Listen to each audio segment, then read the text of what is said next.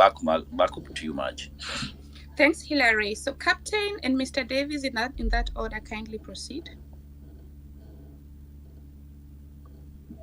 Yes, good evening, guys. I hope you guys are getting me. Loud and clear. Okay, thank you. I would want to thank you guys for bringing up this. We are worried as Kenyan youths of what is going to happen ahead, because some of us, we don't want to be represented, and the president is not ready to listen to what Kenyans are saying, because the way he is doing his things is like he's ignoring what Kenyans are saying, and it's not a good picture to all of us. So I would like Miguna Miguna to tell us on his personal view what he thinks can be done, because we youths at the moment, we don't want our demands are loud and clear. It's everybody knows what we are demanding, and we would love the president to do the honorable thing and do what Kenyans want. Let him not ignore, because everybody knows what the Gen Zs are fighting for, but they are ignoring it and coming up with a system to weaken this movement, which is not a good thing. When we are starting this, I just want us to start on the perception of we are merging on the movement, and we are going forward, getting guidance from people like Miguna Miguna, because they have done this way before. But this one is big, and we don't have guidance. When we get guidance from people like Miguna Miguna, I think we will get the good energy and we will do the great. Thank you. I would love to speak again when the space it's a bit we have the good number of people to talk. Thank you. Thank you so much. So I will then, release you from the panelist, just because we're going to cycle again so that others can come in and also ask their questions to Miguna Miguna. So, Captain, it's all right. You're going to come back again. Mr. Davis, and then Masika, and then Abdul, in that order.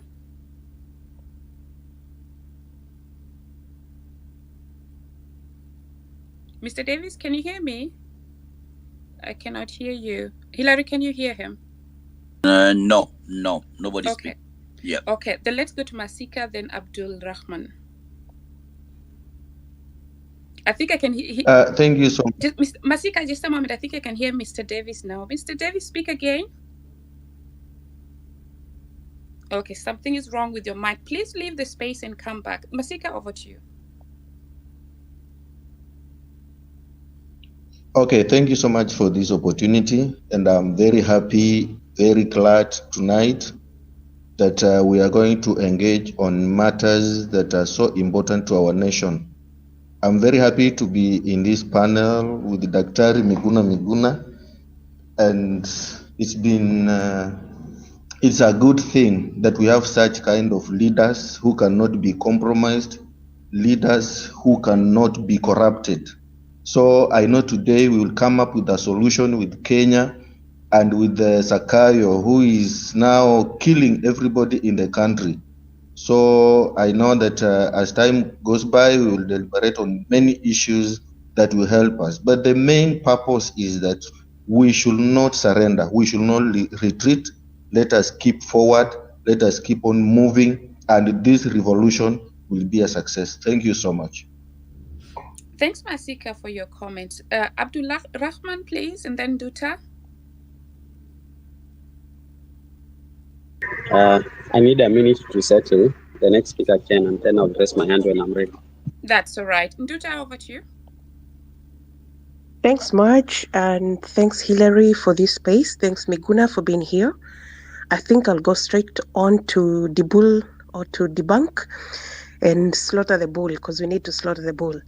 My question is, in regards to the motion of today, the way forward. In a functional government, I think we should be having those parliament, all members of parliament home, because the mess symbolizes legitimacy. That means the parliament was dissolved the moment that mess was gone. So you should guide us in terms of that area, and also on the vote of no confidence. Any finance bill that fails is equal to a vote of no confidence. And because we don't have presidents in Kenya, is this equal to a vote of no confidence? Is that another direction? The third direction is reconstitution of the IEBC. Can you guide us on where we need to go in terms of reconstituting the IEBC?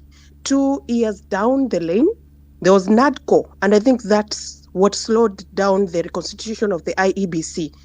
And the president has just announced the new fancy name that is given the new committee, I think multi-sectorial, that's the name.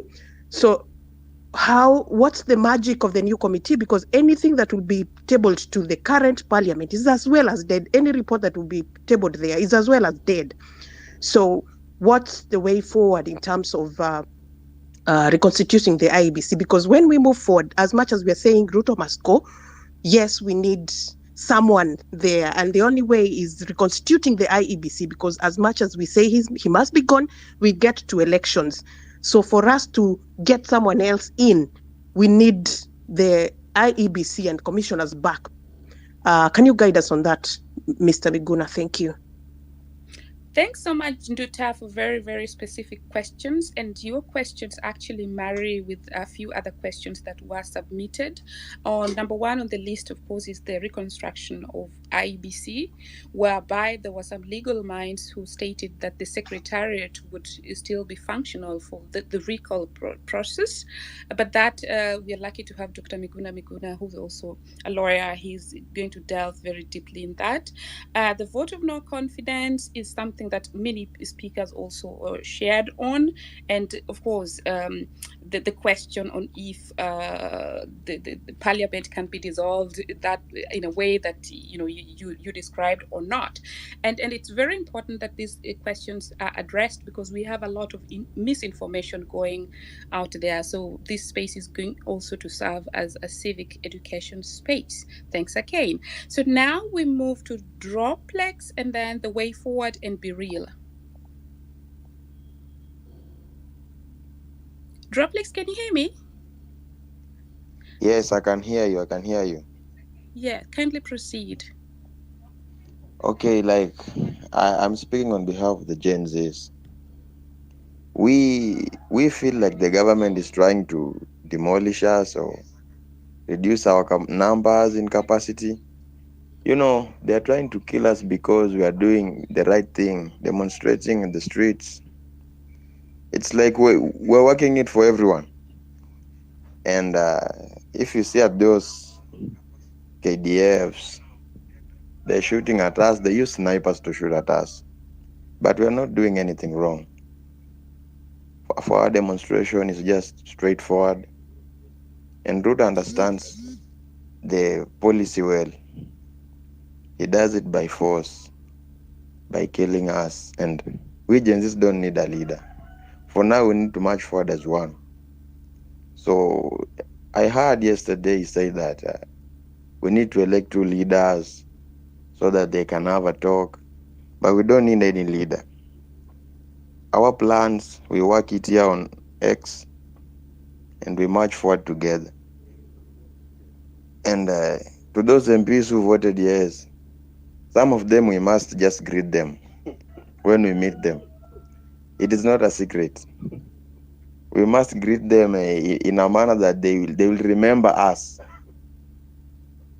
No coming back. And as I finish this, kindly, we need some advices from Dr. Miguna Miguna here. We're gathered here to listen to him. Thank you. Thank you so much, Droplex. Hillary and Wanjiru, feel free to open your mic anytime you want to say something. And Hillary, don't wait, because I'm really just focusing on queuing in. So when you want to chime in, just chime in freely. Wanjiru, I see your mic is on. Over to you. Yes, Madge. Dr. Miguna, thank you for joining us today. I'm going to ask a question that I would like you to think about when you get onto the panel. I'm just seeing the disobedience of the court orders that is so obvious, and the disregard of the judicial pronouncements, and particularly with the ongoing abductions. I mean, Ruto's administration is in contempt of court. It's been clarified. And just wondering why we have not moved to the courts to pronounce on this matter while it is still prominent in the media and the world is watching.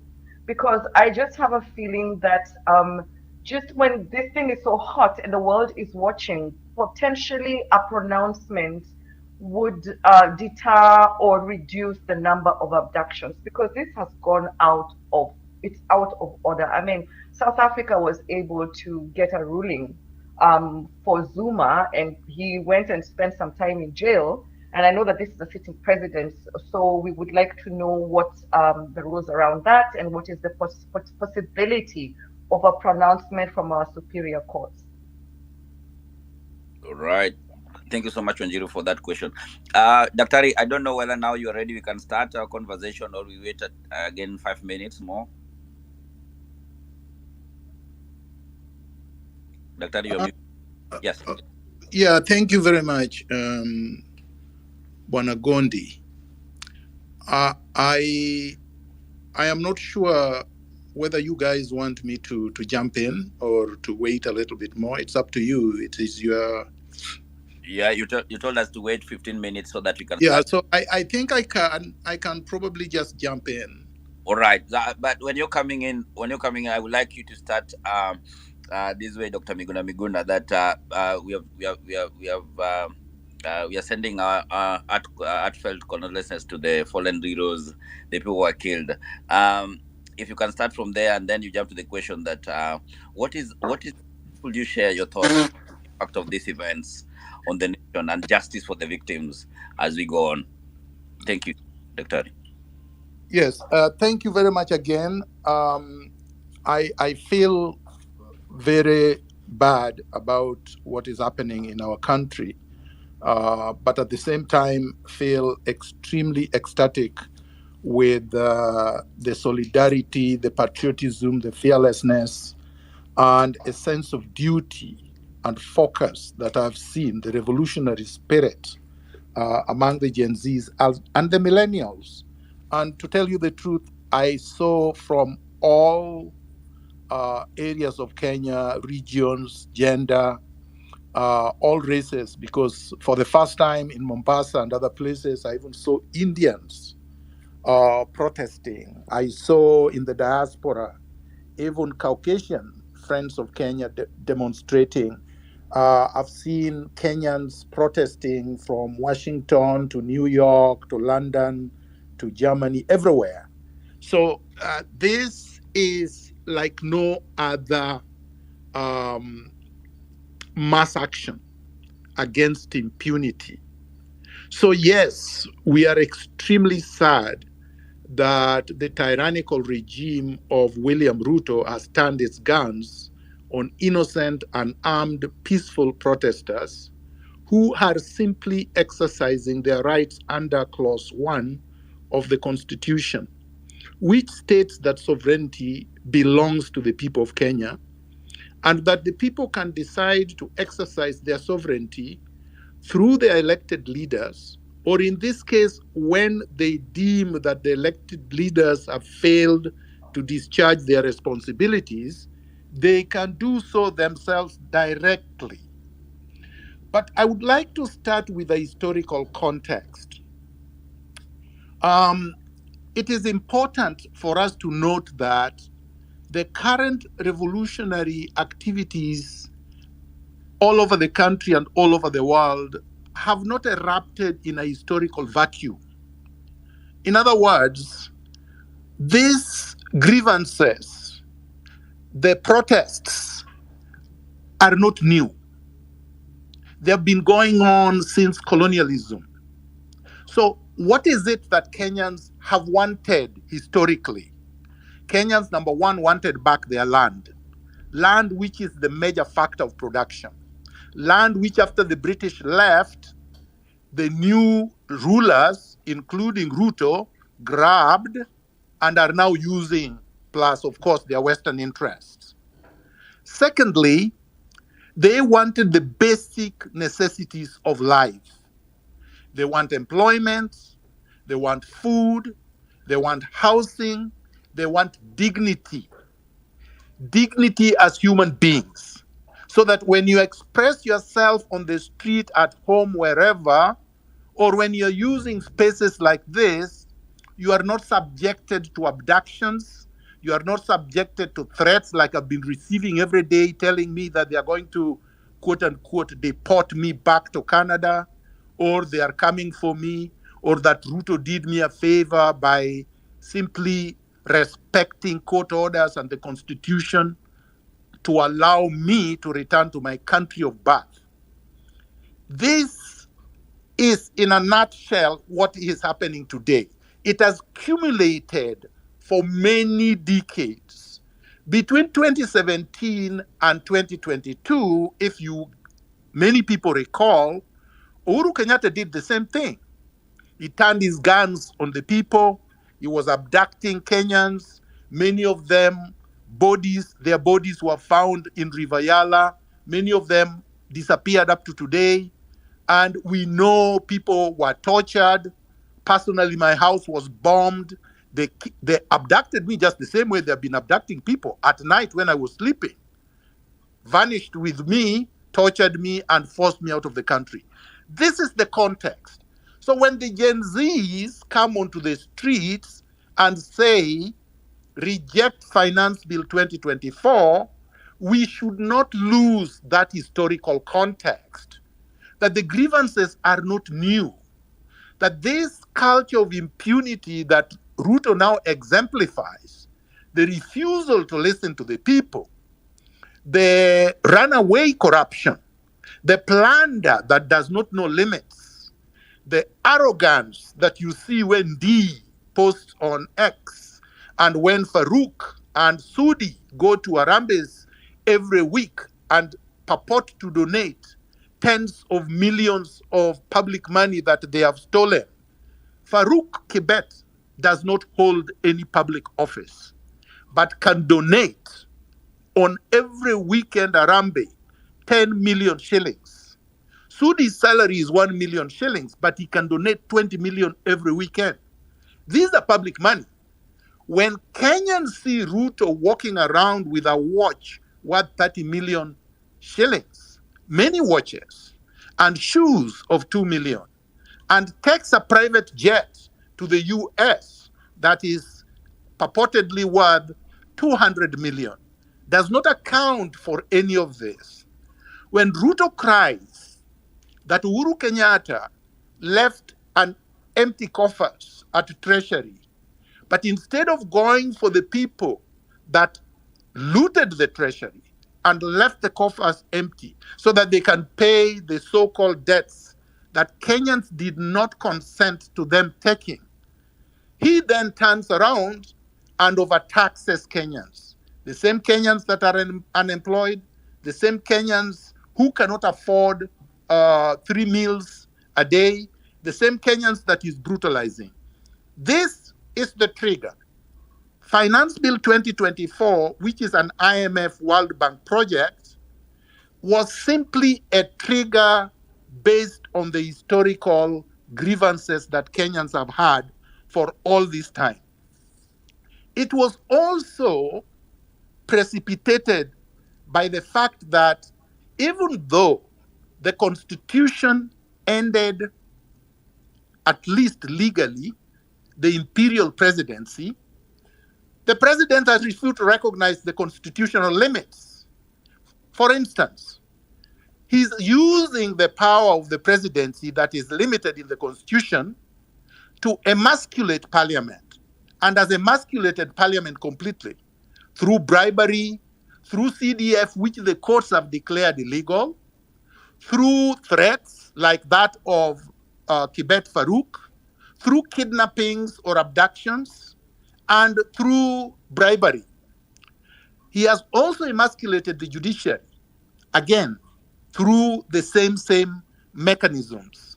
So the legislative arm of government and the judicial arm of government have been turned into extensions of State House. The executive is now engaged in impunity. They do things without restraint. The victims of injustices, the victims of Kenyans who have been abducted, Kenyans who have been tortured, Kenyans who have been murdered or extrajudicially killed, have not received justice. Ruto has not even spent 1 minute expressing his condolences. So, in other words, we have had unbridled arrogance of public officers, including the president, that has exploded into the protests. People, I believe about 65% of Kenya's population is unemployed. These people are on the street because, number one, they don't even have anything to do. They don't have anything to do because the state has failed. The government has failed to take care of them. Ruto was saying the other day that he wants to export manual laborers to Germany and other places. And many of us are saying, no, the reasons Kenyans elected you is to create employment in Kenya so that these young people, these unemployed, can contribute to the development of the country in Kenya, not going outside to become slaves and to be mistreated in Saudi Arabia and many other places. So, what is the way forward? From what we have seen in the last 1.5 weeks, William Ruto is not interested in accepting the fact that the people have rejected what he has been doing for the last 2 years. Why do I say that? Number one, the abductions are continuing. Today, you saw that they abducted the former MP from his own region, Mr. Alfred Keter, in broad daylight, in front of his children and wife, coming from a church. So that's not a contrite and reasonable leader. That's not a democratic leader. That's not a leader who is listening. Because what is it that Keter has been doing? Keter has been using his X space to challenge Ruto, to question him, to interrogate him, to express his opinions pursuant to the Constitution. The Bill of Rights gives him that, give him those rights. But Ruto does not respond reasonably. If Keter had done anything wrong, if Keter had committed any crime, there is a way to summon someone to the DCI or to arrest them humanely, in a dignified way, legally, by 2 policemen appearing at home and telling him that he's under arrest. I don't think that he would resist. But here he's being abducted on the streets, just like many Kenyans have been abducted and disappeared. Number 2, he unilaterally purported to have withdrawn, quote unquote. I use quote unquote because the bill has not been withdrawn. He purports that he withdrew Finance Bill 2024 and that he sent it back to the House. The law does not allow him to do that. The law simply allows him to reject the bill with a memo back to the House on what it is that he thinks should be amended or not amended. But he cannot unilaterally withdraw the entire bill. He's not allowed to do that by law, so he's just claiming that he did that. But why did he wait until too late? Some of us, I, for example, since 2023, I told him to withdraw Finance Bill 2023. It's a matter of public record. I also told him to withdraw Finance Bill 2024 before it was presented to the House, before it was debated, before it was passed. Kenyans demanded, even on the day of rage, on Thursday, when a few gallant youth stormed Parliament, they wanted Parliament not to preside over the passage of the bill. Ruto refused. Why did it take so many lives lost for him to purport, to reject, to sign the bill into law? And more importantly, Ruto, 2 days ago, signed the Appropriation Bill 2024 that authorizes him to spend billions, hundreds of billions of public money. The question is, what does Ruto care about? The money that he's supposed to spend and loot, or the taxes? Because he's still taxing under the Finance Bill 2023 anyway. The taxes as of today are excessive anyway. They are punitive anyway. And those taxes are continuing anyway. If you go anywhere else in Kenya today, you will be taxed. So nobody is saying the withdrawal or the refusal or the rejection of Finance Bill 2024 has solved anything. It hasn't. And then it has not stopped Ruto from spending the hundreds of billions. The spending, the illegal expenditures continue. The stealing continue. The ostentatious spending continue. The abductions continue. The extrajudicial killings continue, which means Ruto is telling Kenyans, go to hell. He's putting his middle finger and flashing it to Kenyans. The last point.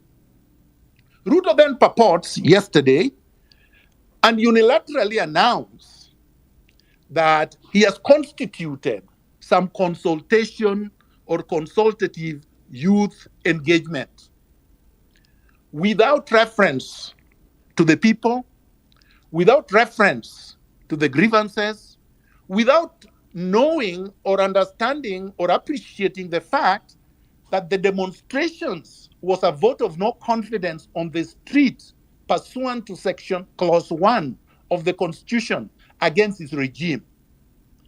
He's not contrite. He called the protesters criminals. He said the criminals had infiltrated and had done all manner of things. But it is Ruto's goons, the police, the killer squads that are not dressed in police uniform, killing people on the streets. So this is the context. We are saying Ruto is incorrigible. Ruto has become ungovernable and must be brought to account.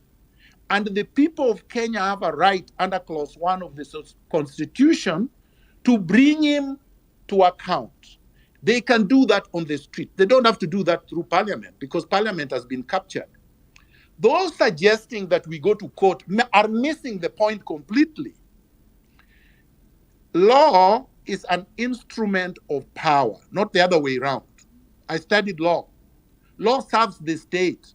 Law does not serve the citizens. The primary purpose of law is to serve the state. That is why the state enacts the laws. The citizens don't enact the laws. So, and the courts, the judges are employees of the state. The state pay them. The state protect them through weapons and muzzlemen. And the state can threaten them, can intimidate them, can bribe them, and are doing that already. That is how come a judge ratified the illegal deployment of the military on the streets. We don't have martial law in Kenya. We don't have a military dictatorship in Kenya, or at least we should not have. But we have the military on the streets. Ironically, we have a deployment of 2,000 police officers in Haiti. They are saying we don't need them in Kenya, but we need them in Haiti. But in Kenya, we need the military on the roads. So what is the way forward? Ruto expects Kenyans to be confused, Kenyans to be divided, Kenyans and Gen Zs, particularly Gen Zs, to say this is our movement. Nobody should speak about this movement. Nobody should purport to be a leader. Nobody should give us direction. They want that because they know that the staying power of any unorganized group is maximum of 2 weeks. So they are waiting. They are waiting for them to infiltrate. They are waiting for them to buy a few of the patriots. They are waiting to compromise them. They are waiting to use to reach them through their parents. They are waiting to basically for them to die through attrition. They are also waiting for them to start being opportunistic and fighting against each other and making contradictory demands. They know that they have the NIS, they have the DCI, they have the military intelligence, they have the bureaucracy, they have the CIA, they have the intelligence of the British. They have all this institutional firepower against just discontented citizens. So they expect the discontented citizens to be confused. We cannot allow ourselves to be confused. And I say ourselves because this struggle does not belong to any generation. This is a struggle for all Kenyans. It cannot be a struggle for one generation. The problems we are facing affect all Kenyans. Overtaxation affects all Kenyans. Tyranny affects all Kenyans. Keter that they abducted today is not a Jay-Z, is not a Generation Z. So we know that he wants to divide us. So we cannot allow that. So our demands, in my respectful opinion, can only be one. Ruto and his entire regime must go. They must resign now because they are not capable, they are unable, they are unwilling, and it is not in their best interest to resign. They will not do it willingly. All right? Power does not concede without resistance. Power does not concede without a fight. Nobody exercising the kind of power Ruto has will surrender without a fight. So he will not throw in the towel on his own. He will not concede to the extent that what he does is inimical to his existence. In other words, if Ruto were to surrender today and gave in to everything, which then makes his survival as a head of state and a head of government and his so-called re-election prospects almost zero, he will not do that. And we know right now it is almost zero. It is now that we must demand that he resigns because he is at his weakest point. He cannot leave to State House and go anywhere. He cannot even go abroad and waste our money. He cannot go to church anymore. His wife could not even go to church this weekend. He could not go to church and leave without people chasing after him. His MPs cannot walk freely in Kenya. His ministers cannot talk anywhere. We have them, as they say, by the scrotum. If you stop squeezing, you give this maniac the ability to come back and consume everyone. They have already identified each one of us. So all they will need to do is come and pick each one of you one by one and disappear with you and nothing happens. Our strength is in our numbers.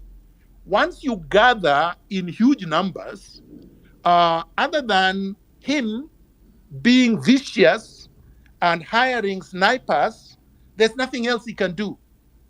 And right now, he's at a corner. The ICC is watching. The international community is watching. The UN already told him that he cannot abuse Kenyans. The press is all over him. Ruto is at his weakest point. This is the time to go for the kill. If we don't do it now, he will recover and he will defeat everything that we are fighting for. Now, people said, so what happens after he resigns? I had proposed something very, very simple. We set up, and I'm not saying people have to agree to this, but it can be debated and people have to tell me what other better ideas they have. We set up an independent, a national transitional authority which is voluntary, of 54 professional volunteers comprising youth, men, and women of integrity from all nationalities, all religious backgrounds. 54 because we are about 54 communities. So no community to be left out of this transitional council because it has to represent transitional authority because it must represent everyone, small and big communities represented equally.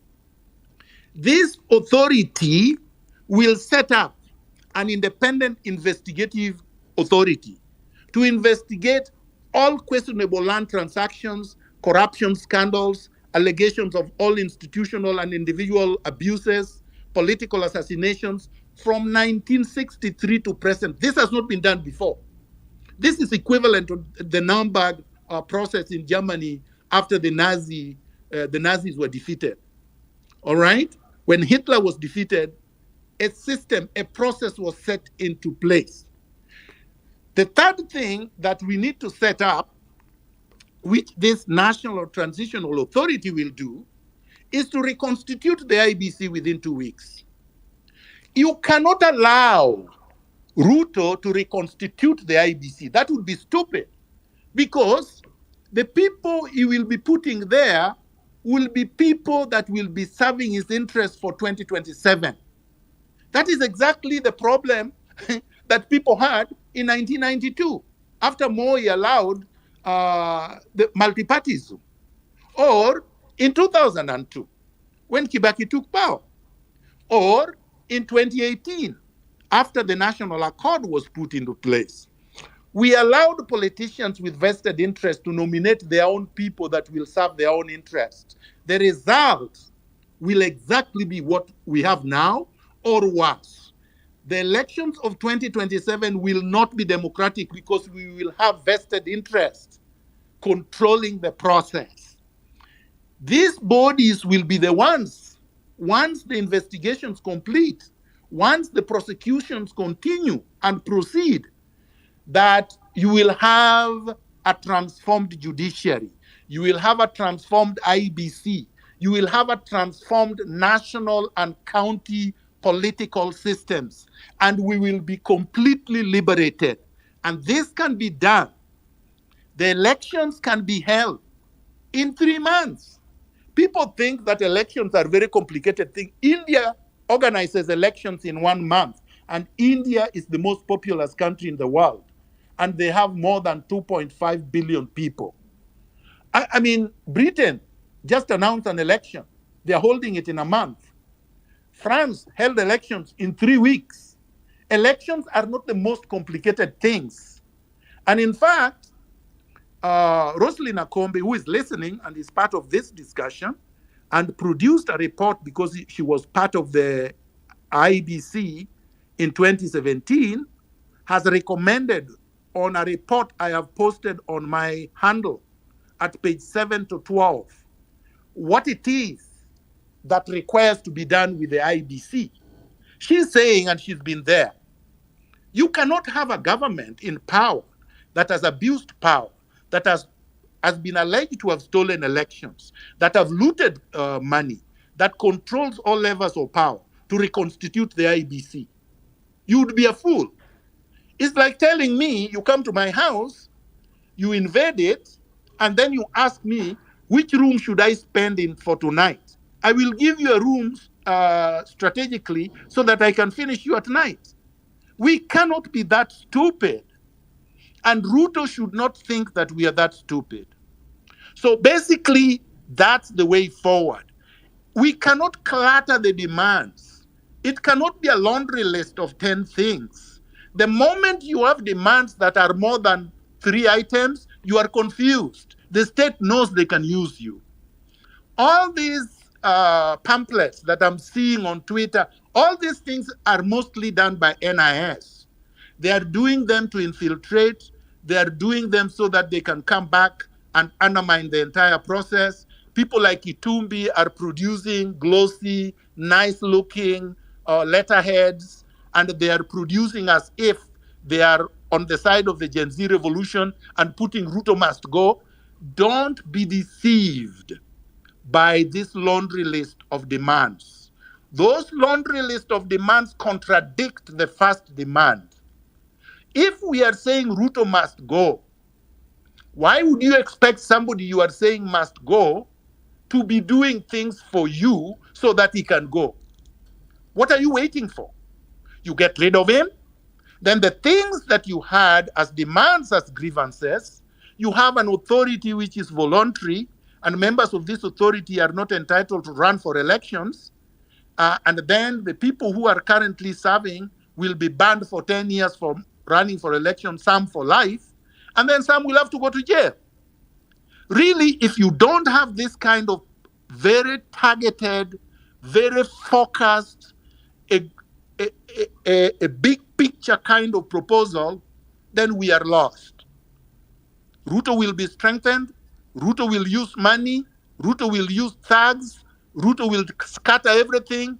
And like Moi, he will continue ruling. And this time, he will even remove terms of presidential term limits. Because don't forget, Ruto works with ODM and with Azimio right now in parliament. Don't forget. Don't be deceived by the fact that Azimio voted no in parliament. They voted no as protesters were raging at the gate. That's the context. Just 2 weeks ago, Pasaris, who said how beautiful Ruto was, how in love she was with Ruto, how beautiful this Finance Bill 2024 was, voted no. Do you trust that no? And there are many like that. So we cannot be naive. We cannot be stupid.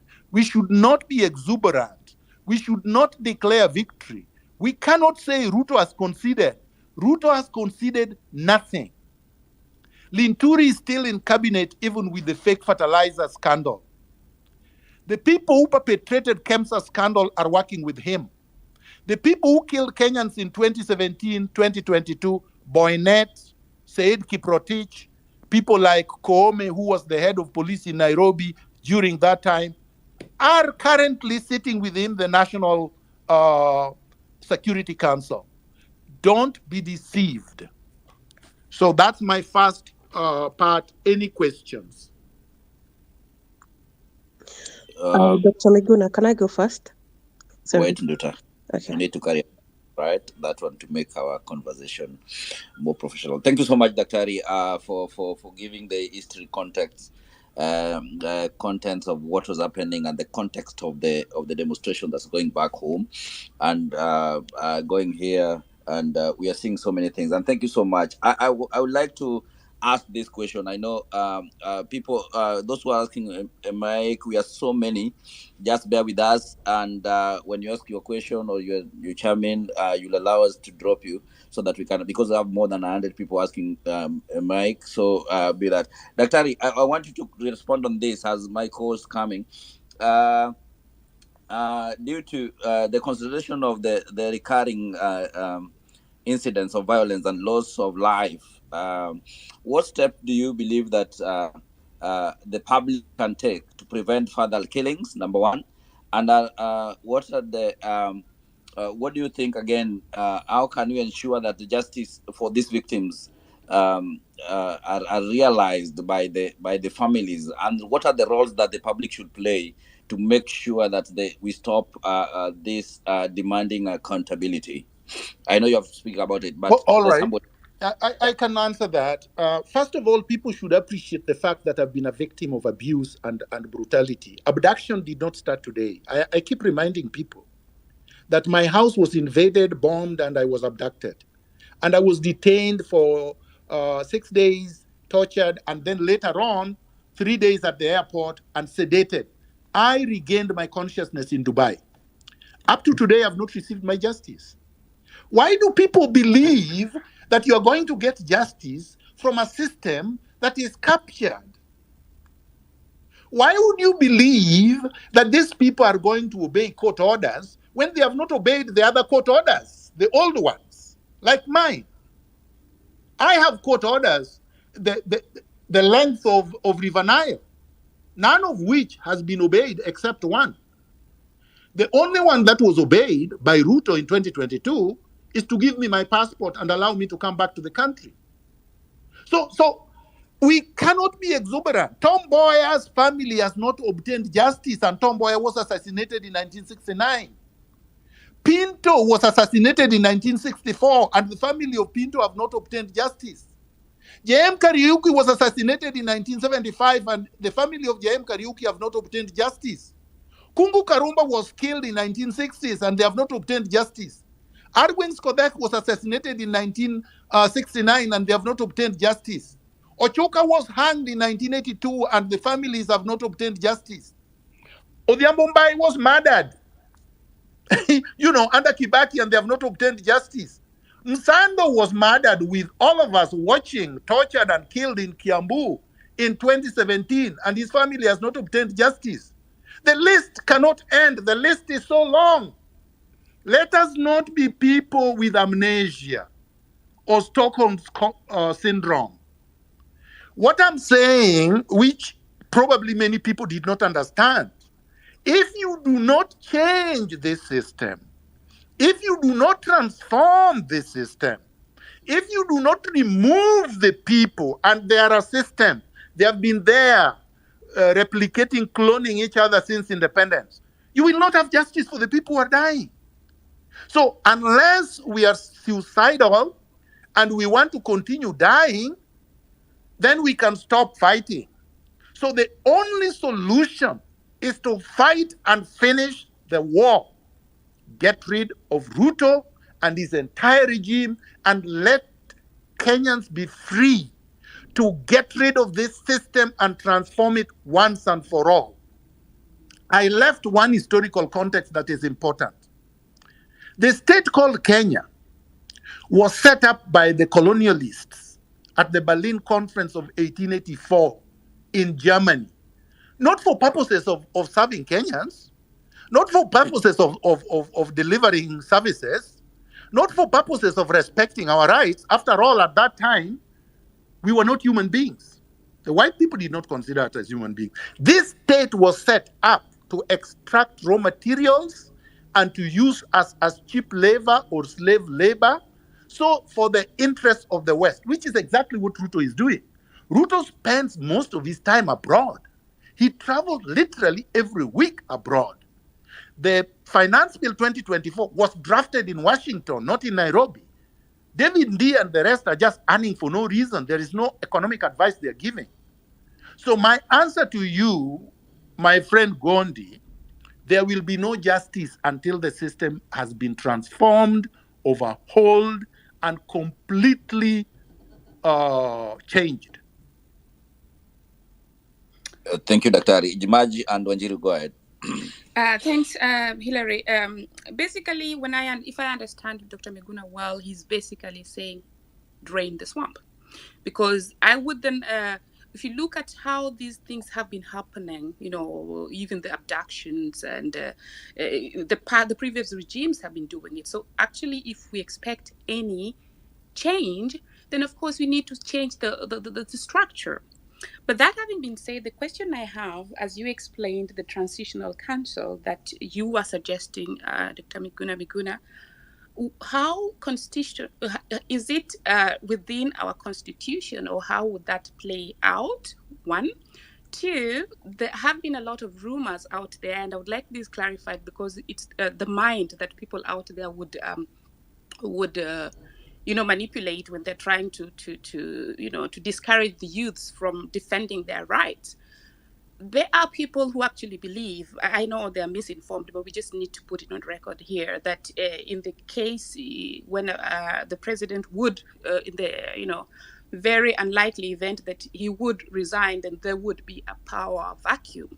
That is not the case. So, please, as you answer my first question on the transitional council that you suggest, please give a brief on what happens, because I think they clearly know what happens if any president dies. The DP is there to take over until things are sorted. But please do us the honor of clarifying what the constitution provide in the event that a president would resign. Over to you. Thank you very much. Okay. I can answer very quickly. Number one, how did we force Ruto not to sign Finance Bill 2024? We didn't go to Parliament. We didn't go to court. There was no court order. What section of the Constitution or what clause of the Constitution made him refuse? There is no clause.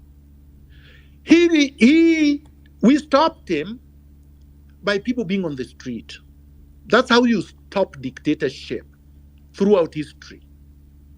The French Revolution, that's how it happened. All right? All the revolutions of the world happen on the streets, in the villages and towns and cities. And that is completely constitutional. And that's why I referred you to clause 1 of the Constitution, which says sovereignty belongs or vests on the people. That is a clause in the Constitution. Essentially, the Constitution says you can take power. These people are acting as your trustees. You basically donated your power to them. It's a donated power. It can be withdrawn. It's like you appointing me as a lawyer and a retainer. You can come and say, you know what? I don't like your work. I terminate this contract. You're no longer my lawyer. Exactly what should happen in this case. The people should be able to go to Ruto and say, you know what? Time is up. We gave you an opportunity. You messed up for 2 years and time is over. We are going to replace you. So that's number one. You do it on the street. You cannot do it through any other organ of state because organs of state protect themselves and they have been captured. They have been corrupted. They have been hijacked. They no longer serve your interests. They serve interests of organized mafia. So that's number one. Number two, how do you then replace them?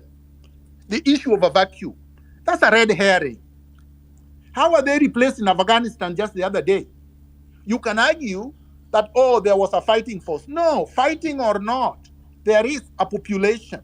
The population is comprised of many, many professionals and many, many people that are better than Ruto 1,000,000 times over.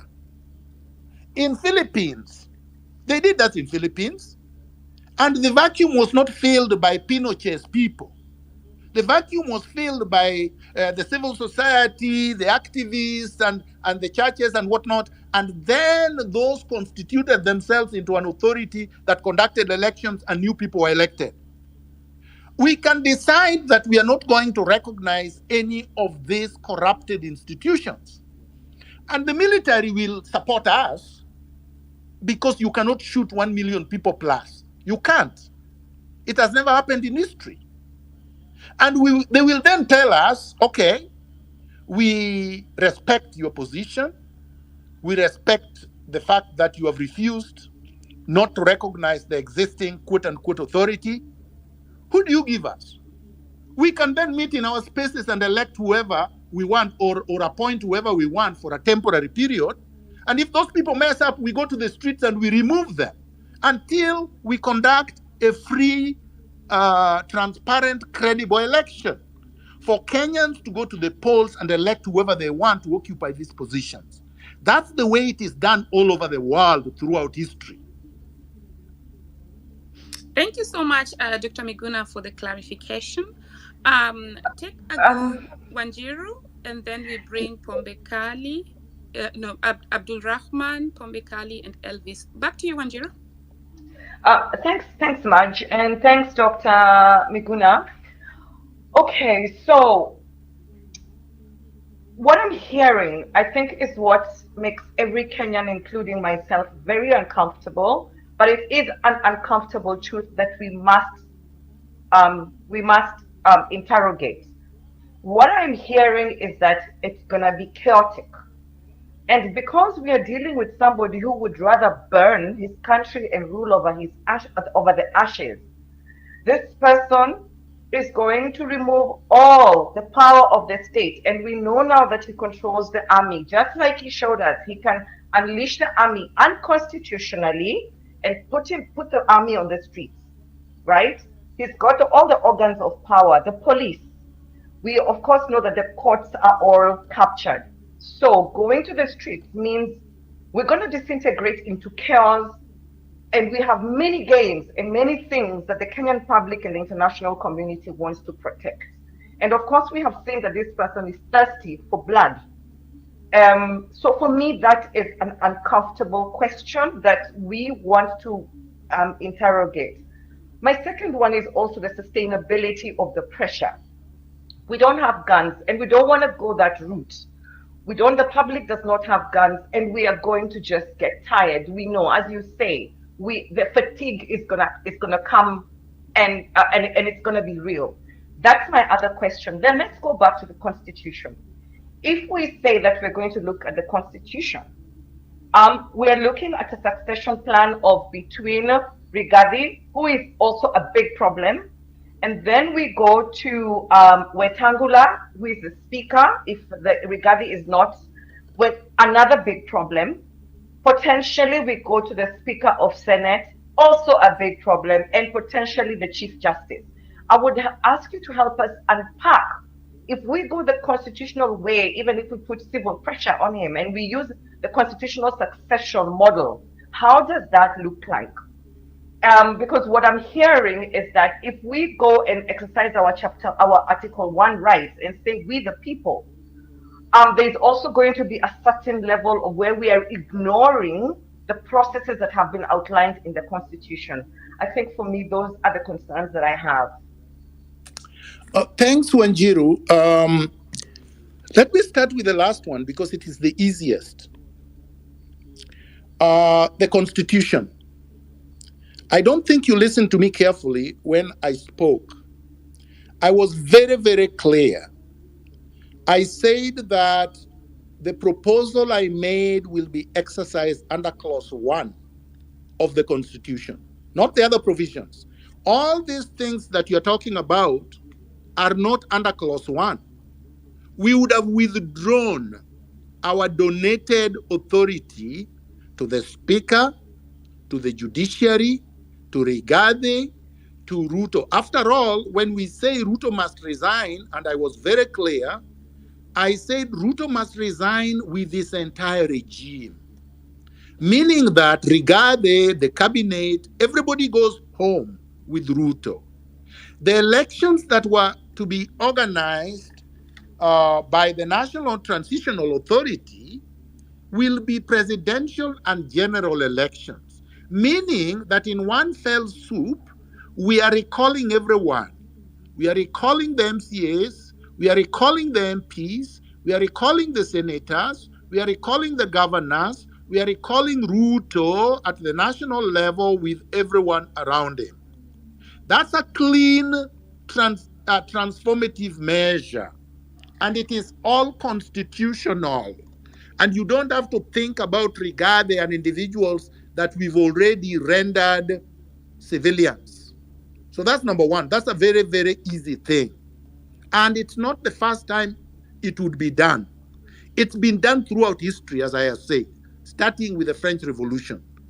That is what has been done consistently throughout. It was done in Ukraine. It was done in Philippines. It was done in France. It was done everywhere that this thing has happened. Okay? So, let's go to the issue of chaos, which is a red herring for them. What is more chaotic than the police right now in the Republic of Kenya? What is more chaotic than the abduction squads? What is more chaotic than Ruto?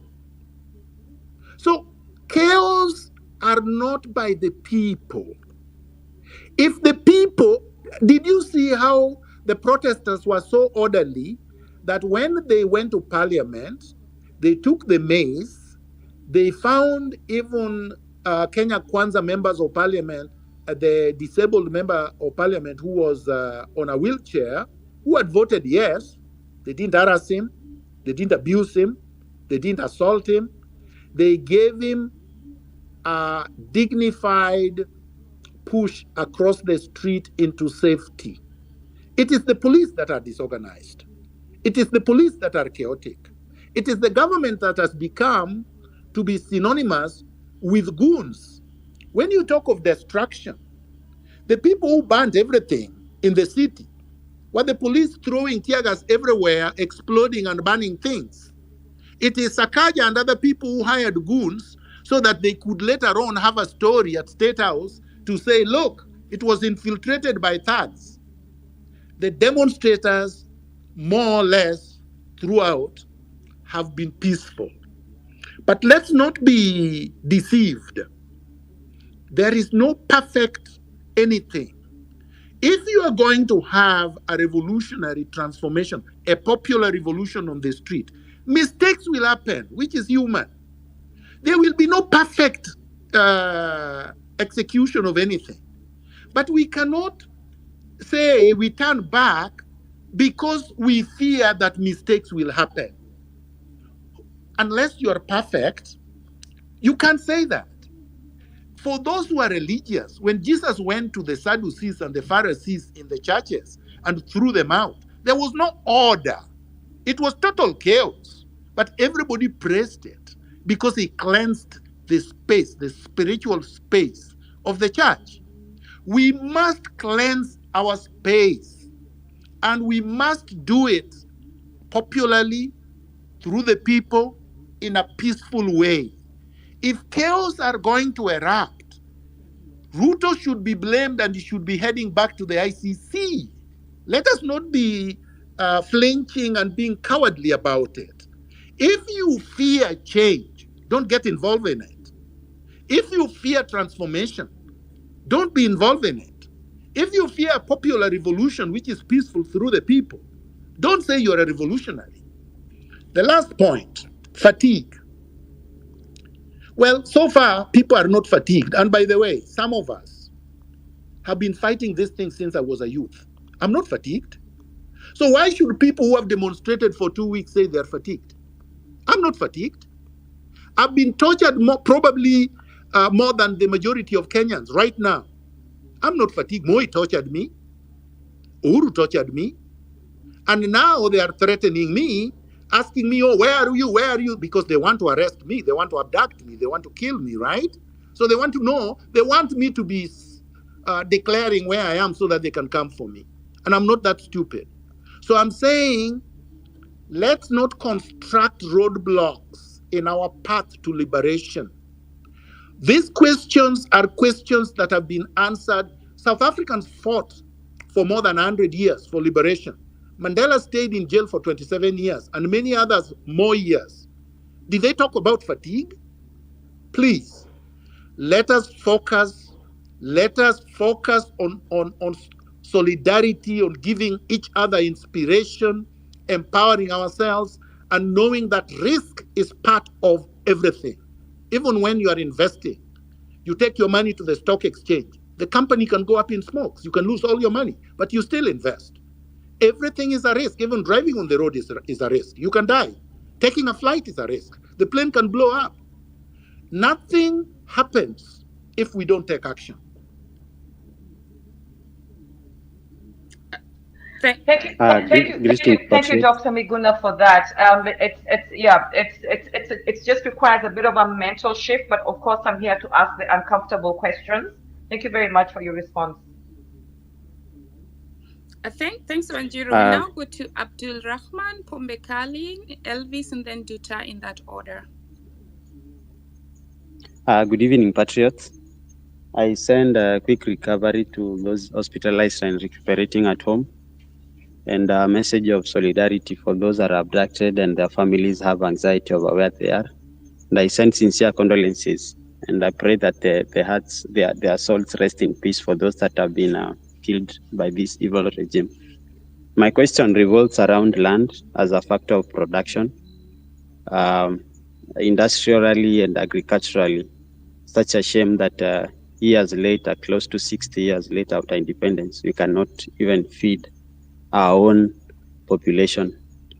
So I wanted to ask General, when we finally take over, the dust has settled, how we can organize land as a factor of production, both agriculturally and industrially, so that we give incentives to the massive brain drain of intellectuals that are far away from our motherland, and then they can come back to our country, to help in the nation rebuilding of our country. There are so many corporations probably that own land. There are so many private individuals that own land.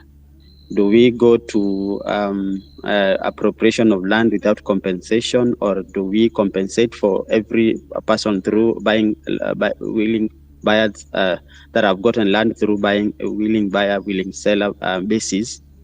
And how do we, is it become owned by the state, so that once the land has been owned by the state, then it can be designated for residents, and the remaining parcel can be set aside for industrial and agricultural production? And what incentives do we give to intellectuals that have been brain drained away from our motherland?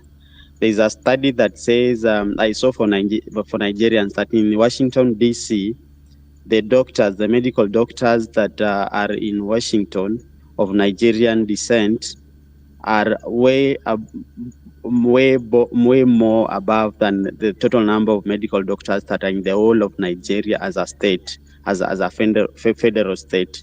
So what incentives do we give to our intellectuals to come back home to help in the rebuilding, the likes of Marge that are in Germany, Hillary in the US, Elvis in London, and all that?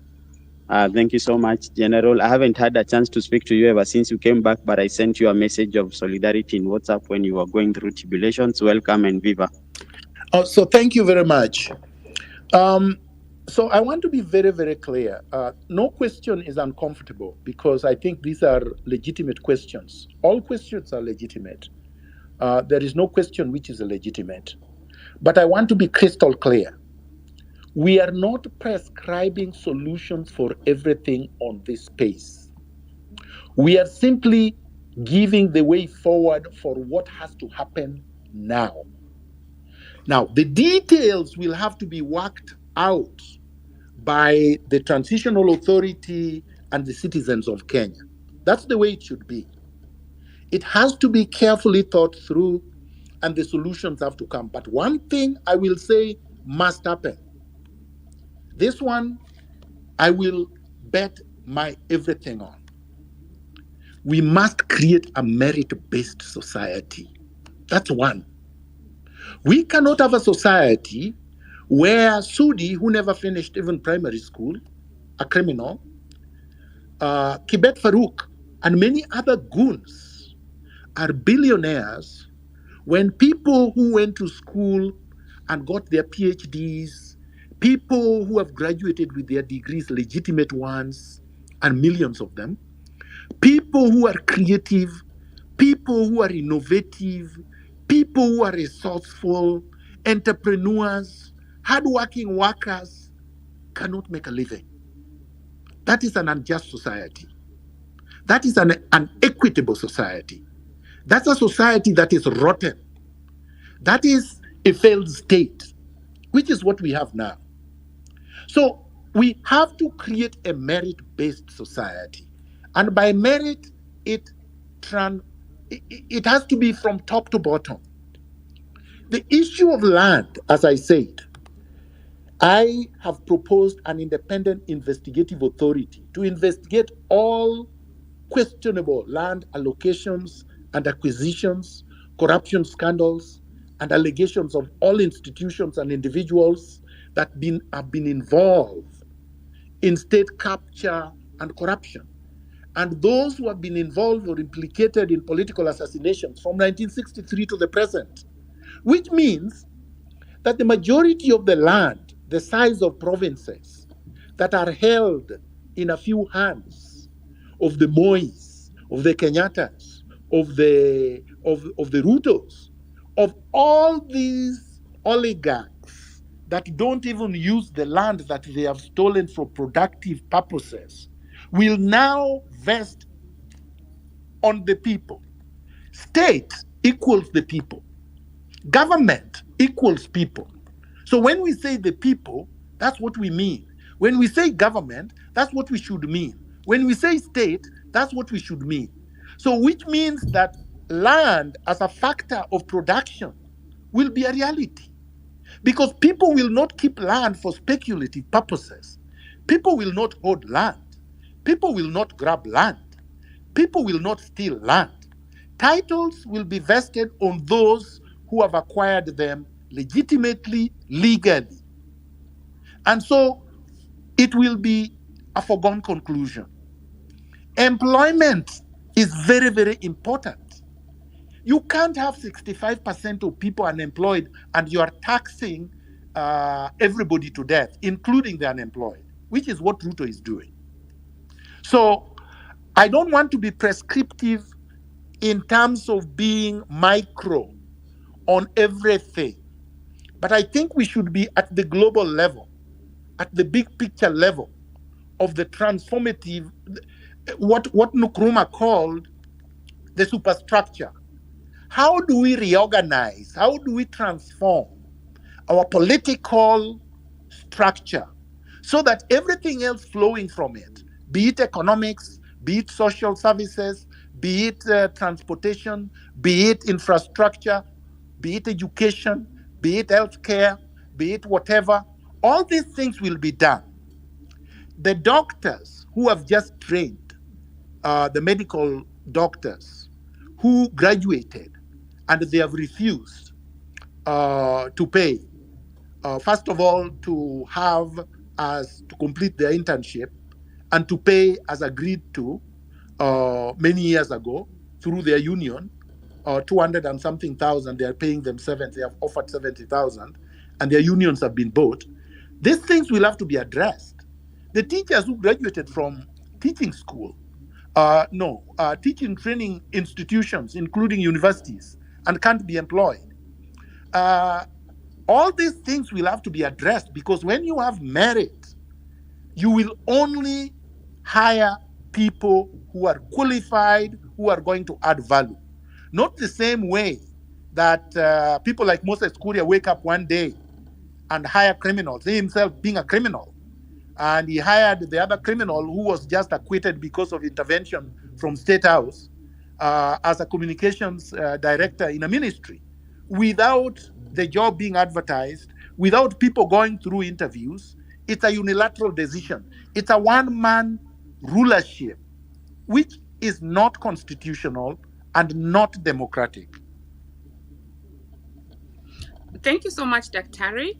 Kindly let's have, because we have a lot of people still asking for the requesting for the mic, let's have Pombekali, Nduta, Elvis, and then Risasi in that order. All of them should ask their questions, each taking 2 minutes, and then Dr. Miguna will come back to answer those questions. So, Pombekali, over to you. Thank you, the co-host. Thank you, the host. And thank you, Dr. Miguna, for coming for the conversation.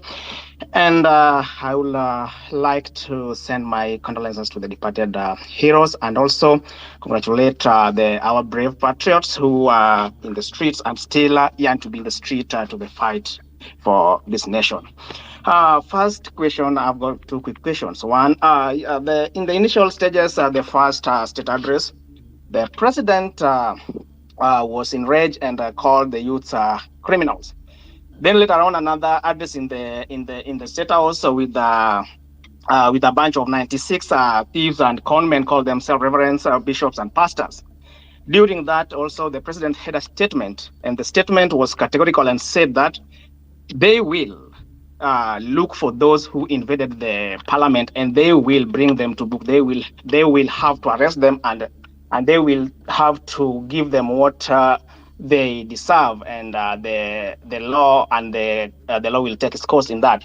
What should the Gen Zs understand their position with this statement from the president? Because I believe those who are in the parliament were the demonstrators, were the youth, and were the Gen Zs. What should they understand as per that statement coming from the president?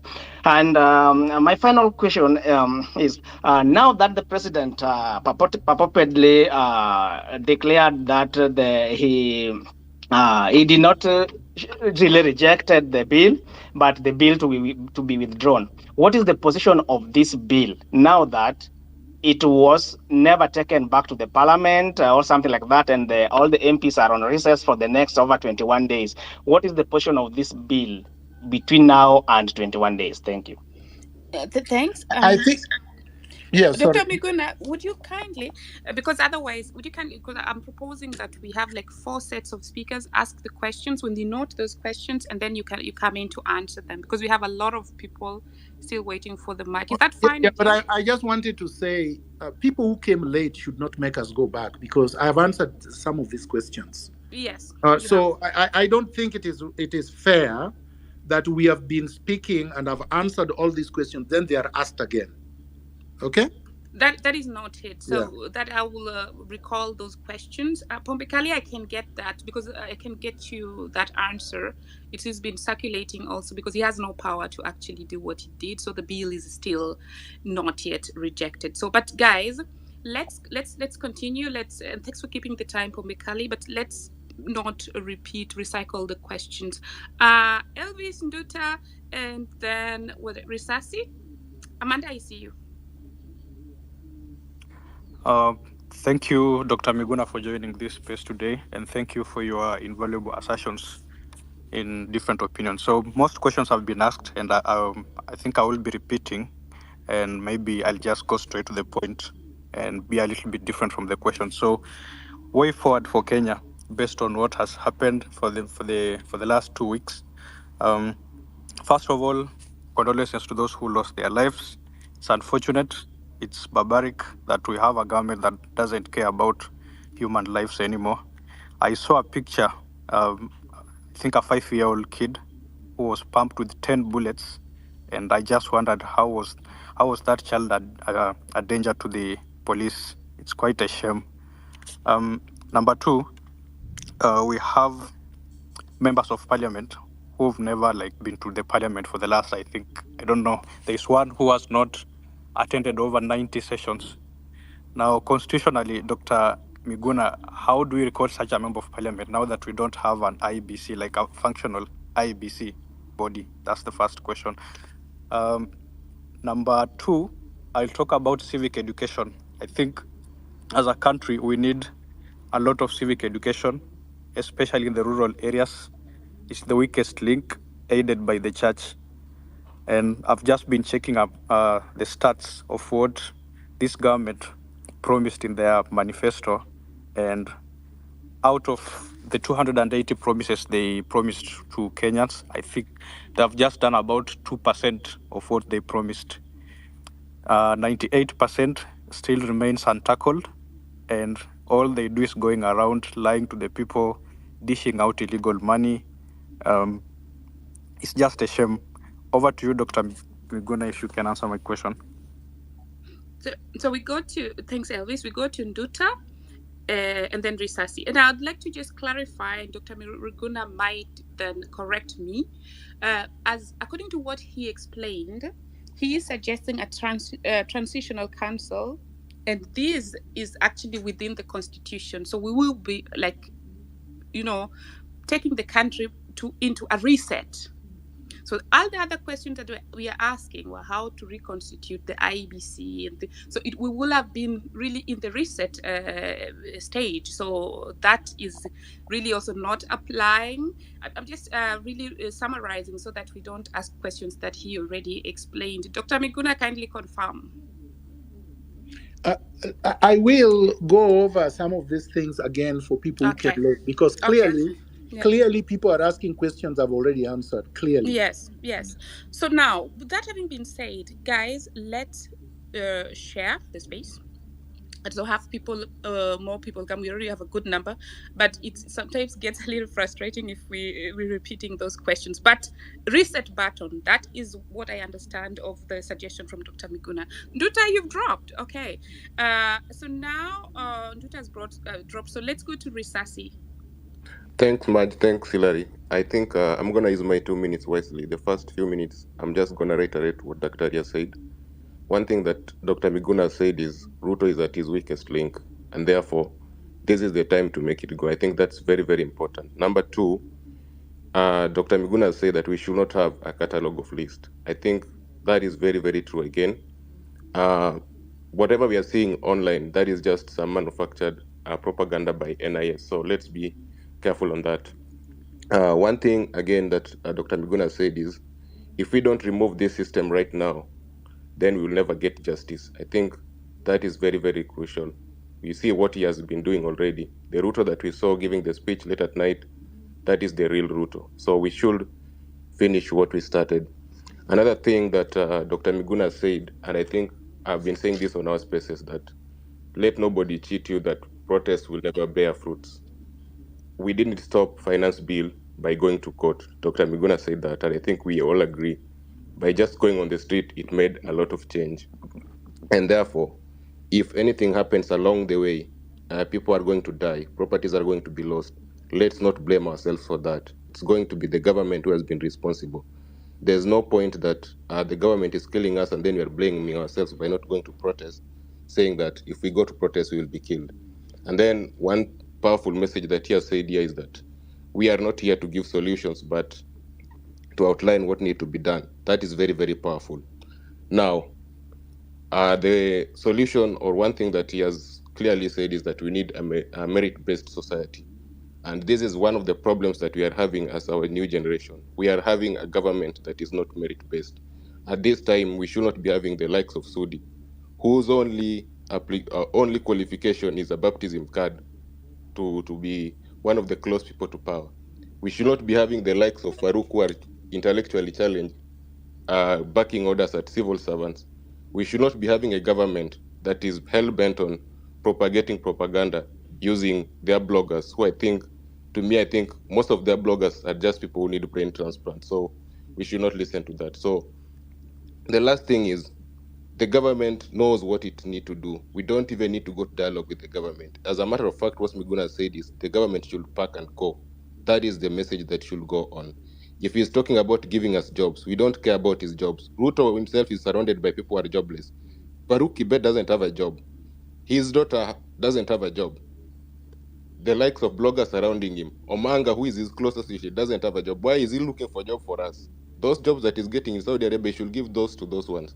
Now, my only request to Dr. Miguna is, we have seen the government handling or torturing and detaining people at wee hours of the night. Dr. Miguna has been through that. Maybe he can share with us the mentality of these people whenever they kidnap and what they expect you to do, so that, and if they kidnap any of us, we know how they think, what that is meant to do, and that I think will be very, very important in understanding their mentality. So if Dr. Miguna can share with us, so that in case they abduct anyone next time, we at least have an idea of why they're doing that and how they likely behave and how he came out of it and still able to speak against this, because you have seen most of them being deducted, they go quiet. So that will be very, very important. Thanks, Hilary. Thanks, Mad. Thank you, Risasi. Nduta, Amanda, Hannah, and then Dr. Miguna comes in. And Hilary and Wanjiru, when you want to speak anytime, just chime in. Please, 2 minutes. Yeah. Yeah, 2 minutes, Marge. Thank you so much for reminding people. 2 minutes, guys. And also, we are saying that so many people are requesting the mic. So when you're done, you will allow us to drop you so to bring more people on the speaker. Thank you, Marge. Back to you. Thank you, Hilary. Thanks, Marge. I dropped out. I'm sorry. I don't even know whether the two questions were clarified, but I'll go straight to the third question. It was on accountability. I was to suggest to Miguna that we can only leverage on and harness on what we have, that is technology, which is like the space we have here. And being 2024, we cannot go back to the older systems that have continued to fail. That is the paper and ballot. I've been in a space where somebody has been suggesting blockchain technology. Does the Constitution allow us to use something like that, like a blockchain technology, in terms of conducting a new elections? Can we use blockchain technology if we are to choose a new commission and reconstitute a new IEBC? Can we leverage on technology in terms of doing the new elections? Because the last election, there was, in terms of statistics, there was about 8 million that did not register. 18 million did not register. 8 million registered but did not vote. So for us to capture everyone, can we use block technology to harness and for them to believe that they cannot believe? Thank you. Thanks, Nduta. Amanda and Hannah Ali, in that order. Thank you so much for the opportunity to speak. So I'll just try and be quick as possible. So it's clear that the organs of the state protect themselves. And here we're dealing with a corrupt government that's been captured. So we can't negotiate with them and expect them to meet our demands, starting with the establishment of an IBC. I would also theorize that those who have benefited from previous regimes would also not wish us to succeed because we plan to right historical injustices, grand corruption, land grabbing, etc. So given that we don't have the resources of the sitting government, NIS, CIA, KDF, etc., how do we go about getting rid of him? It's clear that time is of the essence because the longer we delay, the more we give room for his divide and conquer tactics, infiltration of his agents into our movement, and loss of our momentum and energy. And last Thursday, I believe we were very close to our goal. But at the last minute, the movement was drawn into turmoil, and there was aggressive waves of messages insisting people would be killed if they attempted to protest at State House. So again, the question is, what do we do now? Like, how do we get rid of him as soon as possible? What's the best strategy that we could use? Because clearly, he is succeeding as far as scuttling the movement. Thank you very much. Thanks, Amanda. We go to Anahali, and then Dr. Miguna can take a go and just also give a small summary of the suggestion he already made. Hannah? Thank you much, my sister Hilary and Wanjiru. And hello to the one and only Dr. Miguna. Habari gani? Ujambo? Na Wakenya wote nawasalimia.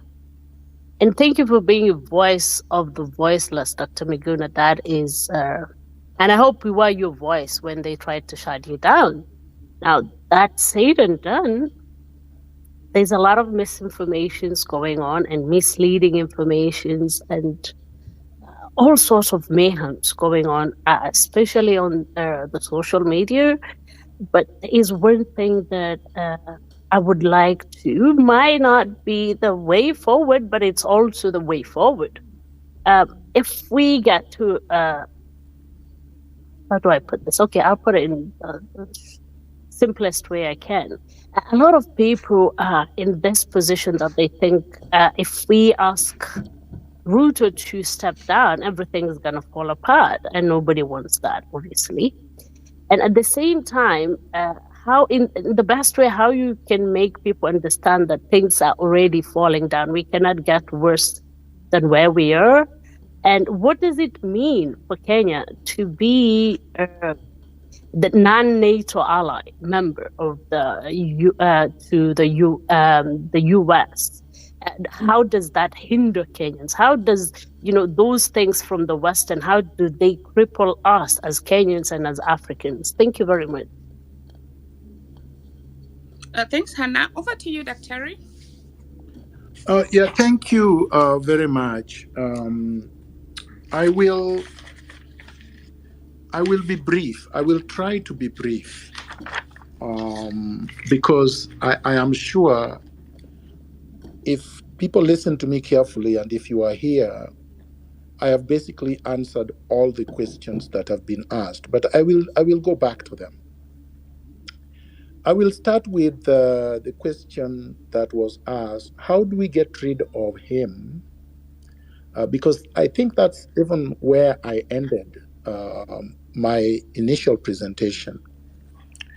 And this is something I have been saying. And if Kenyans listened to me in 2017, 2018, we would not be here. This is partly because of the betrayal that was there in 2018. I said, and I still say today, if you have 1 million people on the street or more, let's say 10 million, Ruto will go before you can open your eyes. He will be in Washington, D.C. He will get a private jet or whatever. He will run so fast that you would not even know how he left. So really, it is so simple. I don't know why people don't get it. You get 1 million plus people on the street and Ruto is history. Just the same way they ran away so fast from parliament and we didn't even have 10,000 in parliament buildings. Not even 10,000. And they were gone. These people are so weak. People don't just realize how weak they were. There was a man called Ceausescu, okay, in Eastern Europe. He was a president. He used to be so brutal. and he was thumbing his nose on people until people showed up on the street and literally tore him into pieces with their bare hands, with his wife. It is so simple, my friend. He will not be able. Look, Mugabe was in power for more than 30 years, maybe 40 years, close to 50, and went overnight because 1 million people showed up on Harare streets. Kompore, who killed Sankara, the great revolutionary leader, was gone in Burkina Faso within 2 minutes with less than 1 million people on the street. In Philippines, Marcos was 100 times more powerful than Ruto and closest to the US 1 million times more than Ruto, and was gone within a day. So no, the formula is there for people, for students of revolution and students of history. And I'm talking about popular, peaceful revolution. These people did not get arms. In Philippines, they didn't have arms. In Zimbabwe, they didn't have arms. In Burkina Faso, they didn't have arms. They simply did it on the street. The military will join you once they realize that this is too powerful. As you have seen, the people even prefer the military right now because they are not extorting them.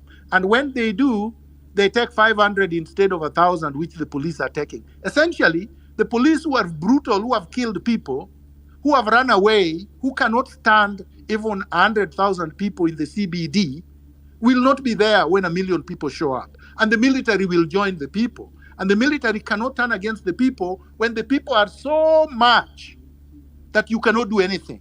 They will join the people and they will help in the transition. I had said all of them go home, the entire regime, so that we can transform the state. A state that was set up by the colonialists in Berlin in 1884. It was not set up for Africans. So that is how you get rid of Ruto. You don't even have to reach State House. But when you do, if you do, it would be gone. So you will just be swimming in the swimming pool like they were doing in Sri Lanka just a year or so ago.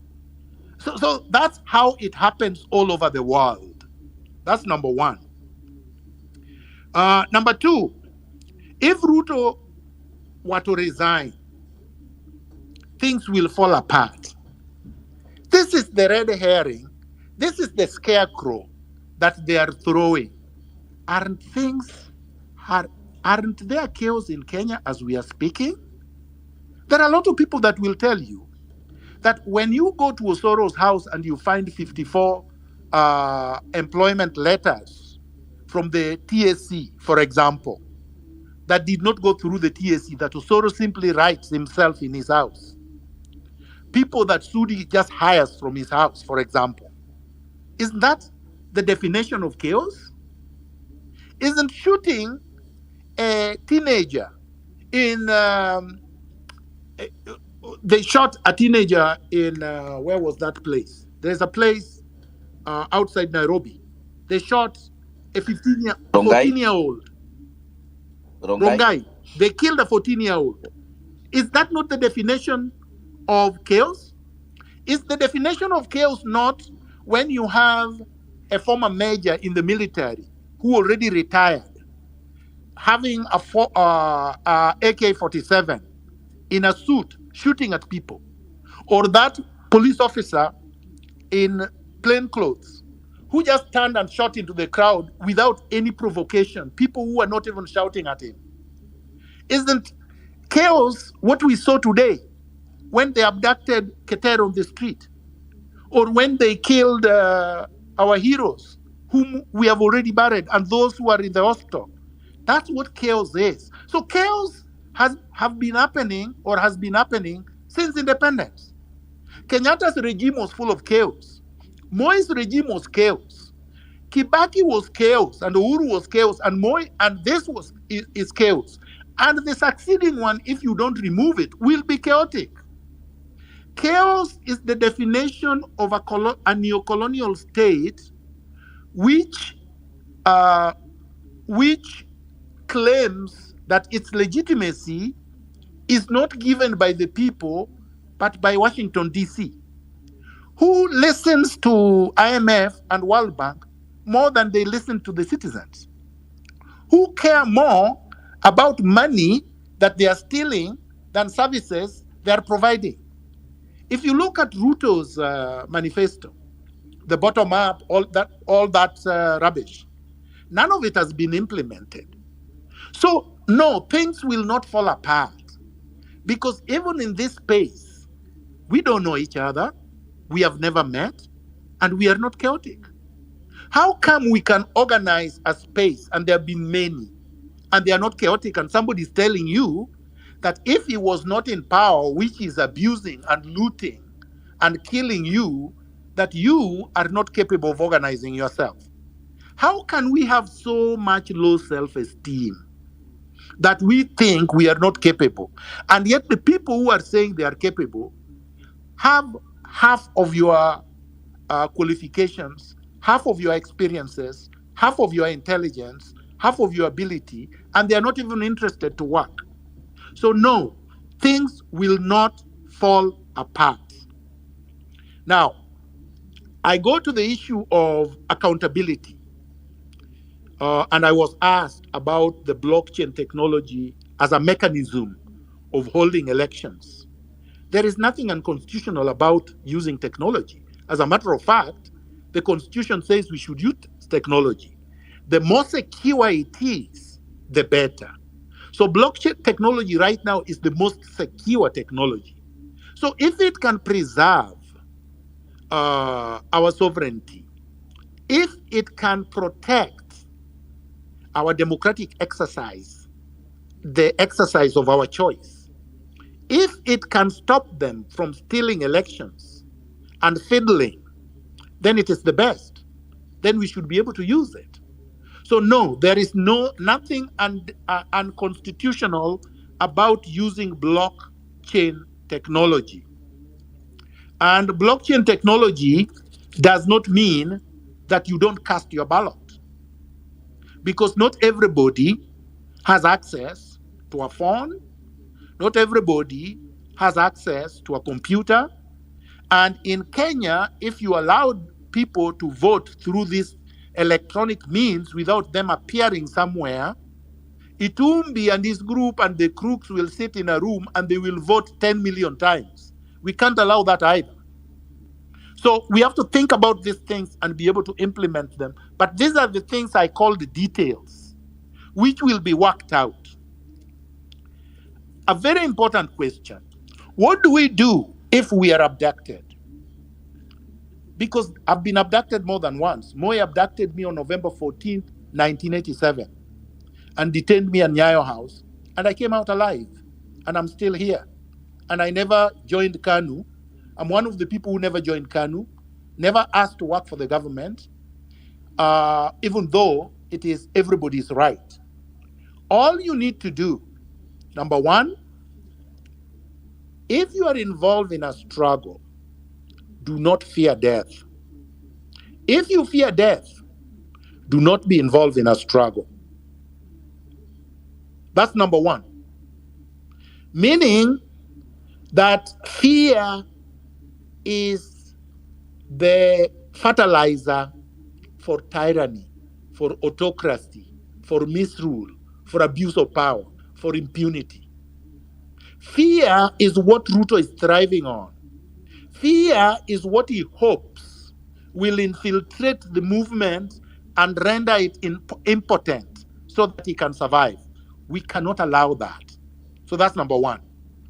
Number two, when they come and they abduct you, be defiant throughout. Don't cower, don't cooperate, don't answer any questions, because they simply need an entry point. And if they get that entry point, you're finished. If they ask you for your phone, give them. Let them do whatever they want with it. You can always buy a new one. But there is nothing they can get on those phones anyway. If they want to charge you, let them charge you. Go to court. You see, this is why they couldn't take me to court. They knew I didn't fear them. They knew they had not extracted anything from me. And they knew they could not prove anything they had alleged. So what do? You take the person, put him in a plane, and claim that he is not a Kenyan. I was born in Kenya, went to school throughout my life in Kenya, and was forced into exile just like I was forced into exile when they took me out. But no, they wanted to rewrite my own history. History everybody knew. I was with Ruto at the university. Rigiji was ahead of me. Ruto was 1 year behind me. They know me very well. They could not claim that I was not a Kenyan, but they did. All right? So you must be defiant. You must be fearless. You must not cooperate, because anything you tell them will be used against you. You cannot help them. If they want to kill you, you cannot stop it anyway. So tell them, go ahead and kill me, which is what I told them. Go ahead. If that was why you took me, go ahead and kill me. And they are so cowardly, they couldn't even do it.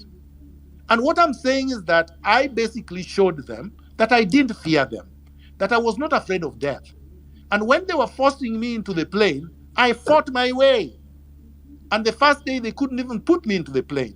I mean, what I'm saying is that they had to sedate me physically to be able to take me out of Kenya. That is the kind of defiance that will defeat them. Because up to now, they have nothing on me, and they cannot do anything against me. And they cannot capture my brain, right? So fear is the thing. And the reason why they are abducting people is not even to torture them. They did that to Ndii in 2017, not to torture him, to recruit him. And they did, so that he could infiltrate NRM, which he did, and then use him to get information, which they did. And that's why he works at State House today. And they have done that to some of the people they have abducted, even in this revolution, even from the Gen Zs. So I'm telling you, be alert, be vigilant. Not everybody who has been abducted will come out on our side. Not everybody who pretends to be on your side is on your side. Some of them are extracting information and relaying it directly. Some of them are being paid. Some of them will be brought in to become agent provocateurs, so that they make you make mistakes. Mistakes the state can use against us. Reckless things, for example. Indiscipline, for example. Lack of focus, for example. Opportunism, for example. All these things are some of the reasons why people are being abducted, and to recruit them as agents. So the people they have not broken, the people they have not infiltrated, the people they have not bribed, the people they have not recruited, they will never be able to hire, they will never be able to use, they will never be able to do anything against either. And those are the people that will lead us to liberation. Next, a vote of no confidence. The vote of no confidence happened on the street already, and Ruto knows that. Kenyans don't want him. Kenyans have already said they don't like him. Mudavadi recognized that when he said that a rejection of Finance Bill 2024 means a vote of no confidence. So there is already a vote of no confidence. It does not have to happen in Parliament. It has happened on the streets. How do we recall MPs? This is redundant, because the moment you dissolve the government, there are no MPs. The moment you dissolve the government, there are no senators, there are no governors, there are no MCAs, there are no ministers, and there is no executive. We are back to square one. We hold fresh elections through the authority that I told you I am suggesting. The National Transitional Authority, NTA, composed of voluntary professionals from 54 nationalities or ethnic groups, from both gender, from all generations. You have to have what the Afghani calls almost like Alura Jiga or Jigra. It's a big tent. It's a big tent of everybody, of people who are progressive, who are radical, who want complete change, not compromised people. And then organize a new election. The IBC will be reset within 2 weeks. And then I have referred you to a paper that Dr. Kombe wrote when she fled from Kenya in 2017. about what has to be done in terms of the IBC. You cannot let the IBC be reset or reconstituted using the same state, the same regime, the same president. He will simply put people that he can control, and then we would have lost it completely. When you go to that thing, that paper that I've already posted on my Twitter handle, pages, I believe it is 7. No, let me see.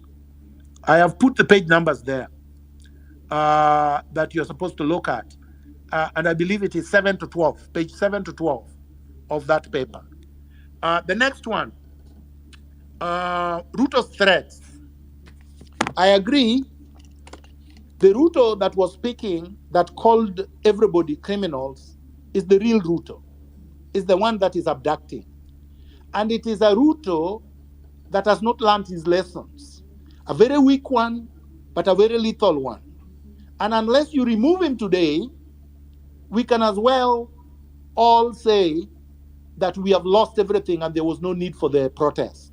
So which means we have to hold the mother of all protests that he has ever seen. And then it will be history. Thank you. Thank you so much, Daktari. I have put the post you're talking about on the Jumbotron for everyone to see. Just check up there. So Hillary, Wanjiru, I see your mic is on. Over to you, and then we proceed. Yeah. Thank you. Thank you so much, Maj. Who's coming next? Next was The Way Forward, Be Real, and Esperance, and then Nelson. All right, those three, then Dr. will respond on the same. But don't ask, if you have a way forward, it's also important to chime in, and also remember that the questions that already Dr. has answered, we can go back to them later when we are going through the session. I want to say that 2 minutes, the way forward. Go ahead. Okay, thank you very much, and thank you so much, Miguna, Dr. Miguna. It's really inspiring and really good feedback that you're giving to Kenyans. And I would like to start by giving my condolences to the families who lost their life, and also encouraging you guys that who are up for this struggle to keep on fighting. It's for our cause, and it has already shown some results, and we should keep on pushing. It should reach. It would help us to reach to where we want. I had a quick question in terms of, because like in the proposed way forward by Miguna, it's by Mr. Miguna, it's on that part where we are having a transition committee, which would somehow seem to be more like a gray area in terms of constitution and constituting the team, and also like the mandate and how things would happen between now and the time that the elections are done.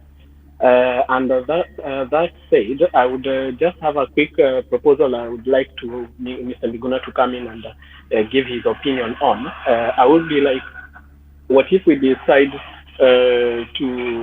because I see that the part that's posing up, giving us a problem is mainly on the IEBC to start with as a first step. Wait, what? You have a lot of noise on your background, so can you? Yeah. Okay. Yeah. Sorry. I'll just close my window. So the first question, the first question that I was having in terms of the IEBC as of the way forward is what about just reinstating the previous IEBC members who were there just not long ago, like it's just 2 years, so we can work with working with them, and then also requesting dismissal of the current MPs, which the president has the powers to do in collaboration with the Chief Justice, and then we do an election for the members of parliament, and then which will enable us to have people who are there with a very clear mandate of what we want. And then once we have that team in place, that would render the president with very less power, if not to say useless, in terms of coming up, validating the CSAs, the process, the structure that would come up after. And also they would be able to help us put up a structure in place that would enable us to conduct an election, a presidential election, and even a general election afterwards. But I think like the part that we shouldn't miss on is the really importance of the MPs, and the current ones, we have really lost confidence in them. And I think for us to start, it will be a good starting point, even identifying, putting people who are there, who are having a very clear agenda of what we want in parliament as the first step to put in a structure and to avoid all those, to make sure that all those crooks who are now in power, they are gone, and including actually the president. If you have the legislature, they would easily throw him out within a very short time. So, and asking for a dissolution of parliament is something we can ask in 2-3 weeks to come, to have it done, and then elections to be done in maybe 2-3 months, and then we have new members of parliament who with a very clear mandate of what we want, and then maybe a general election conducted next year. That would be my proposal as a way forward. Thanks. Hillary, I would like to deal with this before we go forward, because again, I think people are not listening. So in as much as the gentleman is eloquent and everything, he did not listen. So number one, please don't refer to Ruto as president, because we want to deny Ruto legitimacy. And I can see they're listening from State House, because Bitok is here. I can see him. So he works for Ruto, which is good because they should be hearing us. Ruto is not the president right now. He has lost his legitimacy and lost the authority that Kenyans gave him to govern. So he's not our president. So don't validate him by consistently calling him president. Call him Ruto. That is his name. Number two, I will go over what I had proposed so that you listen carefully. I said, number one, the irreducible minimum is the resignation of William Samoei Ruto and his entire government. The national and county governments. None of the current leaders, be it the president, deputy president, governor, senators, members of parliament, MCAs, to contest elections until the expiry of 10 years or as adjudged. Two, the establishment of a national transitional authority whose members shall be 54 professional volunteers comprising youth, women, men, and men of integrity from all nationalities and religions and backgrounds.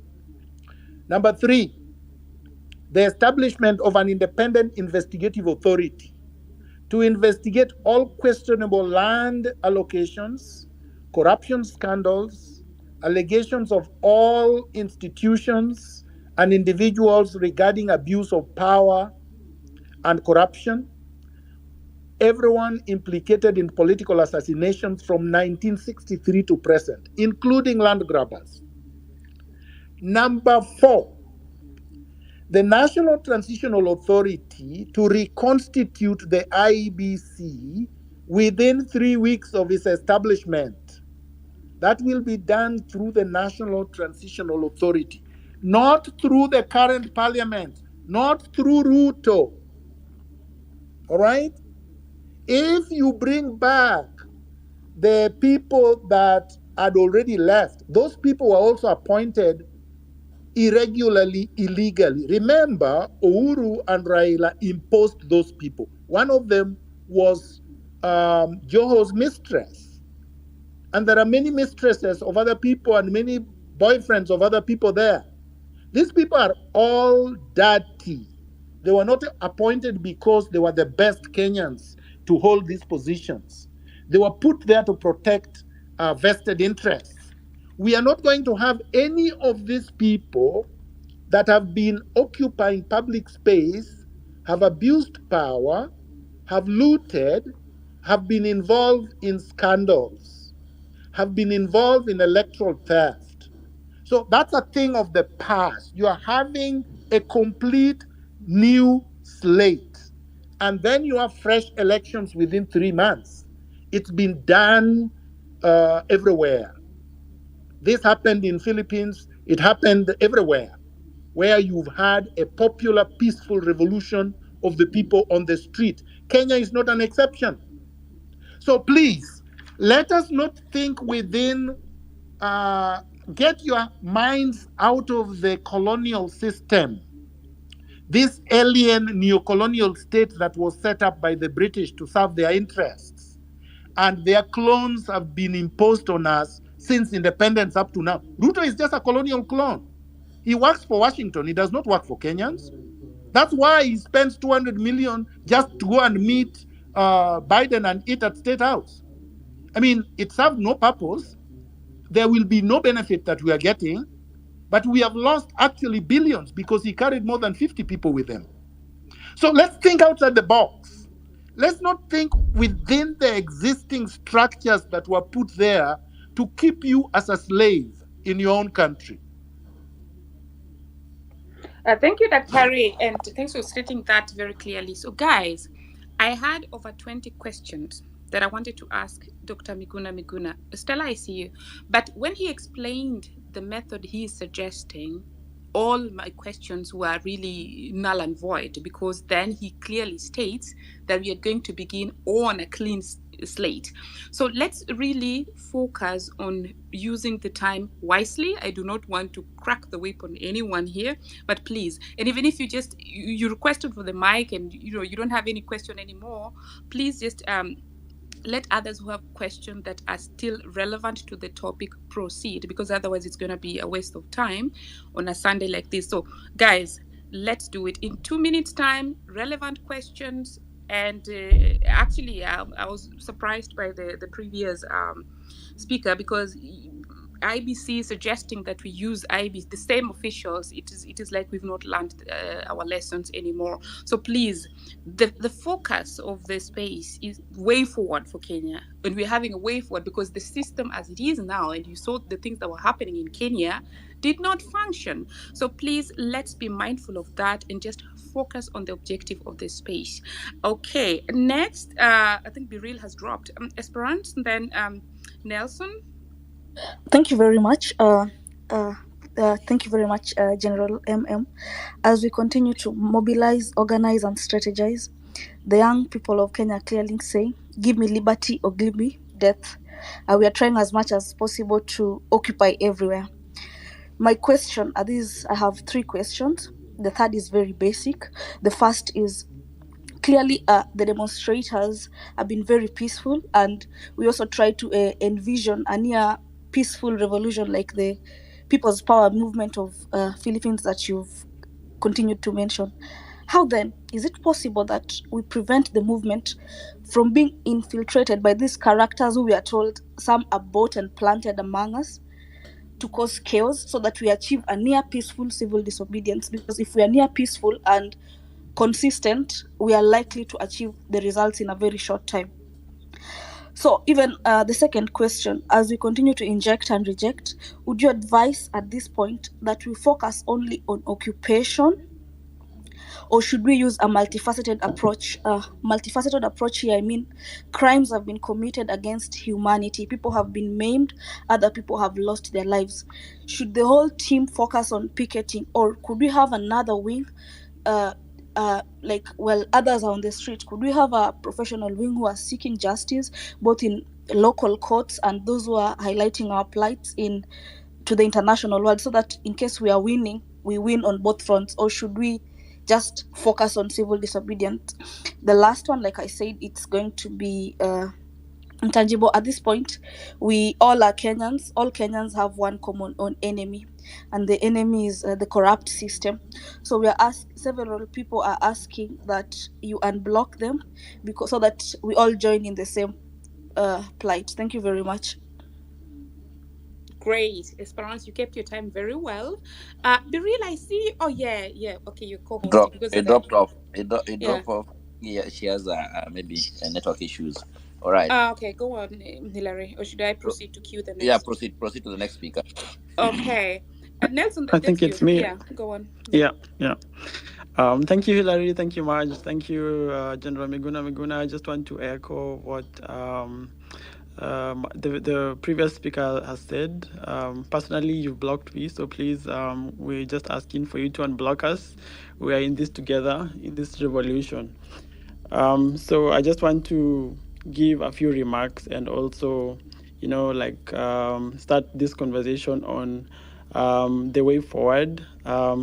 So we are asking, we are trying to, advocate for change, changed Kenya, and get new leaders who will have the interests of the country at heart.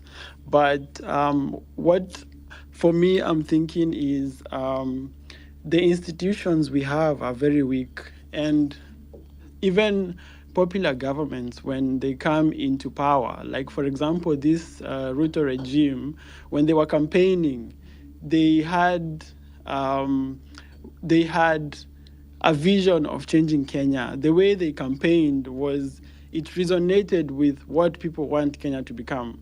But when they got into power, they continued with the same old tricks that we saw in the Uhuru regime, in previous regimes. Now he's abducting people just the same way, he was, they were abducting people, that the same way they abducted you.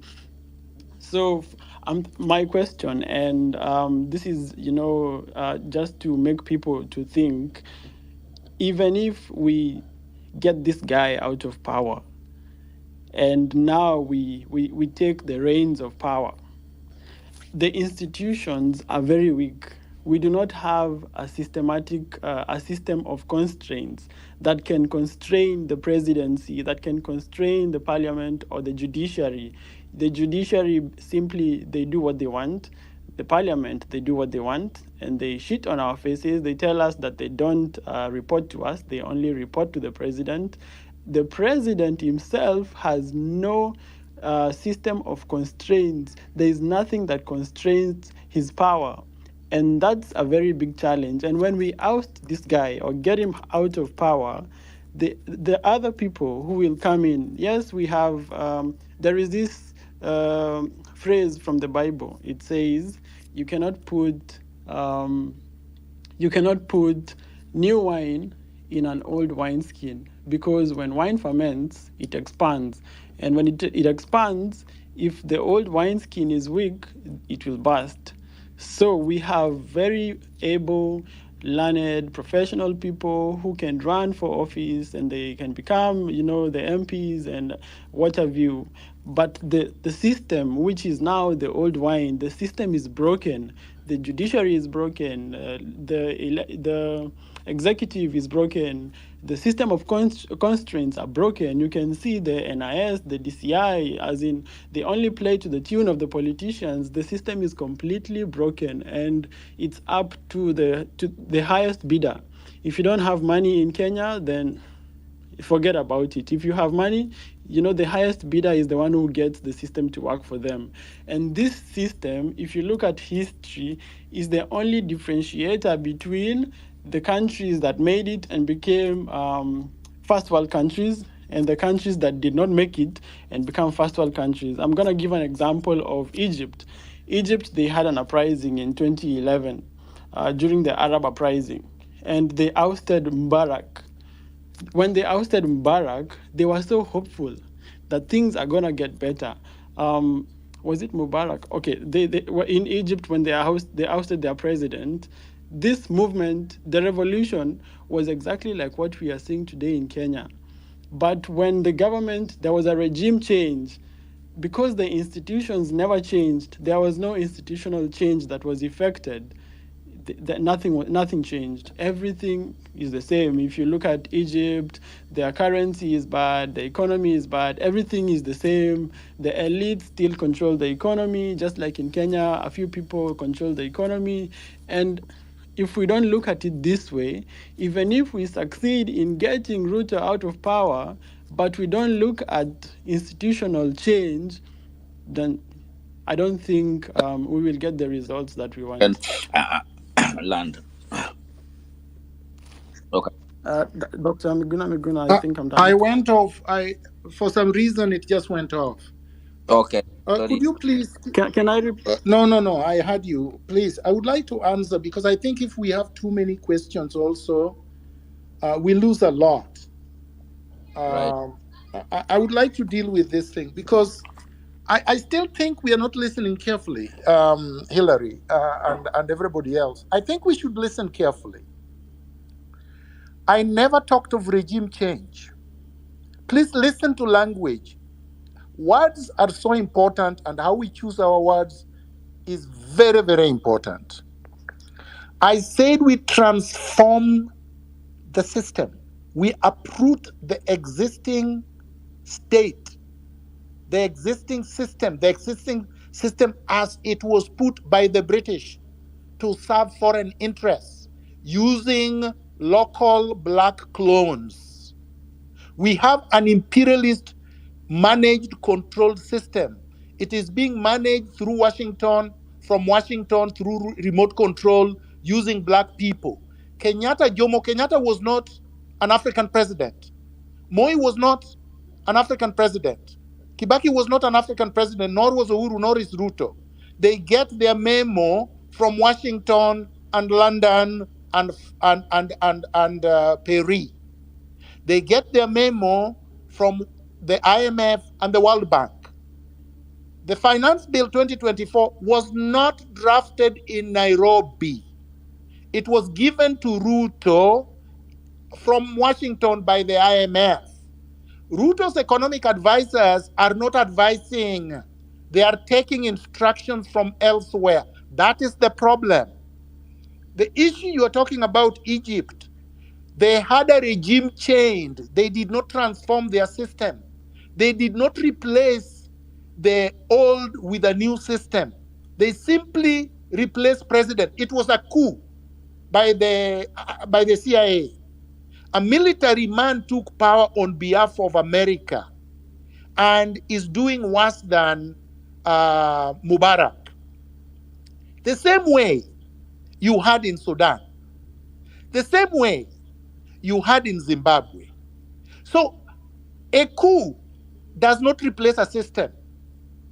A regime change does not replace a system. An election does not replace a system. Only a popular revolution does. And hence the formula for being on the street.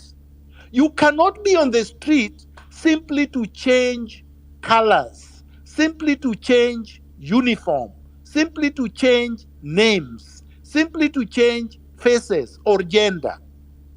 I'll tell you what the problem is and why Ruto cannot deliver. And if anybody thinks that he will deliver, is wasting his time. And then I will answer a very simple question.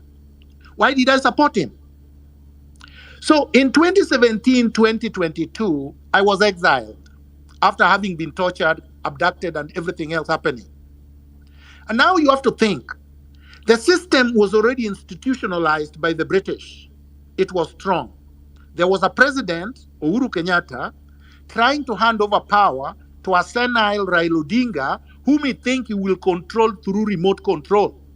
So basically, Uhuru was going to rule through Raila, just like Moi wanted to put Uhuru Kenyatta in 2022 so that he could rule through Uhuru.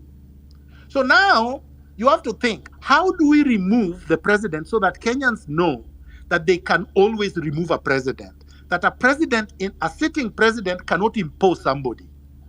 So we decided we support Ruto so that we can defeat a sitting president trying to impose another person so that he can continue ruling indirectly. That was the purpose for putting Ruto. Now, once you put Ruto, we have put a weak candidate because we have shown that we can defeat a president. The same way we can defeat Ruto now, the same way we defeat Uhuru then. We are trying to tell Ruto, the same way we helped you remove or stop Raila and Uhuru, is the same way we can remove you because power belongs to us. Ruto is weaker than Uhuru. So we can remove him directly before 2027. And how do we remove him? We remove him the same way that the Philippines removed Marcos on the street. I did not give the example of Egypt. But even if you give the example of Egypt, Egypt was a military coup. You stop a military coup by having so many people on the street that the military will side with us and will help us remove the regime and transform the system. And I've given you the formula of transformation. The institutions are not weak, they are simply emasculated. They are not functioning. And they are not functioning because the people we put in power have no integrity. If you have strong institutions, but the people presiding over them have no integrity, you create a dictatorship. Because a strong institution with a person without integrity on top, that's a dictator. Because they can always use the institution. You need a transparent, accountable institution. You don't need necessarily strength. You need accountability, transparency to the people. That's what you need. I don't know why Kenyans use the language of dictatorship. They want a strong leader. No, we don't want a strong leader. We want an accountable leader. We want a leader who listens to the people, a leader who provides services to the people, a leader who will not do things unconstitutionally, a leader who will operate within the rule of law. That's what we want. We want governance. We don't want dictatorship. So all we need is a leader with a vision, with ideology, and with integrity, or leaders like that. And they are there in Kenya. Those are the leaders that will transform the state. So if you are going to choose, because I've seen people say, oh, we want Matiang'i, and they don't remember it is the same Matiang'i that tortured me, that abducted me, that forced me into exile, that disobeyed court orders, 35 of them, that killed people and dumped in River Yala. Like, how stupid can we be? If you say, oh, we want Babu, the guy who shot people as we watched, a DJ that had just gone to do his gig so that he could feed his family, and this is the guy that you say you want? Like, what is wrong with us? So I want us to think carefully about what it is that we want. We cannot replace a dictator with a tyrant. We cannot take Didmas Baraza, who shot somebody in broad daylight and got away with it. And now, because he comes to spend CDF on us, we say he's good. Or because they have bought the Githeri media, who are now writing fake stories and fake headlines, and currently holding, eating ugali with Ruto at State House, that those are the people that you are singing because NIS has made posters and are circulating them on social media. We have to be clear. We have to be focused. We have to be value-based. We have to be ideologically driven. A person without a philosophy of life, who has no values, cannot be a good leader, no matter what he promises. So telling me Ruto promised this, Ruto promised this, Ruto did this, and then comparing it to now is not to get the memo. You're not getting the point. 2, occupation, civil disobedience. We're not talking civil disobedience. We are talking revolutionary protest that removes a regime and transform a system from an old imperialist clone, neocolonial clone, to a fully liberated African country that is answerable to Africans only, that are answerable to its citizens only, that are answerable to its residents only. A system that is aware that if you play by the rules of the people, you survive.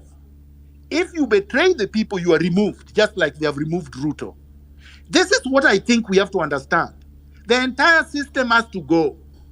We have to create a fresh new system from down going up, from the foundation.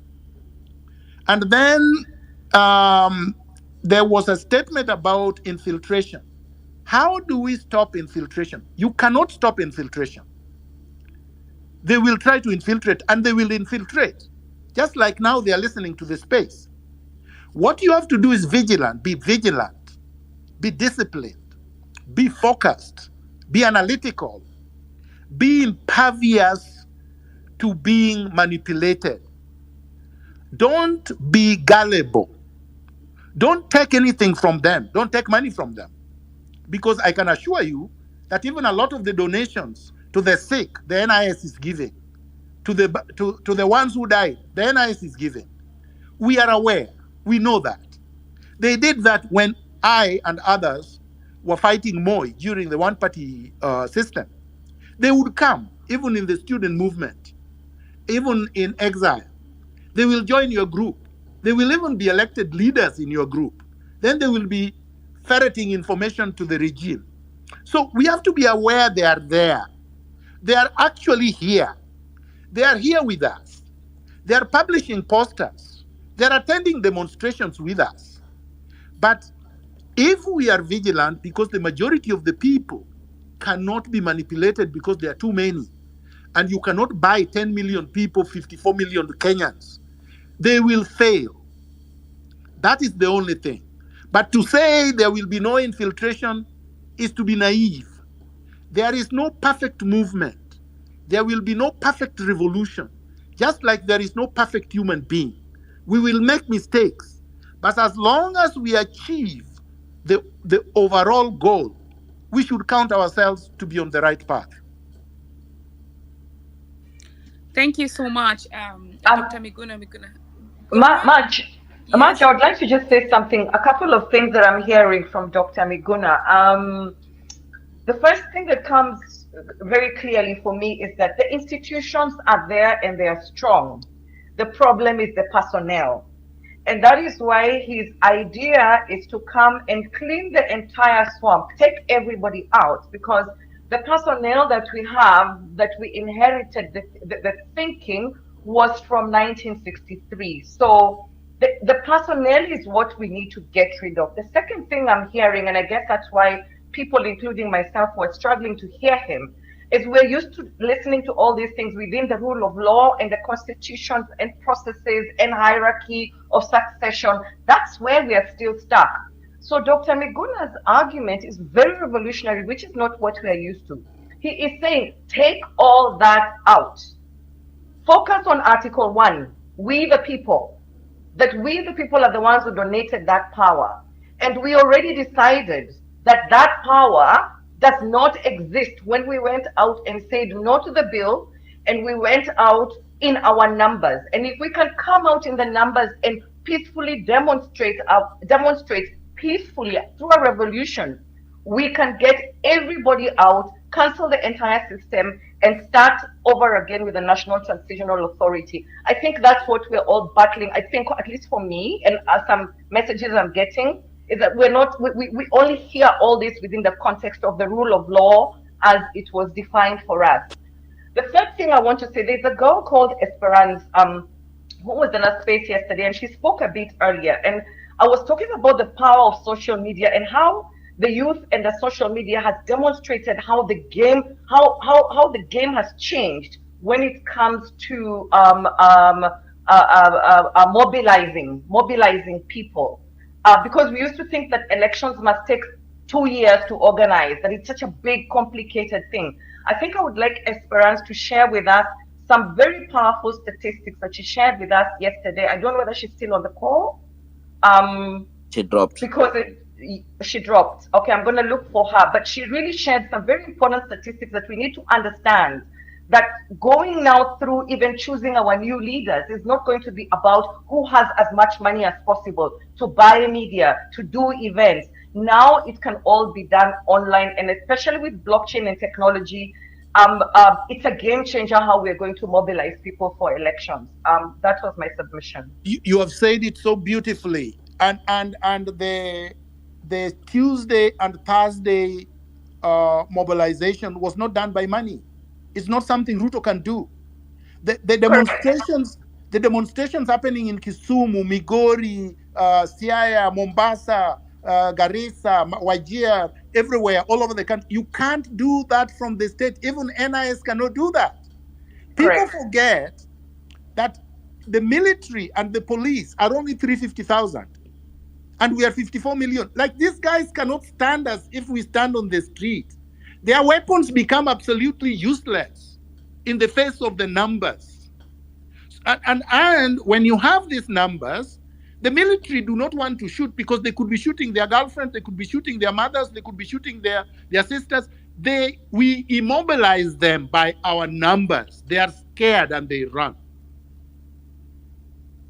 Thank you so much, Dr. Ria. I want to just underline also there that so that it comes out very clearly. Even the suggestion that Dr. Miguna Miguna is suggesting is within Article 1 of the Kenyan Constitution. That having been underlined, I'd like to also share my shock, and I need to really, really call on the population to be vigilant and question themselves, because when I heard people asking Matiangi to come out, I was like, are you kidding me?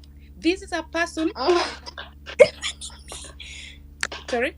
Honorable Stella, you're gonna go next, Stella.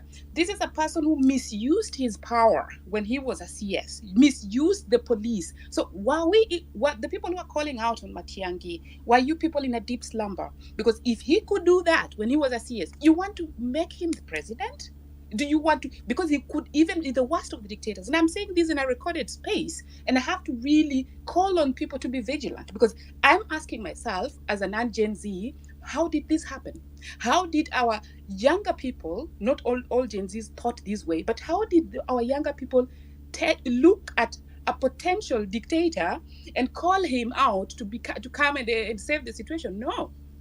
Guys, I think when all this thing is sorted out, we need really civil education. We need to take interest in our matters, because otherwise that was a very dangerous thing that I had being floated there. Now the next thing is who next, when because that is the point that also Dr. Miguna shared. When we want to bring in another person, we need to look for people who have integrity. And I remember the last space when Okia Omtata was asking, I say, so who next? Who do you want to bring in? But then he was taken off the space by people who are been monitoring our spaces here, and also have bought the people. The spaces that are being held at the moment, those spaces are allegedly being held by DCI. So those people are either under duress or that being paid to do so. To just be careful. But as Dr. Miguna said, don't be afraid. But guys, that one with Matiangi, I can repeat it again. It really was a serious shock on me as a Kenyan citizen. Honorable Stella, over to you. Let me say just a quick thing. Yes. Let us forget about going to court. I don't know why people are so excited about court. You cannot have justice through a system that is captured. This is a captured system. Yes, if somebody is arrested, we go to court to have them released. No problem. But you are not going to get justice from the courts. This is justice we are going to get directly from the streets. In fact, if somebody is getting arrested and you are around there and you are 1,000 people, you can stop that arrest. They came to arrest me on the 30th of January 2018 at the Intercon. And I didn't run. They didn't arrest me. I called the youth from Uhuru Park. They came, surrounded the Intercon. And I went to Uhuru Park. They were not able to arrest me. A lot of this just requires bravery and courage and fearlessness. Don't allow them to do anything to abuse you just because you are scared. Don't be scared. That's what they're looking for. Thank you so much. Over to you, Hilary. Yeah, thank you so much, Daktari, and for that. And I want to request again, those who are requesting mic, please just bear with us, because there's so many. We want to give 3 people at a row, and when you're given a mic, give us way forward. That is very important. And also, if you have a question, don't repeat the question that was already answered by Daktari, so that we can minimize time and also be onto the point as we all these spaces. Otherwise, thank you so much, Daktari. When you come in, I have this question. I know, and you have been one of the people who have been associated with the movements and activism in the spirit of icon of Sarafina. How do you see this role of art, music, cultural expression driving the social change? And what messages that you share with artists to convey or to inspire them when they're doing their thing to be inspired of transformation on our country? I know you'll come in on that, but let me give Honorable Stella, then we give you Ileana, then Godfather, the three of you. Then we will add more people on the speaker. That's okay, Madge? Yes, that's all right. But just before Stella goes, I want to add on to something. Talking about integrity, currently there's a petition. Somebody petitioned the ex IBC chair Hassan Isaac due to corruption, so that because he's at the moment he's being interviewed for a very important position, and these are the things that keeps eating us all the time: the corruption and paying back people who did something, a favor. But when I put out that tweet, Kenyans ignore it. They totally ignored.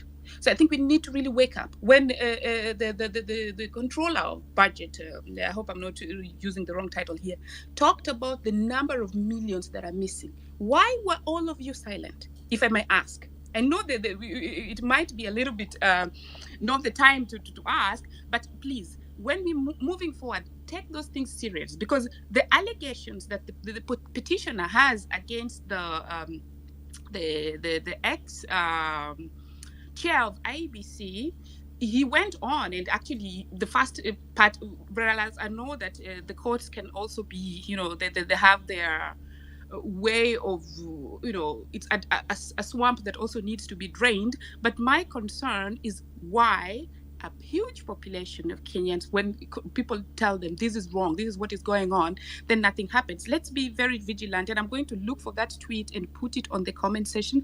I need you to retweet, and I need you to ask yourself, because that is the same guy who was, really mismanaged the elections, but he's going to be given a much stronger position in preparation for 2027. You guys are here and doing nothing. Hillary, you queued in Stella. And then who? And then Juliana and Godfather. Stella, please. Okay, thank you very much. Thank you for hosting this space. Just to reiterate what Dr. Miguna Miguna has been saying, let me take us back to history. Yeah, as a human race, when we were all created, it's a simulation basically. And we have to live in a community and love, all that. Like, it's basically that. And these communities have always been led by values, which build up to now the entire system. But now the system collapsed. Think of it as a factory. And we have various conveyor belts. And now killer conveyor belt imekuwa hurdle. So the entire system basically work. Think of it as a code. Umeandika hii code, umekuwa ukicode right, lakini unajua vizuri sana kuna makosa ulifanya, lakini bado ina work to some extent, so inaendelea build up na makosa. So hii system basically haitakupea results, unadai. So at the county levels, this is what has to be done, like nationwide, at the county level, and even at the ward level. Tuko na ma-professionals. Tunajua kuna wasee vifiti sana, wamesoma, wanaelewa vitu za law, kuna madaktari, kuna a professional body enye itakuwa inalidiwa na integrity, transparency na accountability. Tukianza na hiyo, to build up from the ward level, it represent to the sub-county level, iende to the county level and to the national level, then I think tutakuwa tumeanza kusafisha hii system. And all this, itagaidiwa vizuri sana na lawyers wetu, because basically, mimi kama I'm a conservation scientist, I understand my field very well. And what I have learned from my field is that I go to these big meetings, zenye watu wakubwa tu ndo wako, and you listen to their thinking does not really align to the real conservation goals, for instance. And I'm pretty sure kuna watu wenye wako kwa law, watu wako kwa agriculture, watu wako kwa medicine, wenye wanaendanga kwa hizi spaces na wanasikiza vitu zinafanywa azi-align na vile inafaa kuwa, kwa sababu system isha collapse. So it's upon us saizi kujaribu kusafisha hii system from the start. So basically, tunajaribu kusema nini? kila msee hapa vile aliumbwa, whatever you believe in, whichever religion you are from, vile uliumbwa na purpose. Hukuumbwa tu coincidentally tuna exist tu, na purpose yako ni ya kuserve humanity. So ni ujikumbushe mwenyewe, ulidiwe na hizo values za hiyo purpose. So una feel hiyo ndo purpose yako, then make sure kila system ambayo umeingia umesafisha. So inaanza na wewe, kisha ende kwa wengine. Make sure pia, what I learned, I'm an introvert ish, and what I learned getting into this space, ni lazima ukue activist kwa hii space, kwa kila space ambayo uko, ndo rights zetu, as in ndo usikizwe, ndo vitu ziende right. Lazima pia ukue activist, si kunyamazia na vitu zinaenda wrong. So basically that's what I have to say, and we have to remember the real reason we are in this country. As in, tunafaa kukumbuka tu ni solidarity na unity na love na tuishi in prosperity, because the Western world doesn't wish anything good for us. Hiyo ndio ina corrupt system in the first place. So tuache kufikiria Western world ndo wanatutakia mazuri, juu tuko na scarcity mentality enye haifai. Like in the country, we have abundant resources, like in the entire of Africa, but they don't want us to know that. Ndo maana kuna hii mental slave, tuna enslaviwa mentally. So yeah, so that's it from my end. That's very healthy. But please, I know the situation, actually you've reminded me, reminder to everyone, the situation is very, very intense. So do try every day, if you can, to at least walk for 15 to 30 minutes for your mental health, so that you can really recap there. Juliana, and then but there isn't a question. Marge? Yes? Marge, please, I would like you to also just invite Esperance to talk about what the statistics from the campaign, the numbers. She has data that I would like her to share with us, so that we can understand the power of what we have when it comes to social media and the power of the youth and its influence on mobilization, whether it is now or it is towards the elections. Okay, that's okay. But my question is, because this space is being listened to by many people, is it that are we going to be sharing the strategies there? But I mean, yeah, I have a little bit mixed feelings. But Esperance, you can share, but with caution, because there are people also listening and they don't want to, because it's not a good idea to tell them this is what we do, this, because then they know, okay, this is where we finya pale na tufinye pale. Just yeah, okay. All Go right. on. Thank you. I'll take the shortest time possible. So we tracked the hashtag Reject Finance Bill. That is the role of digital media in monitoring of this conversation. So as at Friday of last week, the hashtag Reject Finance Bill had 713.83 million impressions.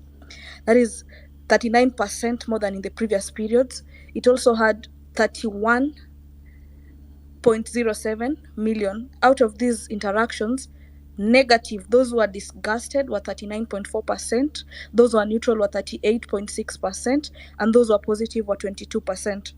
So the tone of the voice, the general tone of the voice in this text was anger, frustration, and determination in protesting against the Finance Bill 2024 and the government's actions towards it. There were calls for resistance, accusations of dictatorship, and a sense of unity among the protesters.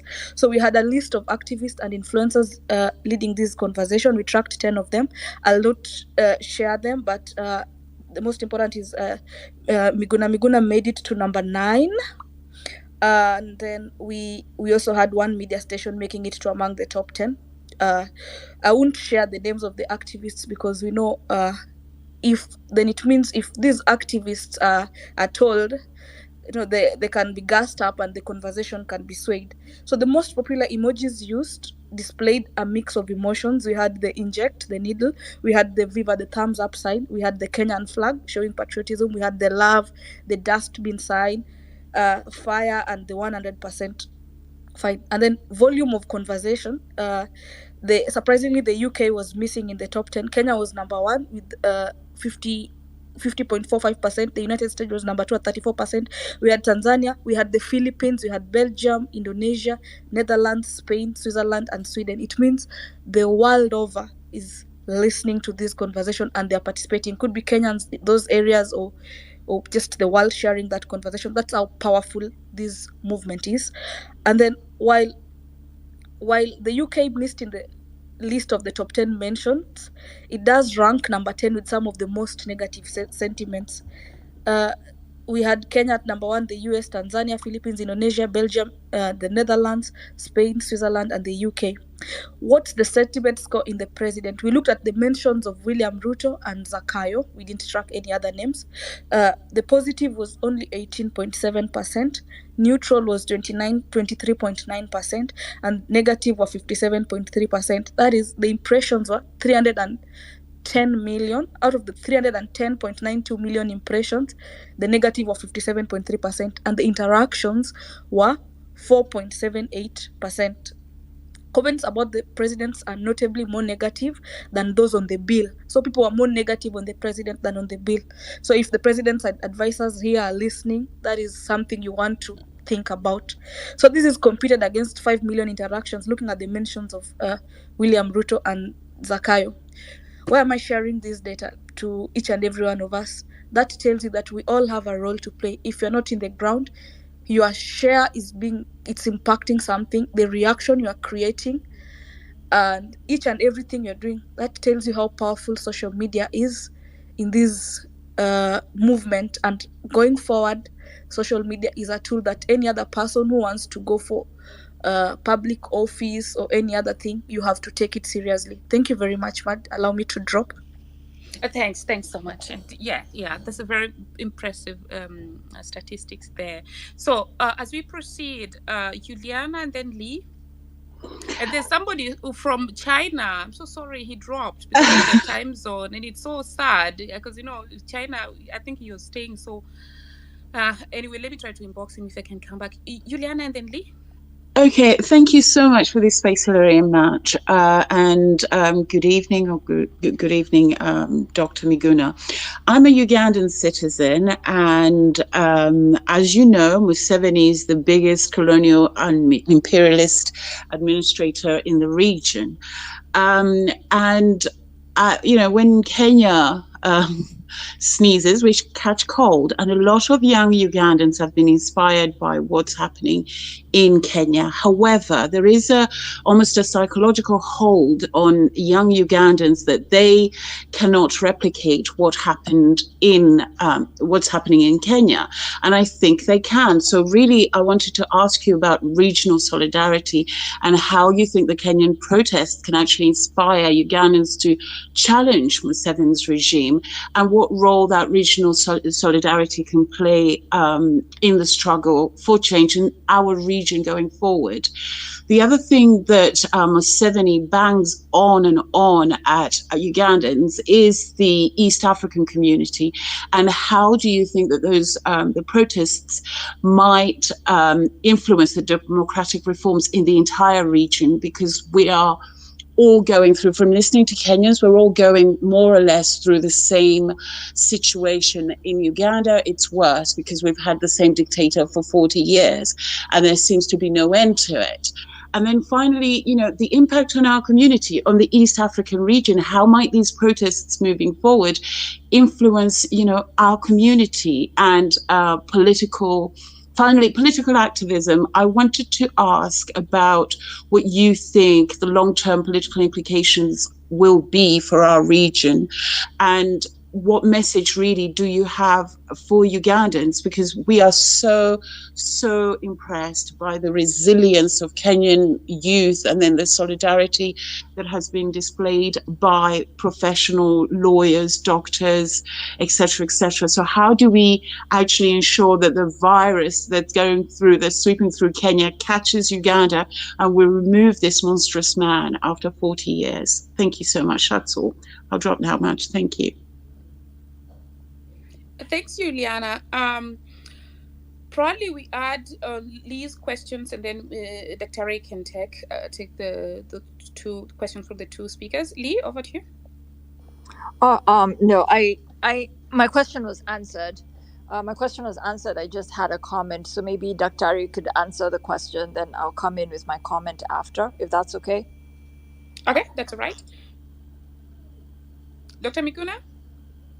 Oh, yes, thank you very much. I agree with a lot of the comments that have been made. So let's start with the first one, the use of music and art. This is the heart of the revolution. A revolution without music and art is not a revolution. So we must dance through the revolution, even as they shoot at us, even as they spray filthy water cannons, even as they try to beat protesters, even as they try to frustrate our movement forward. Because we need to show them that we are human and they are not. You must dehumanize them by exposing their brutality, their barbarism. You must satirize them. You must, throw bitter sarcasm at them. You must sing revolutionary songs. These revolutionary songs are not the same. They are all different, and they are sung at different revolutionary epochs, from the United States to South Africa to Kenya to all over the world. So nobody is going to prescribe the music to be played. Eventually, the revolution has its own anthem, but that has to come up organically the same way that the movement has been galvanizing itself organically. The use of social media is the heart of it now. This is the 21st century. Without the social media, this was not going to happen. This happened because of social media. We deconstructed them.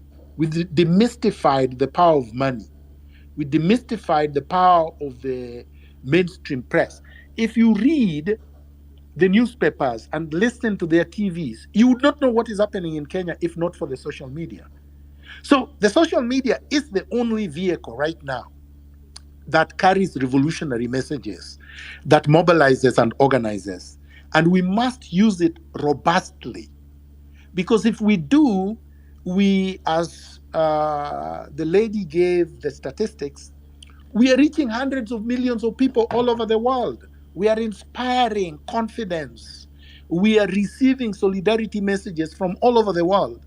And of course, this energizes us, energizes even people who are injured in hospitals. The ones who are dead, we remind those who killed them that their memories will not die and that they did not die for nothing. That is actually the reason why we have to continue, so that we show Ruto and his regime that they have not succeeded. Because if we do not succeed, if we are not removing him, then he would have just killed and gotten away with it like the others. And so, coming back to the solidarity messages and giving inspiration to Ugandans and all over the world, because it's not just been Ugandans, the South Africans, the Nigerians, everybody in Africa is inspired. I saw even Caucasians in Ireland, Scotland, all over saying Ruto must go. So this is catching fire, and it already caught fire. So we cannot let the future generations down, nor should we let those who sacrificed their lives in decades before down. The Pio Pinto Gamas, Tom Boyers, the ones they felled, we cannot let them down. And of course, the ones they killed just last week, and the ones they will go to kill tomorrow, for example, for no reason, because they will kill you for no reason too. And the easiest way to die is to be a coward. Because when a coward dies, there is no memory, there is no monument, there is no song, there is no solidarity message. It's just one coward that has died. So if we must die, let us die on our feet in defiance of the tyranny of William Ruto, his surrogates, and his masters in Washington, D.C. Thank you so much for that. Okay, Lee, and then the Godfather, and then I'll give the mic to Hillary. Go. Thank you so much, Daktari, for that. I know Daktari has 30 minutes to go, so if we keep it short, also will be good because we've been here more than 2.5 hours, and we still have a lot of requests, and we have a lot of messages, more than 2,000 messages, Marge, that we'll respond to. I know I will share with Daktari later, so that he can respond because this conversation today is not the last one, but these are. A start of all the beginning of the conversation. We'll have a conversation as we move ahead. So, Godfather, go ahead. I don't. You say Godfather, then who? Lee, and then Godfather. Okay. And Just sorry, Marge. Um, Did it? before I dropped, can you hear me? Before I dropped, Yes. when I was helping you for hosting, there was Miriam. She's been on the mic for quite a while, and then I just wanted to add up before Godfather goes, Miriam, and then I just wanted to add on to what Marge said. We don't want characters with questionable characters. Those people that their hands are smeared. I really back you on Matiangi. I was shocked as well, and we don't need such characters in our lineage. We don't need any. We need everyone. So if anyone that is We are not hearing everything you are saying. Yeah. That's a tampering. Can sharing you please leave and come back? Leave and come back. And then if you're having both okay, I'll text you on what to do. I don't want to, I know DCI is listening. Hello, DCI there. Leave, and then no, you said Miriam should go first. yeah, Miriam kindly. She's been there Miriam and for then a Lee. while. Okay, fine. Yeah. Thank you. Thanks a lot, Birial. Now, I have a question for Miguna, Dr. Miguna. During Uhuru's presidency, there's a time that he alluded to the fact that Kenya loses 2 billion shillings to corruption every day. So after the end of that statement, he said, "Unataka nifanye nini? You know, what do you want me to do?" My question to you, Dr. Miguna, is do you think that there are too many presidential constraints when it comes to our current constitution? And what are some of the suggestions that you'd give to in amending the constitution to make it in such a way that we deal with corruption in a better way? Should I quickly answer that? Yes, please. There are no constitutional restraints, and Uhuru was lying. He was not lying about the amount of money being stolen. He was lying that he could not do anything. He was the thief. Uhuru stole more than 2.5 trillion Kenya shillings in 10 years and stashed it in Panama, in Cayman Islands, and the island of Virgin Island. And this has been traced in the Panama, in the Pandora Papers. If Ruto was serious, and this is why we have to remove him, if he was serious, the money Uhuru stole alone, forget about what he's stealing, just what Uhuru stole alone in 10 years, Uhuru and his family, is enough to pay the debt, all the Kenyan national debt, both domestic and foreign, and is enough to transform Kenya from a third world country to a first world. Just Uhuru alone. So forget about what Kenyatta stole in the 15 years. Forget about what Moi stole in 24 years. Forget about what Ruto has stolen from the time he was a member of parliament up to now. Just what Uhuru stole alone. So how could he say he knew, which means he had the figures? So who gave him the figures? And if he knew the figures, then it means he knew the thieves. And he's the one who appointed the director of public prosecutions. He appointed the head of the DCI, and he has access to the EACC, and he has access to the IG of police. I mean, he had the instruments within which to deal with the corruption, but because it was his corruption, he couldn't do anything. His cabinet, Matiangi, was driving a Peugeot 504, a beat-up one, when he was appointed minister, and he left a billionaire with 3 skyscrapers in Westlands alone. So clearly this is not money from salary. This is the one some people are saying, oh, Matiangi for president. A thoroughly corrupt man. And we have not even gotten to the heart of corruption in Kenya since independence. So we have enough money, there is enough power within the presidency and within vested in the constitution to institutions, and Uhuru was simply lying. Thanks for clarifying that, Dr. We actually cannot end the space without me calling you the General. Thanks so much, General Lee, and then Godfather. Thank you so much, Miguna, for being on this space and talking to us. I just had a comment. My first question was actually about the involvement of diaspora and what you think about, them being vocal and everything. But you answered it because you said that the problems that Kenyans are facing, everyone is facing the same problems: corruption, despotism, brutality, taxation. That affects all Kenyans. You also said something very important. You said that.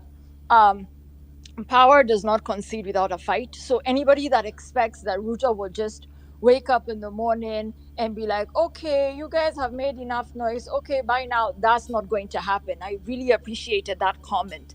You also made another very key point. You said that Ruto is at his weakest point and now is the time to strike. I think, and this is the only comment I was going to make, you're 1,000% correct when you say if there was 1 million, maybe 2 million Kenyans on the street. They cannot shoot all of us. They cannot shoot everybody. They cannot tear gas 2 million people. The tear gas will run out. They'll not be able to stop you. If people just band together and unite together and decide we're going on the streets and we're going to stay on the streets until everybody resigns, tufunge hii nchi tuanze tena, there will be no change. I still believe we cannot relent. I still believe that our strength is in our numbers, our strength is in our unity, and we need to focus. That's all I wanted to say. Asante sana, Daktari. I will now cede the mic. Thank you so much, Lee. And now we go to the Godfather. And yes. Very well. Thank you. Thank you, Maj. Thank you, Hillary, the host, and the other co-host, Wanjiro Wakili. Thank you, Dr. Miguna Miguna, the General, for gracing us and having this conversation, very candid conversation indeed. And as we continue with the conversation, you alluded to the fact that the end goal of the revolution is actually to do an overhaul of the system that we have, because the current system that we have was meant to serve the Washington, London, and maybe Paris, among other colonial powers. On the same note, maybe someone will allude to the fact that religion may also have been brought to serve the very purpose. So what do we do with this religion? Because it's a very thorny issue and very emotive. We cannot talk to our parents about religion, or even some people in these spaces, without being offended. What do we do with these issues of God? That is the first question. We need to figure out how to deal with it so that the revolution can be without any encumbrances. Moving forward, we've also noted that, as you alluded, this revolution and the movement will not be perfect, and there will be a few problems in between. However, you were adamant that when the revolution is complete, we do away with the current system as it were, be it the executive, the legislature, as well as the judiciary. What do we do with those who are in the system? However, their only mistake is that they're in the system, but they may not be as bad as the system, since we already agree that the system, as it were, is not perfect. Do we drain the swamp, as Maj had stated, or are we going to be selective in our ways of dealing with those who may have to join us as a team? Then lastly, you yourself, you voted for the current regime, and you had given you qualified your support for the team, and why maybe you needed to do that, and that was personal, and I think that's fair enough. There are those who voted for this regime because they believed in this regime, not to punish the other one, not to show that they needed they could actually vote the president out, but they actually believed in the philosophy. They believed in everything that this government stands for. Some of them are here, and they have now tried to hijack the movement, and they're in the movement. What do we do with them? Do we say they've changed their hearts? Are they now really a part of the team, or are we still draining the swamp altogether? We don't let them be closer to this to the movement. Then there are those voices that may also try to slow down the movement. What do you do with that? I will leave it at that. Thank you so much. Bye. Thanks. Let's pick the questions and then we check. Hillary, be checking with the general how much more minutes. Yeah, Evelyn, I will check that. if Thank you so yeah, much. okay. Evelyn, Gideon, and then Dr. Henry. Evelyn. Okay, Gideon.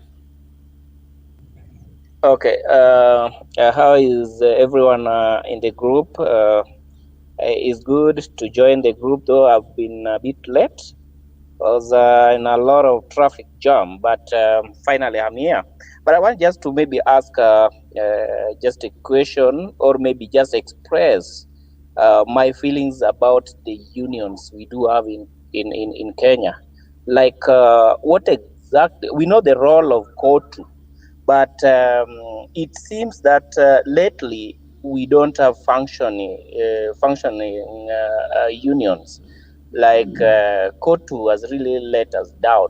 What can we also speak about this? What can we see So in Gideon, this? Gideon, may I defer your question to another session? I know it's very important. Actually, some people would argue that Atuoli is the Ugandan, is the Museveni of the, because he's always there and things. So let's just divert that to another session and stick to the topic. We're going to have a follow-up session, kindly. So Dr. Henry. Hello. Thank you very much. Thank you very much. Mine is just to thank you, everybody who is on the panel tonight, especially Dr. Miguna, who was resurfaced. We have had these panels before, but this is my first time to attend Marge and Hillary's panel.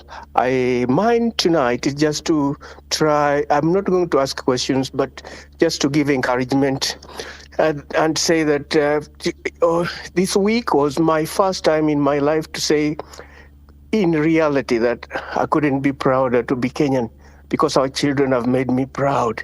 I'm so happy. Miguna has been to places where I've been. Kamiti, Naivasha. We left Africa in different ways. I was escorted on the plane in Dar es Salaam by the Swedish ambassador, and she said she will make sure I'm on the plane because she doesn't trust African presidents. Now, I keep on repeating this because I want to remind you guys, we have a big fight. It has not started yet. Ruto is at his most dangerous now. And the enemy is not Ruto, as I keep on telling you.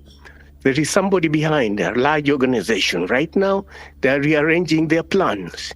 We don't know what they're going to come up with. There's going to be a lot of problems. We can say which way forward now, but we have not reached there yet. The hardest hurdle is going to come in the next 2 to 3 weeks. The army is there. We don't know what they are planning to do. Somebody's planning maybe to just give us a surprise in Kenya. Expect anything to happen. It might be martial law. I don't know whether you have touched that. If the army comes up and they take over, what do we do?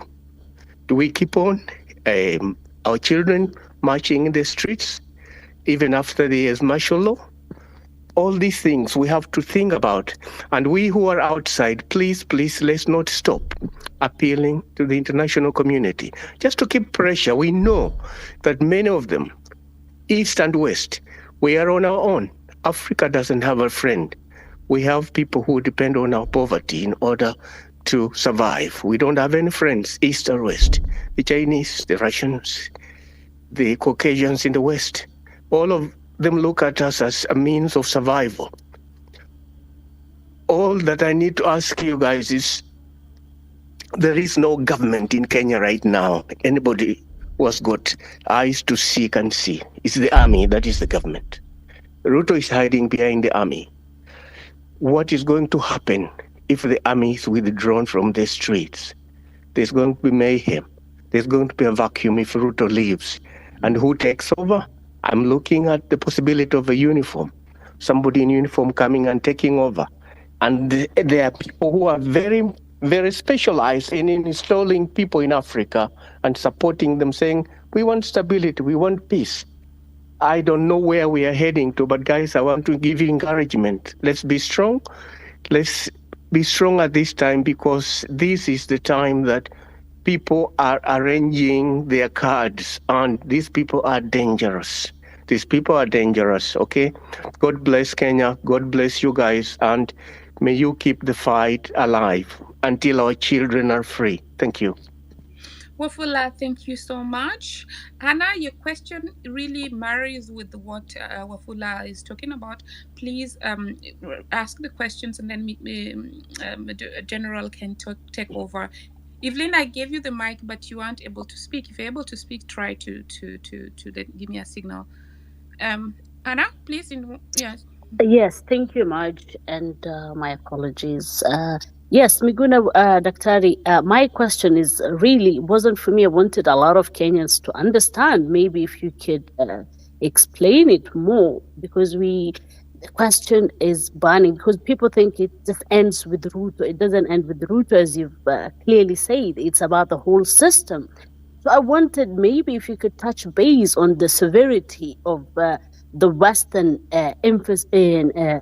infiltrating our system, and how they've set the system to be against each and every Kenyan. And no matter which person we put there, unless we correct the system, it's going to happen. And for instance, how worse it's getting after each and every person is elected, it seems their system gets worse and worse. And where we are now, some people might think it's a good thing that even if Ruto goes, but Kenya has become their non-NATO member allied to America. So I just wanted you to a little bit touch on that. But thank you much. Thanks, Anna. And before Dr. goes, I would like to, because when we're trying to amplify messages, sometimes, it's the numbers. So do continue building a network, follow each other, follow the host, the co-host, the speakers, look left and right and follow each other. Because when you have that important message that you want amplified, it's good when you have people to amplify it. And if you are tagging probably somebody who has a lot of following but is in the pockets of people, then they're not going to amplify it. And then after that, I would like Wanjiru to request you to take over the queuing as we proceed. Dr. Are you ready, or should we ask more questions? Marge, just one quick one before we proceed. And it's a quick question for the general. Now that we have talked about the National Transitional Authority, and we've been leaderless, faceless, tribeless, isn't it time to start now figuring out how to establish a way of bringing the message, not only bringing the message together, bringing it home so that we can be unified, so that we don't have 10,000 requests, number one. And number two, just a structure to bring people together so that we can have those 52 people. So that, for me, is what I'm struggling with around the structure and the leadership of that organization going forward.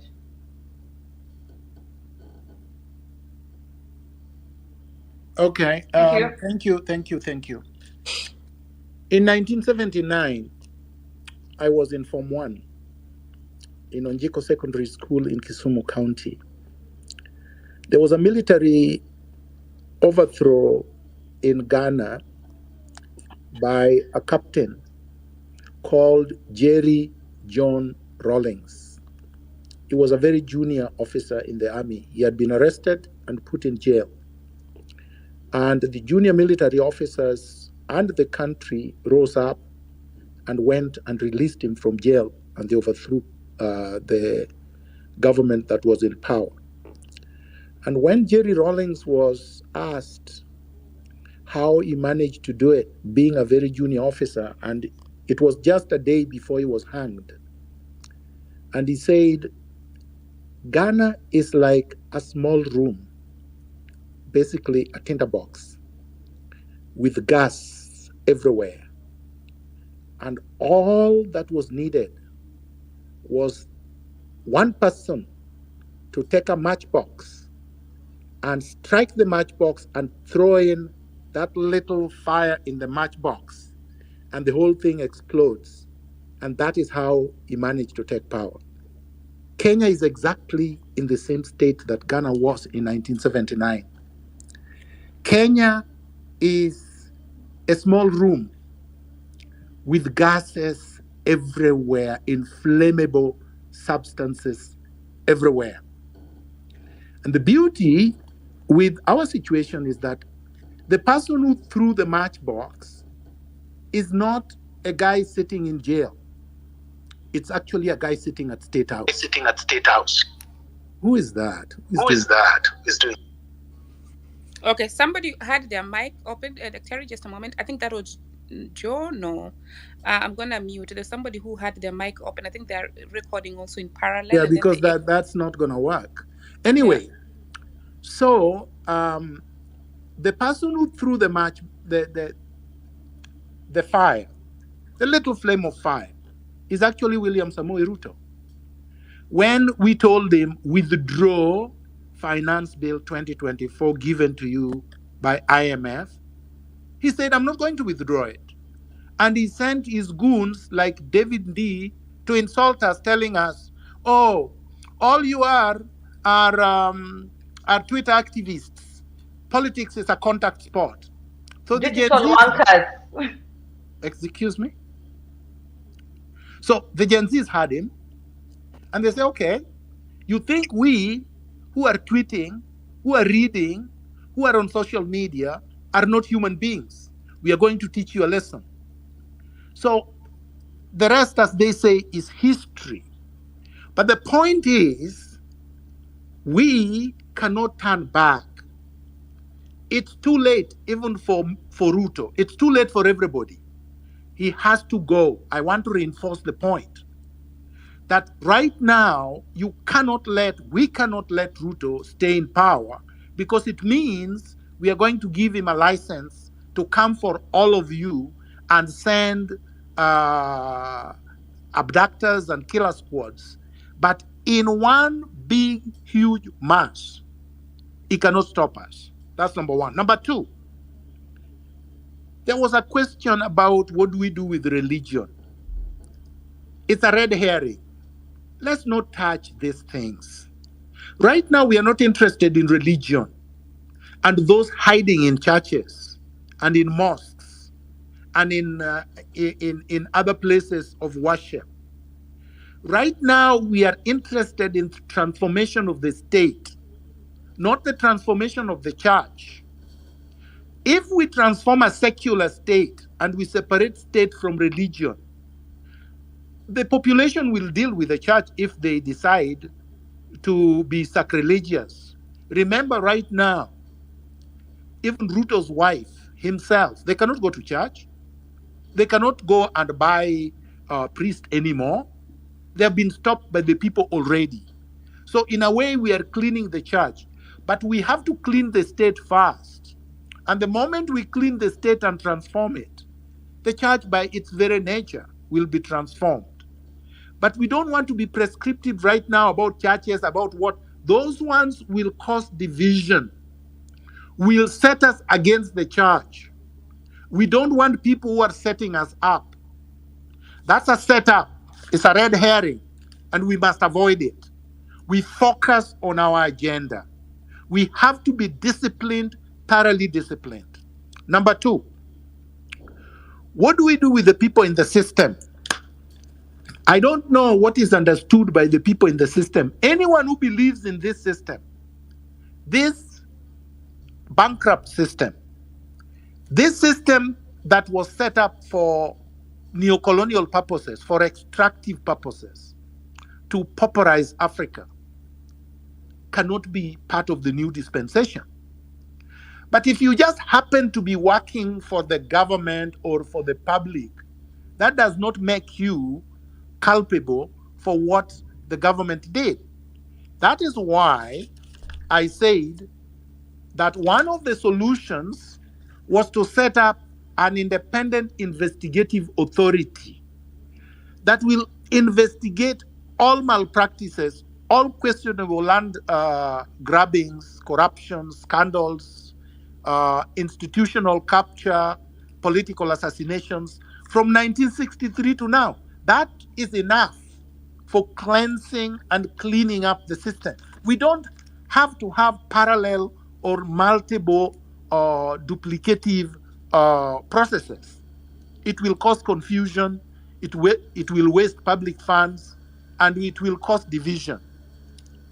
Now, the next one was the issue of,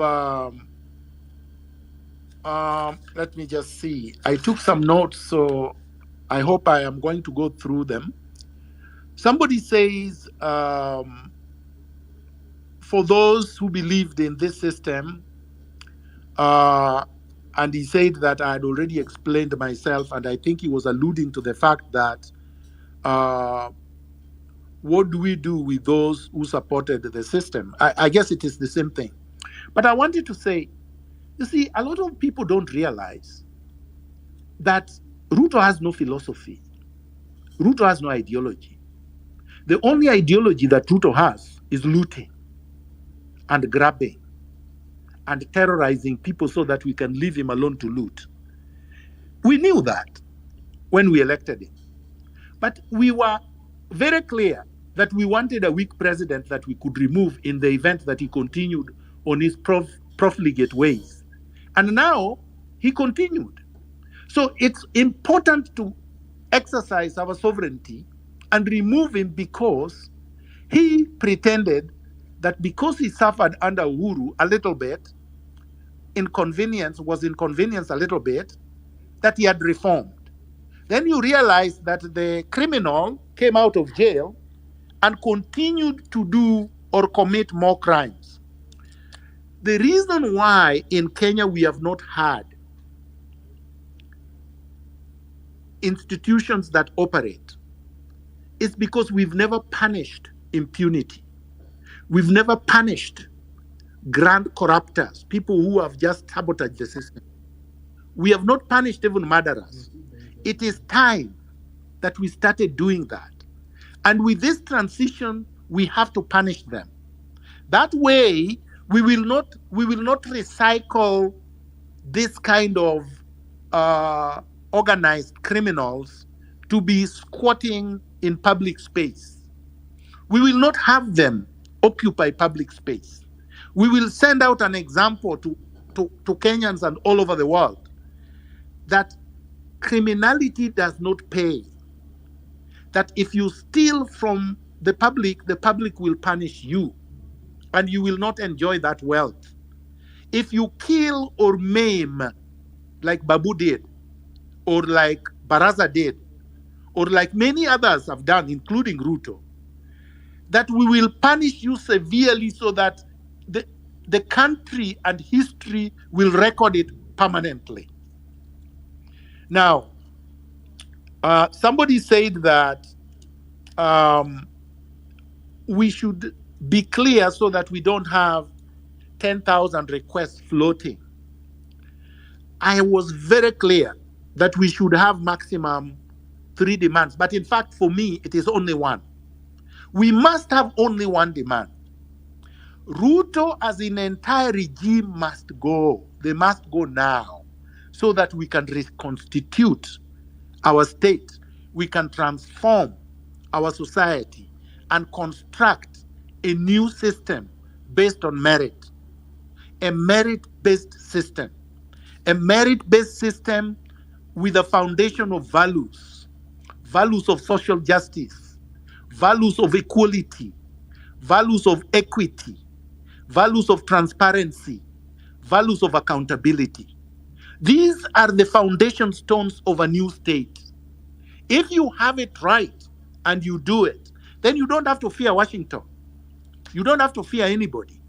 Because if you recall, even in Rwanda, Kagame took power by shooting down a president that was in power. And the whole world went wild. But after 2 weeks, they recognized him and they're doing business with him. These people will do business with us if we transform our system, the same way they did business with Mao Zedong in China, who led China through a revolution. The same way they did business with everybody else, including Sankara, even though they planned for his assassination later. And if you recall, if you have a leader with integrity, who is a revolutionary, who is committed to transforming the system. Sankara managed to turn Upper Volta, now Burkina Faso, into a food secure country in 4 years. He was only in his 30s. We can do it. Thank you so much, Dr. Very much. Yes, over to you, Yeah, thank you so much, Hilary. Daktari, for that response. I've seen Willis Wakil. Willis, will give you a mic to say also your views on this. Daktari, can you confirm for me that how many minutes do we have? Then we round up. I think that it is 2:23. Why don't we have another 30 minutes and then Can we we hear end the from Wait. Willis, Hillary? Yeah, no worries, no worries. Well, that's what I'm asking, I Daktari. say 30 minutes. 30 minutes. All right, thank you For so much. me. At the top of the hour, we are closing. Dr. I request 35 minutes for us to close it at the top of the hour. That will be good with us. Thank you so much for that. And guys, let us keep it the conversation going on. And this just at the beginning of the conversation. Dr. will be with us all the time to make sure that we push these things forward, and we know that we realize the reality of it at the end of the day. I think the conversation is good, and we are at top of the hour. And actually give the way forward. I know when he will do his last submission, he's gonna give a clear direction of the committee that he was talking about and how to constitute it. I know he talked about the 54 tribes in Kenya, so that we can have 54 representative according to the communities that we have around, but also we want to have a clear way forward so that we have a proper conversation going forward. But I think the clear direction is that the current regime must go. I think that's the way we're going. Willis, go ahead, then Narendri, then Nani Maj. Peter, could you please probably after Willis, then Peter, because he has something he's doing, and then we go to Narendra. Yeah, Willis, over to you. Yeah. Thank you very much, Madam Chair. First, let me thank General for hosting this space and coming out. I've been with General in the trenches when even times were tougher than they are today, in the sense that you are fighting an electoral system that was trying to circumvent the will of the people. And General, as at that time, did show what I'll call extreme brevity in tackling that system. In this particular instance, he's doing it now when the people themselves are claiming their sovereignty. And what General is saying is actually the only way, in my view, that we can get out of this impasse, because the elected representatives have since ceded their representative role, and they're not representing the people at all. And the people are now exercising their sovereignty directly. And the proposal which has been made that we have a transitional mechanism, that is the only way that we can come out of this. Because if we go the route, we attempt the route of trying to talk with William Ruto, in my view, you'll be going back to his system. You will actually be strengthening him. You will be donating back to him the power that the people have taken away from him, and he legitimized him. So a transitional mechanism will ensure that the people have a stopgap measure that oversees a process that will lead them to donate back their sovereignty, or part of it, so to speak, when the time comes. And it's important that we maintain the pressure. William Ruto, where he sits, in my view, is actually now very weak. He doesn't have popular support. In fact, he has no support at all across the country. And he will try to do everything possible to undermine the collective universe of the people that is trying to fully get him out of office and exercise their sovereignty directly. So it is important that those of us who are in this space, we understand that we are dealing with a former lion that has since now been wounded and is limping, and he will do everything possible to try to claw back and assert himself as the executive. One thing we must note is that in any conversation that you go and have with William Ruto, you will only be strengthening him. You will not in any way be strengthening the people of Kenya. Any conversation that we must have with William Ruto should be a conversation when he's out, or we have a date when our next election is going to be held, for the people to be able to choose that new group that they want to lead them. And more importantly, part of that conversation, again, should be, you cannot go back to Parliament to tell Parliament, can you constitute for us an IEBC? The danger with that is that all these members have lost legitimacy. And any process that involves them, They are going to start that process by giving you a team that will give you an election that undermines how your vote is going to be exercised. I think mine was just to thank General and to share my 2 cents contribution and to urge General and all other Kenyans who are like-minded to continue on this space. There is no country in the world that has ever recalled its sovereignty like we have done in Kenya at this particular point. And we cannot let anybody else down if we decide to go back to the oppressor. And also part of what General is saying about we are dealing with a system. This is not even about William Ruto himself. This is a system that's entrenched in politics, in business, in government, bureaucracy, in agriculture. Every sector that you can think of is a system that feeds off the people. And for the first time, we have an opportunity to completely dismantle that system and create a new state that is responsive to the wishes and the desires of the people. There's a comment which has been made about the international community. One thing we must bear at the back of our minds is this. The international community will only stand with William Ruto for as long as he pretends that he has some level of legitimacy or authority over the people of Kenya. The moment they realize that he's now is no longer useful to them, they'll dump him. So they should not even be our focus. Our focus should be how we reclaim our space and we create a new republic within the confines of that which we want to serve the people of Kenya. On the question of the army, my urge is this. In the circumstances of the day, the people are not at war with their army. And William Ruto will desire to use the army as a buffer between him and the people. Now we must kill the army with love. We must show them a way that we have nothing to do with them. They exist to protect the people of Kenya. And if you put an army in a situation where they have to choose between an individual and the people of Kenya, a rational army will defend the people and not an individual. In fact, in most cases, when an army is sent to kill its civilians, it is so much easier to convince that army to defend the civilians and ask the person who is the oppressor to cede for the people to have their say. That's all I wish to contribute at this particular point. Thank you very much. Thank you. Thanks. So, yeah. Okay. Go on. Thank you much. Can I speak? For that. Wait, Peter. Thank you so much, Wakili. Generally, many people have requests. They are really requesting that you block them. So if you can unblock them, they follow you. They will be so happy. So that's people. No, but a lot of them are NIS, and there's no reason to unblock NIS, and there is no reason also to unblock people who are abusing me for no reason.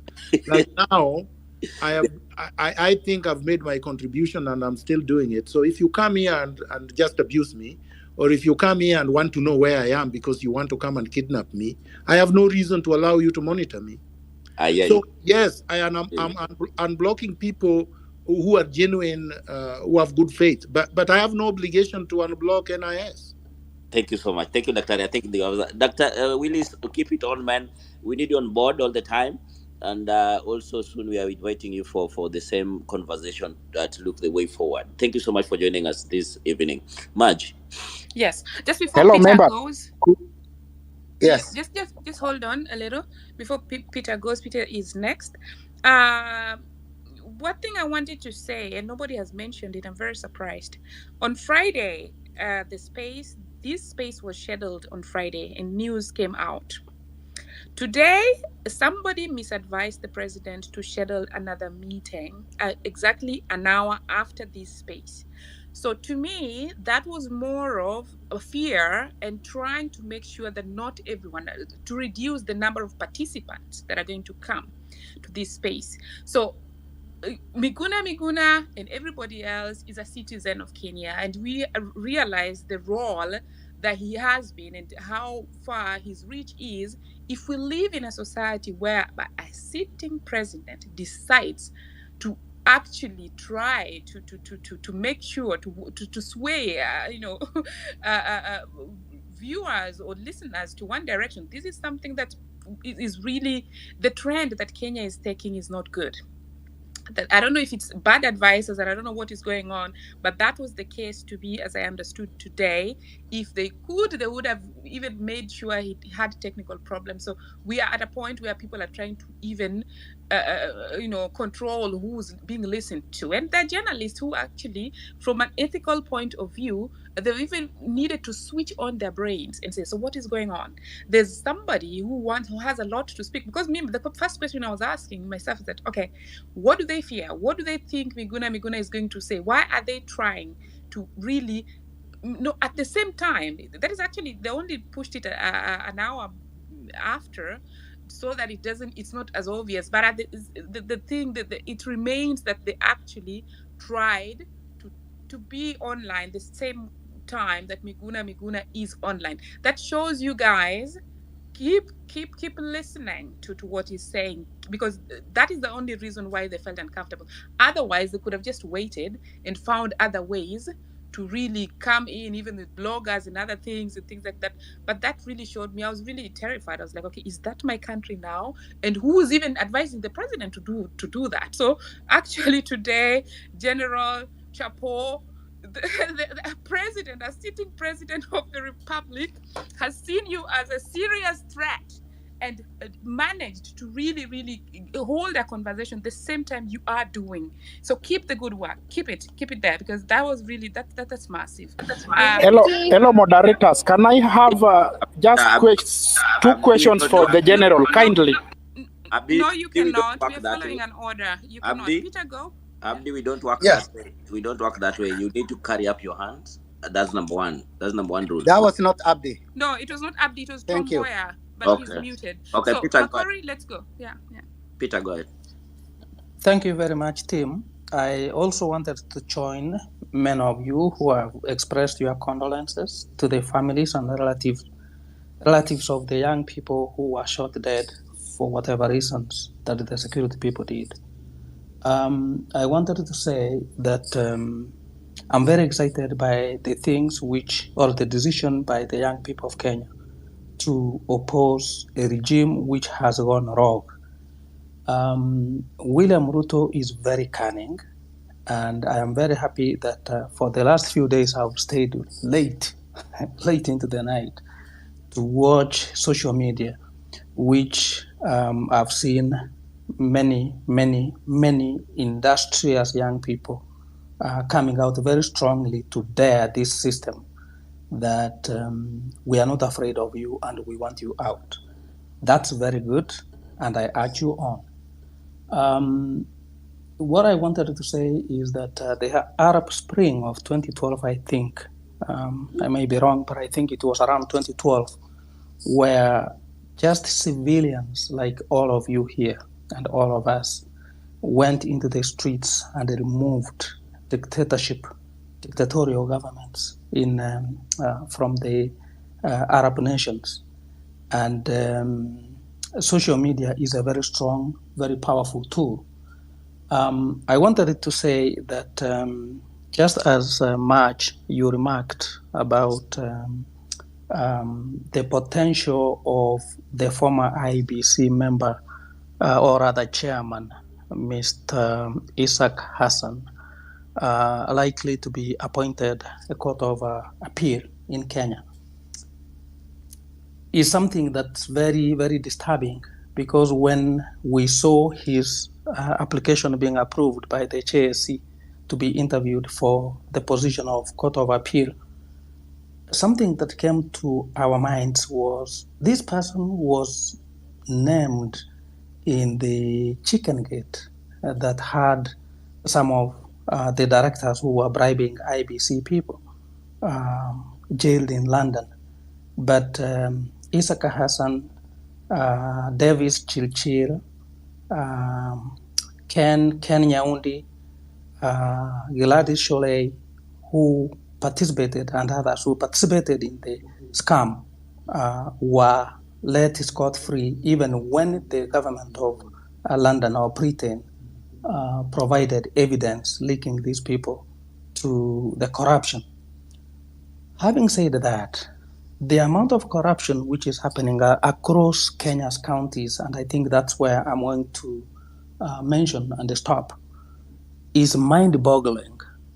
I had the opportunity to visit Taita Taveta County just two days ago, and the amount of poverty that I saw was quite striking. And I asked somebody, what happened? Does this county have any funding from the government, for even road construction? Then somebody said, yes, there was a former governor and who was a former journalist, looted the county dry. And when somebody initiated to have him charged with the looting, he quickly made friendship with Raila Odinga. And then later on, he was embraced by Uhuru Kenyatta, and everything collapsed. He has been left scot-free. So as we agitate for the removal of this whole system, please bear in mind that all the counties, or most of the counties across Kenya, are riddled with a lot of corruption of unimaginable proportions. You remember the former governor in Western, I think, who came back, and he had been mentioned in a lot of theft of public money. Busia governor, former governor, who had stolen a lot of money, and he was arrested and charged, but the case has gone into the freezers. So keep the fight. We support you, and we'll be behind you at all times. Dr. Miguna Miguna, you said 1979 you had done your, I don't know whether you did your high school or you were in finishing your primary school. I was joining Standard 1 in 1979. So you can see the journey that people have walked. So thank you very much for the opportunity.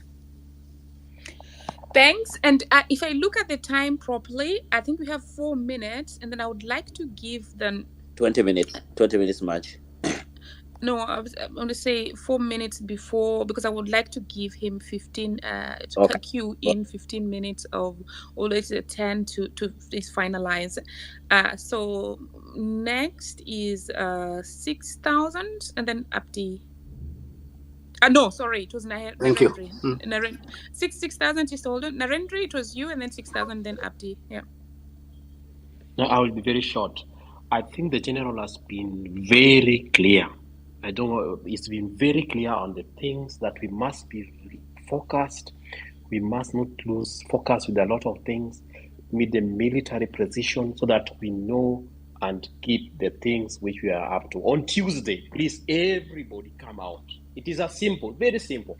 On Tuesday, come out, take your shoes, bring some water, dress nicely, and come out. This is just a simple thing. But if you think you are sitting in your house and you think you are safe, you don't want to think the streets are very rough and the soldiers are there, just stay in your house. But please, everybody come out peacefully, and we will go and peacefully protest. And I want to talk to our soldiers because they are listening to us. Please, when you are leaving your barracks on Tuesday, bring us water. We need a lot of water. Put some water on these your things there, these your cars, because we need water on the street. Bring water. We want water. We love you so much. And in fact, it is better for even us to have the soldiers on the street because it was very peaceful. So come on Tuesday, come out peacefully. Let us tell Sakayo it's enough.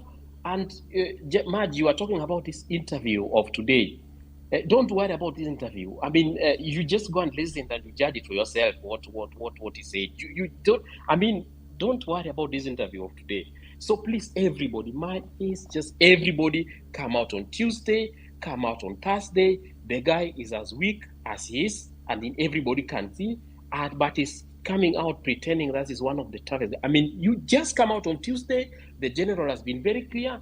There's nothing here, left, right, and center. Let us be laser focused and finish the job. Period. All these other things, what, these things, we will finish them at the time. So everybody, the young people, everybody, ladies, women, come out and let us finish the job. Thank you very much. I'm out. Thanks, Nahendri. No, I'm not worried about the interview. I'm just actually worried about the incompetent people around the president, because that was really embarrassing. You cannot have. We know that there's a crisis in the country, but that's the office of the president. You cannot have them doing very. They're listening here. That incompetency really is on a level that I've never seen. 6,000, and then Abdi, and then the Secretary will go. Yeah, so Maja, thank you for this opportunity. Me, I'm here to address Dr. Miguna Miguna. And Dr. Miguna Miguna, as a good citizen of Kenya, in 2022, you campaigned for William Ruto and Six clapped thousand. everything. I don't want to. No, just hold on. I don't want to like gag you or anything. Miguna has explained himself why he voted for Ruto, or campaigned for Ruto. Also, he stayed. He gave the reason. So, and this platform is not for bashing Miguna. And you people are actually even telling me, "Oh, tell him to unblock us." He's also a human being with a family and children. You think his time is only about we have to also be careful about mental health there. So no, this podium is not about bashing. Some of you are even paid to troll me when I explained to you the importance of putting the German government in check because of their interests. So no, that's not what we are about. There are already dead people, people who've been killed. People are dealing with a lot. So please, if you have to release pressure, go and stroll. Do not. We don't do it there. We want to. We've kept it civil until now. We want to continue like that. So let. Yeah, thank you so much, Yes. Margie, for Yeah. that. I want to echo the voice that we are here to look way forward. I think that's the way to go. Those people are thinking that, oh, so you what we're gonna explain. Daktari explain about those things. If you came late, you listen to the recording. I think that's the way forward to go. So who was coming next? Abdi, go Abdi, ahead. yeah. Okay. Thank you, everyone. It's encouraging to have this dialogue and the way forward, and the joy of listening from a foreign country here in Toronto. I would like to extend my special thanks also to the host, and a special thanks to Dr. Miguna, who I know from our community here. I think the discussion was the bare minimum was to have Ruto must go. But I'm looking on a flip side, and I have a few questions that we need to keep in mind. And one of the issues that I want us to keep in mind as if the bare minimum is not reached is things like national dialogue. What are the steps being taken to initiate an inclusive national dialogue? Electoral reforms, specific electoral reforms proposed to restore confidence in the electoral process. Judicial independence, how can the judiciary be independent and be safeguarded? And anti-corruption efforts, what measures are in place to intensify the fight against corruption? And economic recovery is my last question. What are the key components of the economic recovery plan, and how will address the need of the most vulnerable Kenyans? I'll Finally, take that. I'll take that. Okay. yeah, and Are you done finally with the about question? Okay. security, ensuring security forces act responsibly and maintain public trust during this period of instability. Thank you, and Thank you. good to see you, Dr. Mugina, also. Yeah, thank you. Let me just take those questions for Dr. Miguna, and actually, and only the fifth one is relevant. The rest of them, the government has had a mandate to do the things you are requesting us to discuss here. They did not manage. That is why people have come out and say, no, it's not working like that. So the mandate people have, some of us, we are paid to do consultancy. So you cannot come here and ask us to give the government free consultancy of what they should be doing that they failed to do it. So what we are discussing now is the way forward. And of course, the last question that you have is very relevant about the security. But otherwise, no.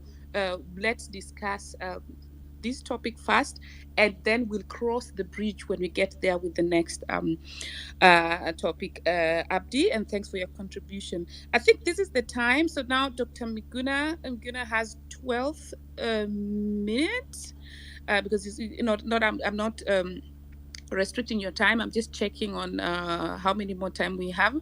But probably Bazuri can go, and then the general can close. Can take the mic. Yeah, Bazuri.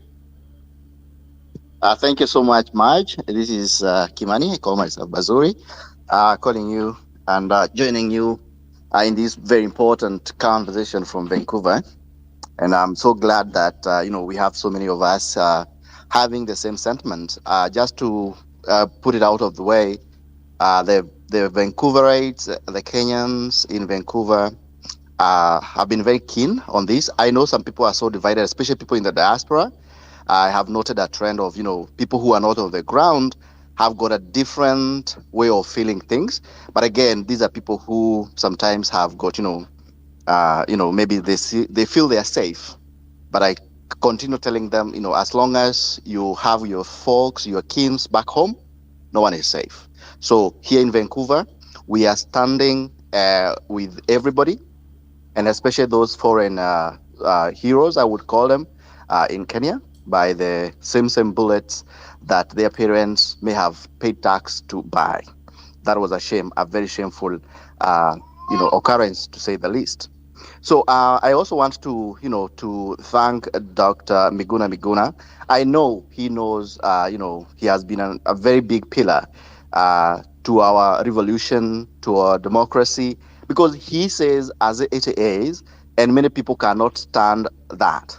And this is what makes people, uh, you know, you know, kind of stay on the edge. I want to say that, if I had my own choice, and I was so devastated when the people of Nairobi did not do the right thing to put him on the trajectory to become the governor of Nairobi at that time. But they will have themselves to blame anyway, and they're crying today. So, Maj, I know the diaspora has been very, very vocal on matters Kenya. I want to encourage all the other diasporians to continue with the same sentiment of making sure that we hold our elected members into account.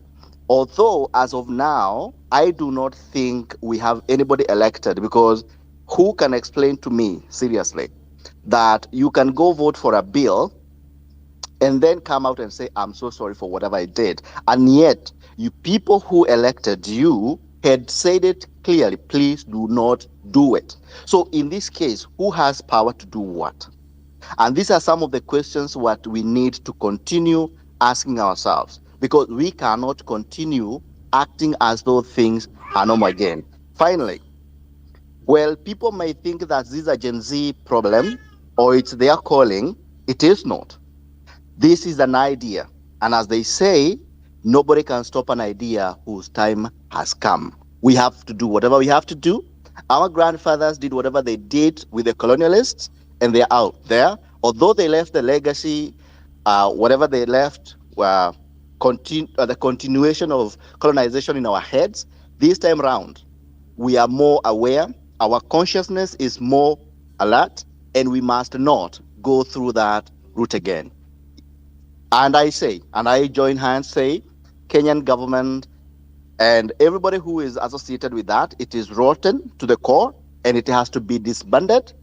And we have to constitute the IABC or call other organizations or unit within Africa and the globe to come and help us reconstitute and bring to power, or to the leadership, I may say, leaders with conscience, leaders that are going to be listening to the people and who mind the people who are in Kenya, and not minding the tumbocrats that are in Washington, D.C.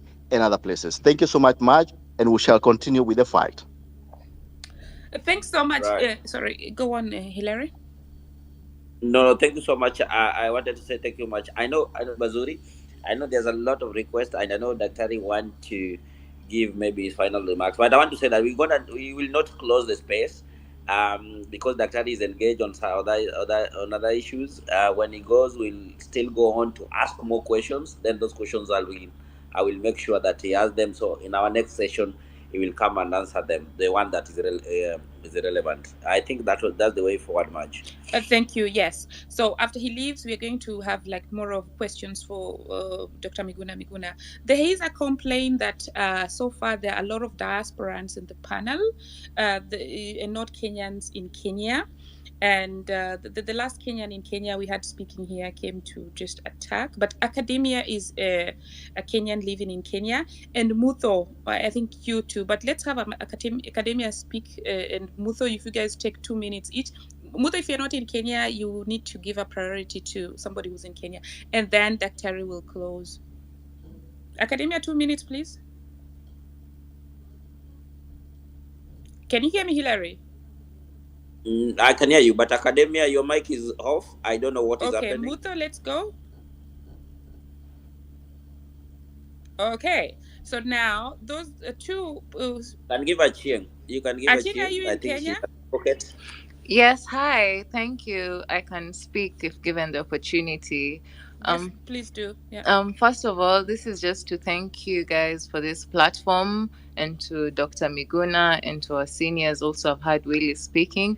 We were in a similar platform in the morning, but that one was actually hosted by the Gen Zs and the Millennial. And I'd really want to tell Kenyans, as in Seawater, this thing is purely organic because the things Miguna Miguna is echoing are the same things that Willis echoed in the morning. I've watched, and so sorry, I had to watch the interview by President Ruto. Na guys, nachemka bana, nachemka. The things this man is saying on TV as a president he should not sit in office. He's justifying the abductions. He's justifying how Keter was aimlessly manhandled in broad daylight. So all I want to say to Kenyans is last time when they saw this kind of unity, there was a live Twitter space, and all of a sudden we just saw some infiltration, and then people started tweeting different things. And the following Mandamano,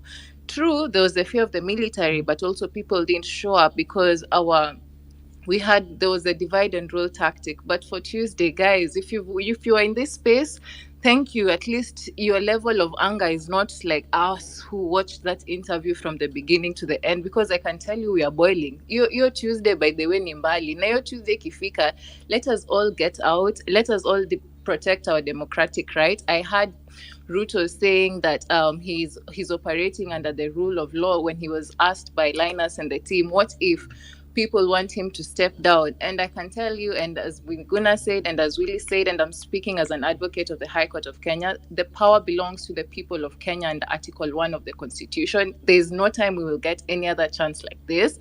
He said he's willing to come to Sweet Twitter space and talk. We don't want those talks of his. He should act, and his time to act has gone. Let's just rally up each other Tuesday, sisi kwa sisi, because if we don't show up, if they can abduct Keter like that, us minors, what are they going to do to us? It's really a saddening situation, and I'd really appreciate if all Kenyans wake up to this, regardless of our tribe. And it's good we are tribeless, and yeah, we are tribeless, and we speak the same language. So I'm really grateful. Kenyans, Tuesday ni sisi na hao, tusisahau.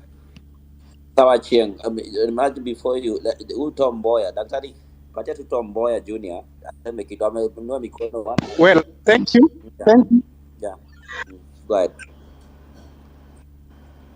Well, thank you, and I greet you, fellow Kenyans. Thank you for the opportunity. I have two quick questions for the general.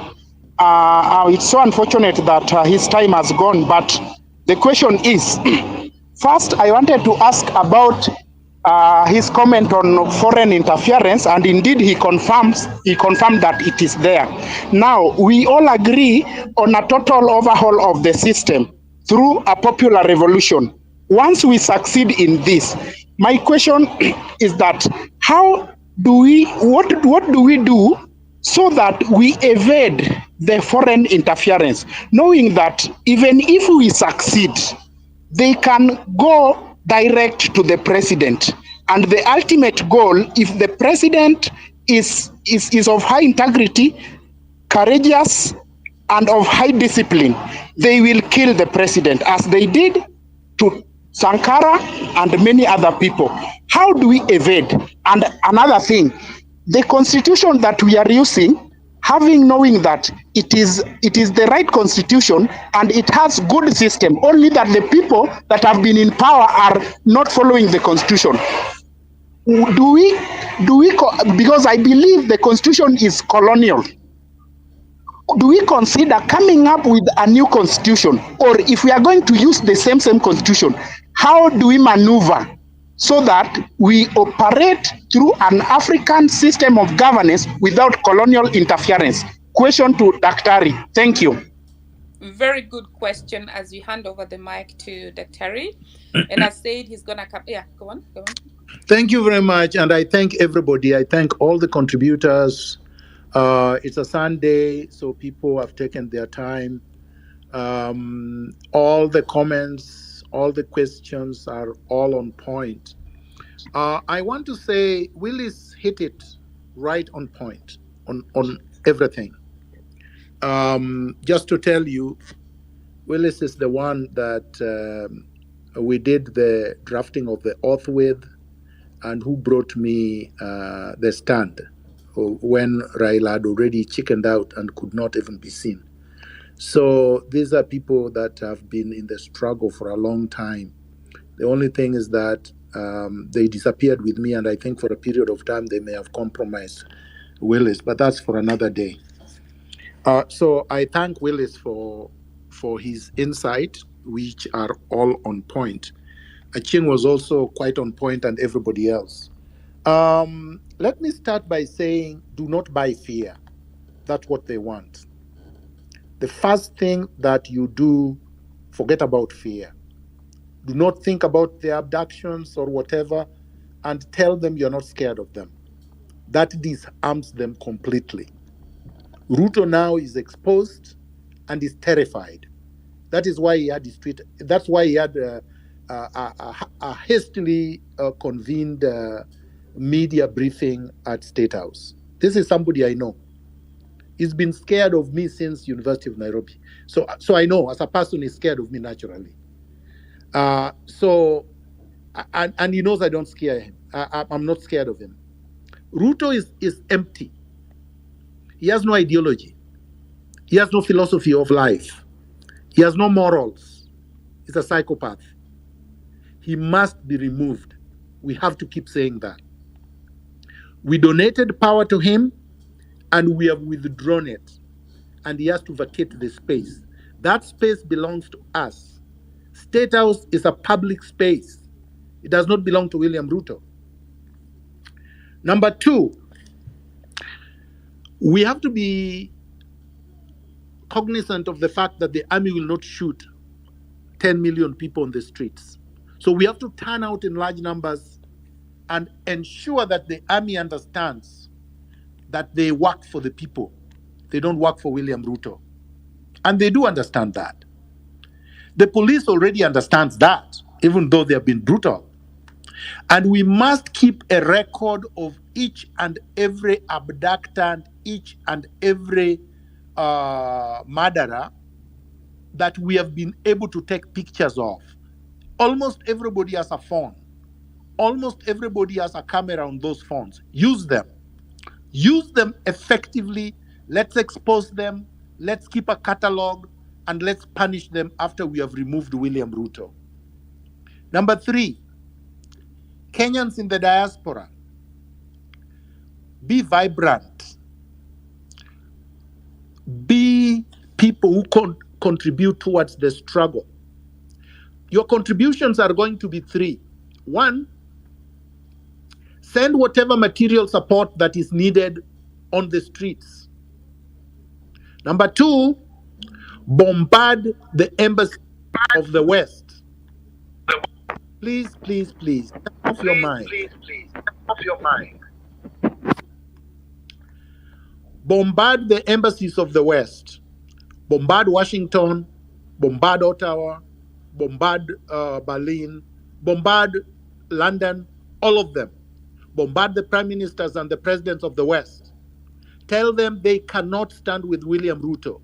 Write emails, call their offices, or tweet or post on their walls. Just harass them every single day until they get the message. This is how we managed to get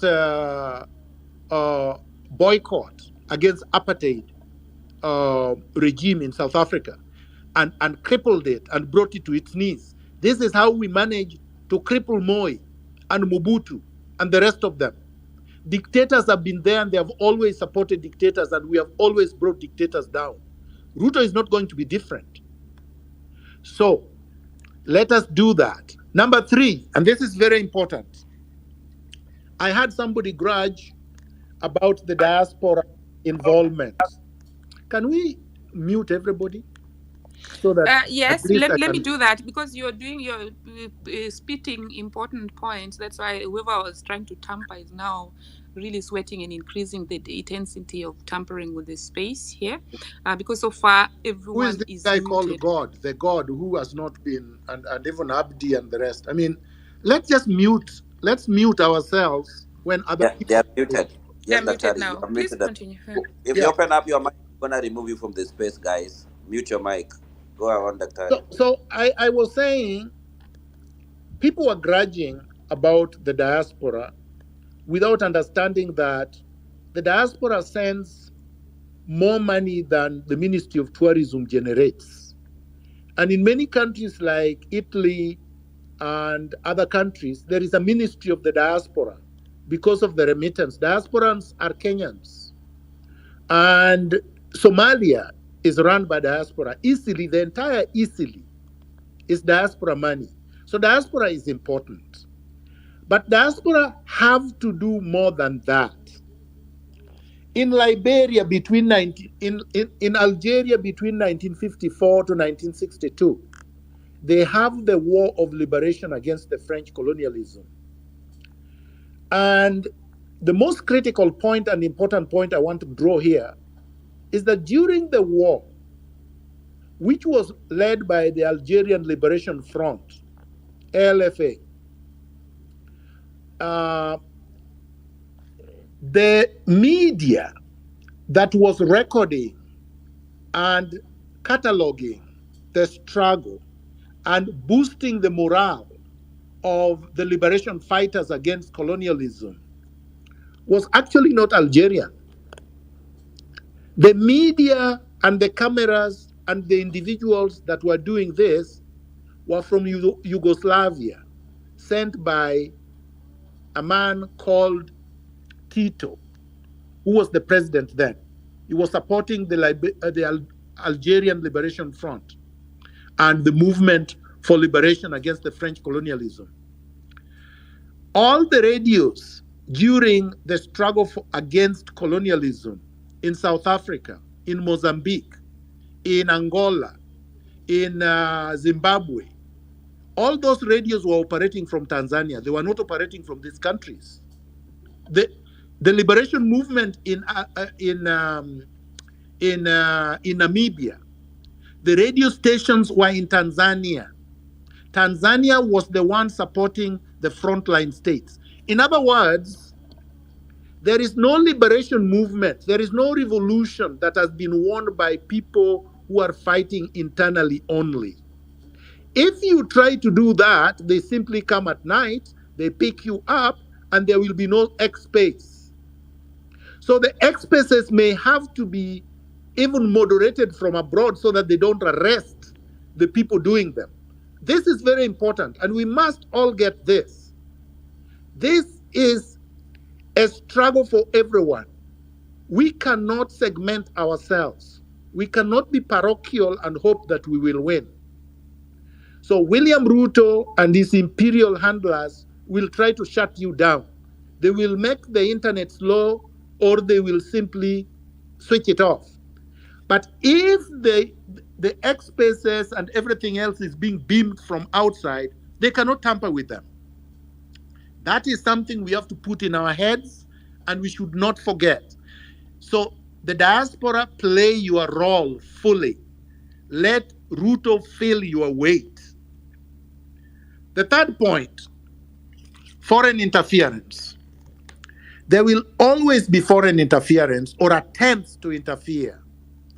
But as I said, if we are using the software of integrity, and if we are using the true, genuine, revolutionary methods of transforming a society, they will not be able to interfere. They will have to play ball with us. How come they have not interfered in China? How come they can't interfere with Putin in Russia? How come, countries have been liberated? Look, they have blockaded Eritrea for the last 30 years, and they have not been able to overthrow that government. And Eritrea is cleaner than Ethiopia that they have interfered with. So, yes, you can block the West and you can survive. the West does not own the world. They will have to do deals with us on our terms. Some of their debts we will not pay, and they will have to write them off. Those are the demands we will make. And if they don't like it, we close their bases, they go back, and there is nothing they can do. All right. The next one, a new constitution. We don't need a new constitution. If we do need a new constitution, we will figure it out after removing this regime. What we need now is to remove this regime under clause 1 of the current constitution so that nobody accuses us of acting extra constitutionally or extra legally or doing things that are not within the law. This is the reason they could not arrest me in 2018, up to 2022, even up to now, because they knew that everything was anchored under clause 1 of the Constitution. We have a right to reject a government that has lost its legitimacy. That's our right. Nobody can accuse us in court because we are doing exactly what we should do. So no, let's not digress. Let's not be diverted to sub-issues about constitutions and whatnot. Finally, I want to leave here on a high note. I want to leave here with something tangible, things that are tangible we are doing. So number one, all we need to do is ask for William Ruto to resign with this entire regime. So William Ruto must go together with everybody else. A singular demand. It cannot be confused, it cannot be diverted, it cannot be diluted. Let's leave all those laundry lists to NIS and people they have compromised who are not interested in total liberation. We did not come this far. Ruto did not kill all the people he killed in the CBD, in Githurai, and yesterday outside Nairobi there. He did not kill all these people so that we can close shop with the tail between our legs and run away. Ruto should feel our weight, the weight of Kenyans. So number two, after Ruto must go together with all his regime, you must boycott Western Hotel. It belongs to us anyway, but before we take it back, nobody should go to Western. I think the country should say Western should be closed. It should be closed to business. Amaco Insurance should not be operating. Let's start with Ruto's businesses. Let's boycott all of them before we move to anybody else. Because these are the companies he's using to siphon money from public coffers, and these are the places, the hiding places of his looters. So let's cripple him financially before we even remove him from State House, or as we remove him from State House. So we have to be very, very clear. Let's not go to MPs yet, because the moment the government is dissolved and we have a transitional authority, everybody comes home. The MCS come home, the MPs come home, and everybody else. All these people who have been supporting Finance Bill 2024 are not going back. So we have solved one problem in one fell swoop. We don't have to recall them one by one. We don't have to reconstitute the IBC. The IBC will be reconstituted within 2 weeks of us removing Ruto from power. So let's not digress to details that are not necessary. I thank you very much for listening to me. I thank you very much for the sacrifice or sacrifices, for the solidarity, for the support towards a total liberation of Kenya. Thank you. Thank you so much, Daktari. And as much come in, thank you so much for finding time. And also, when we scheduled it, you said that yes, you would like to address these people. And if you can confirm to Kenyans that this is just the beginning of the conversation, we can do it again on Saturday after that Tuesday and Thursday. We can do a follow up of the same. Exactly. I am, of course, I'm in this 100%. In fact, right. 1,000%. Guys, after this. So let's continue the struggle. Luta continua. Viva. we are scheduling another No, space. we'll schedule in the course of the week. But right Exactly. now, let's mobilize everybody Right. for this week. Let's Yeah. turn out in our numbers. Let's turn out in our millions. And let's be focused. Let's be disciplined. Let's be peaceful. Let's address Ruto in one voice that he must leave with his entire administration. Thank you so much, Dr. And please don't call him president. Yeah, I'm so humbled for your time. I know more than 3 hours, and also we want to say that thank you so much, and also we members, we are not leaving. We want all these people who have a request merge so that they can share their questions. Then we keep them for Daktari. We can share with him throughout the week so that he can respond on them on Saturday. Saturday we'll schedule another conversation with him, or Saturday or Sunday again, for the same to follow up of the what is happening. Margie and Wanjiru, back to you. Thank you so much, Hillary, and thanks, Dr. Miguna, also for really coming on board and for sharing, with us. Oh, somebody's mic is on. Wanjiru, kindly mute. So I would like to say he was highlighting also the importance of the diaspora here.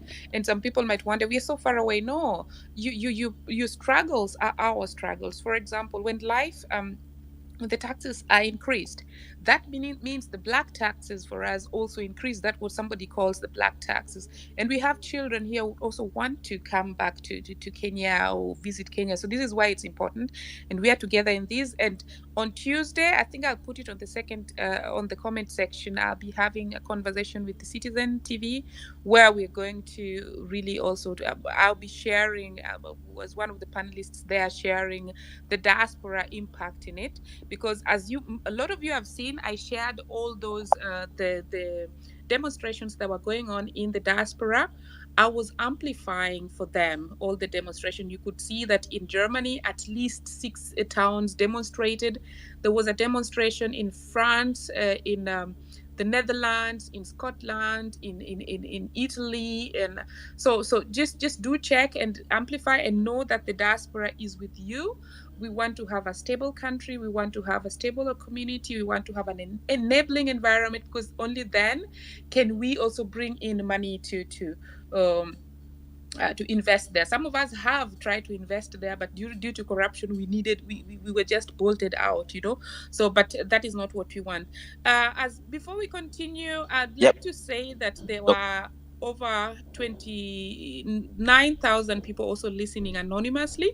So the space has been like more of bigger or larger than a stadium. At chapeau there to our speaker and to the listeners who came.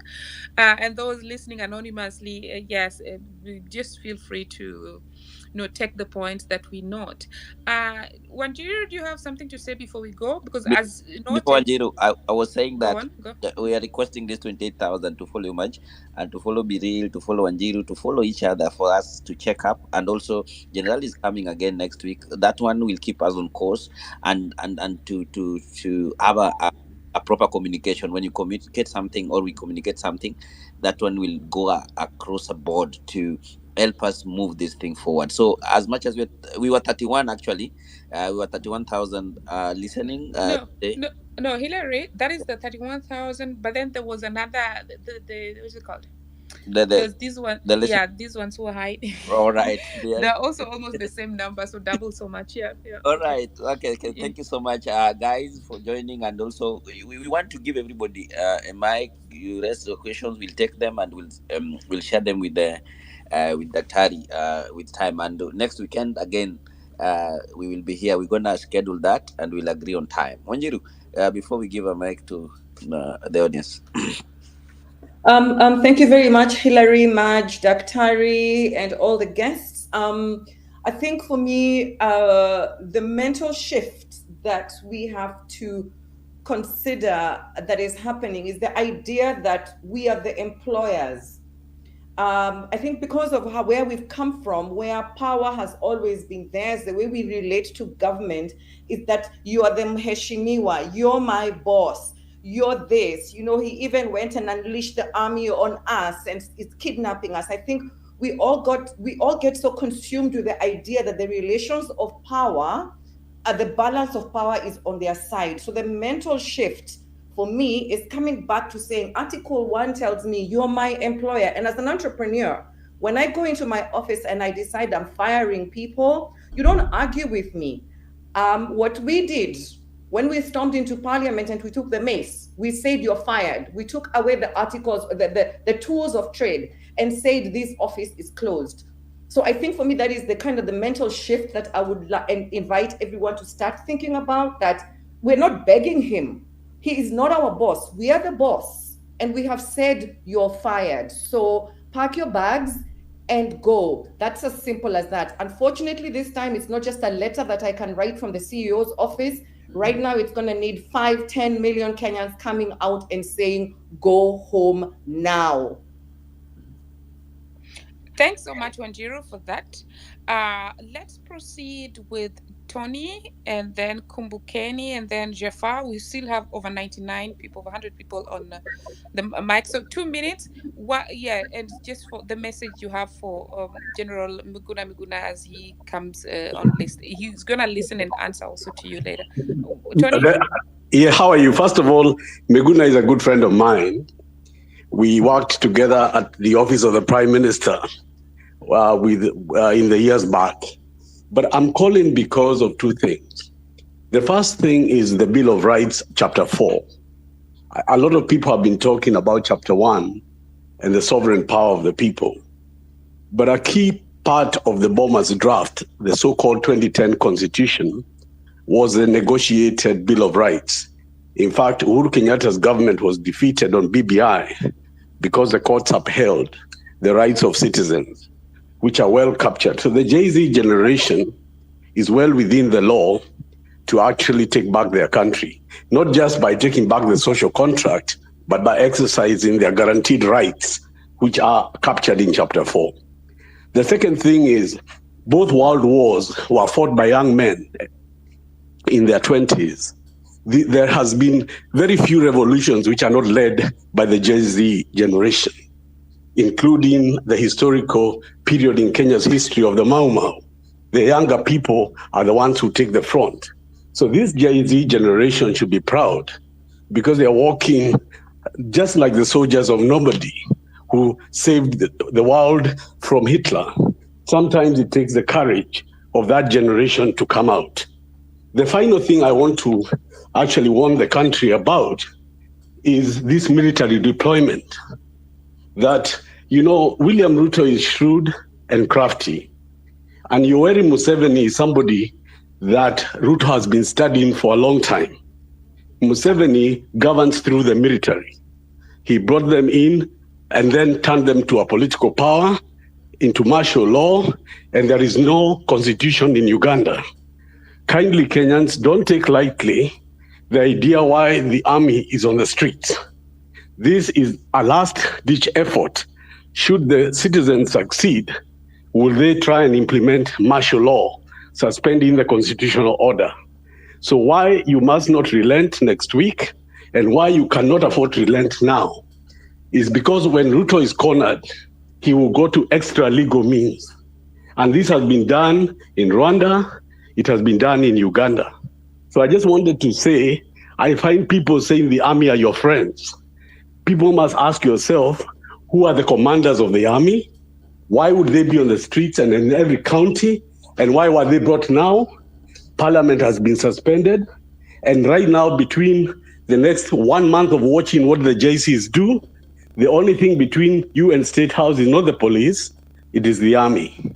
So I want everybody to think about the issue that the army itself is looking, because they come from Kenya, they're also looking at the mood of the country.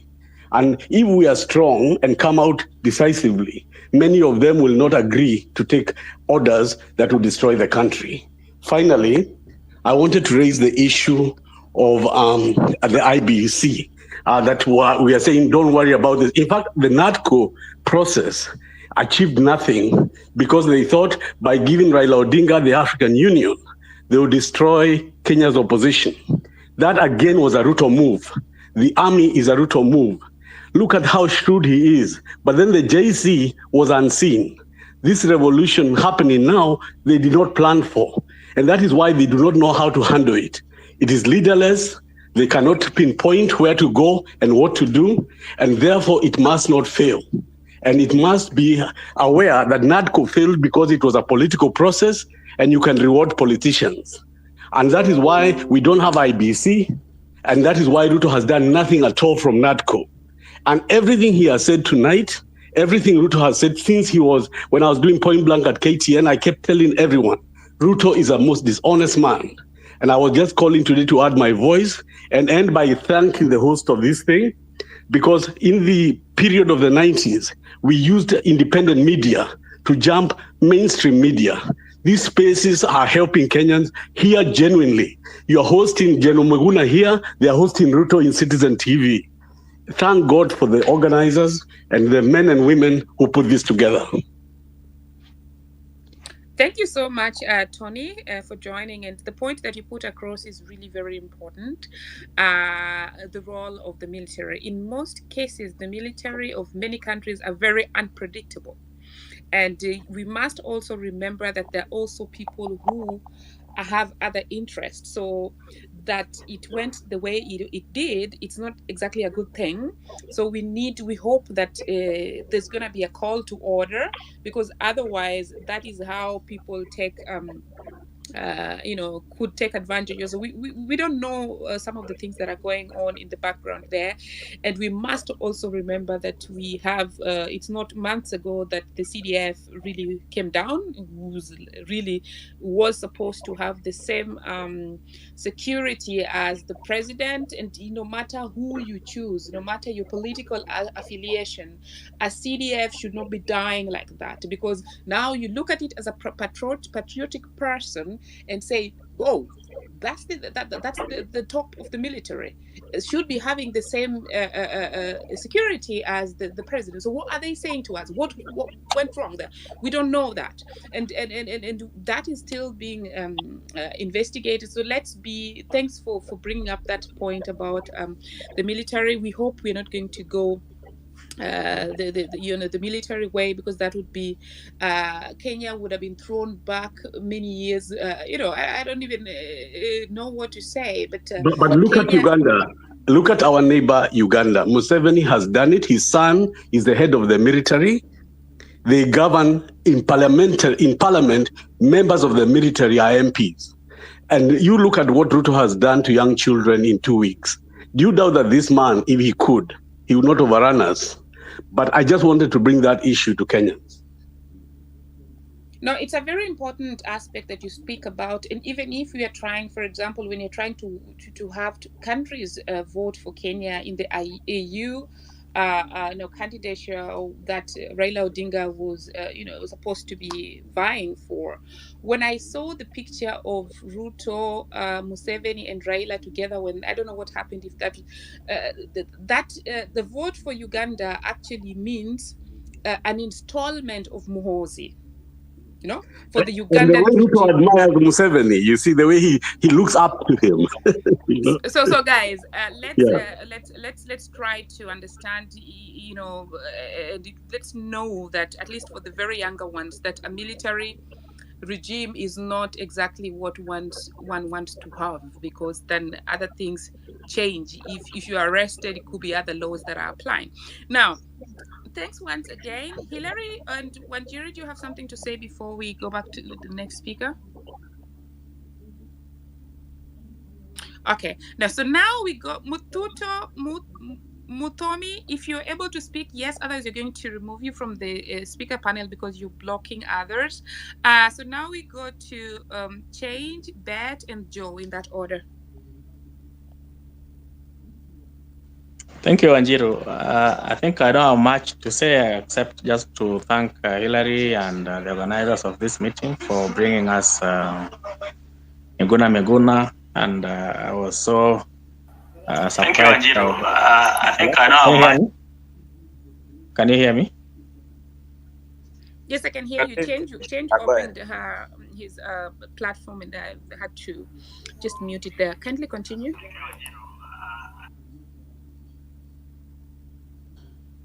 Engineer, please proceed. Somebody was having two gadgets, right, Marge? Yeah, there's some echo, but engineer can proceed now. Engineer? Okay, yeah, go ahead.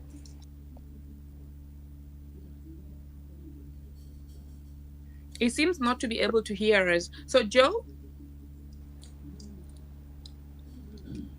I'm having mic issues. Give me a minute, so you can pass it to the next speaker for a minute, like as I sort my Okay. mic issues. Joe, can you please go?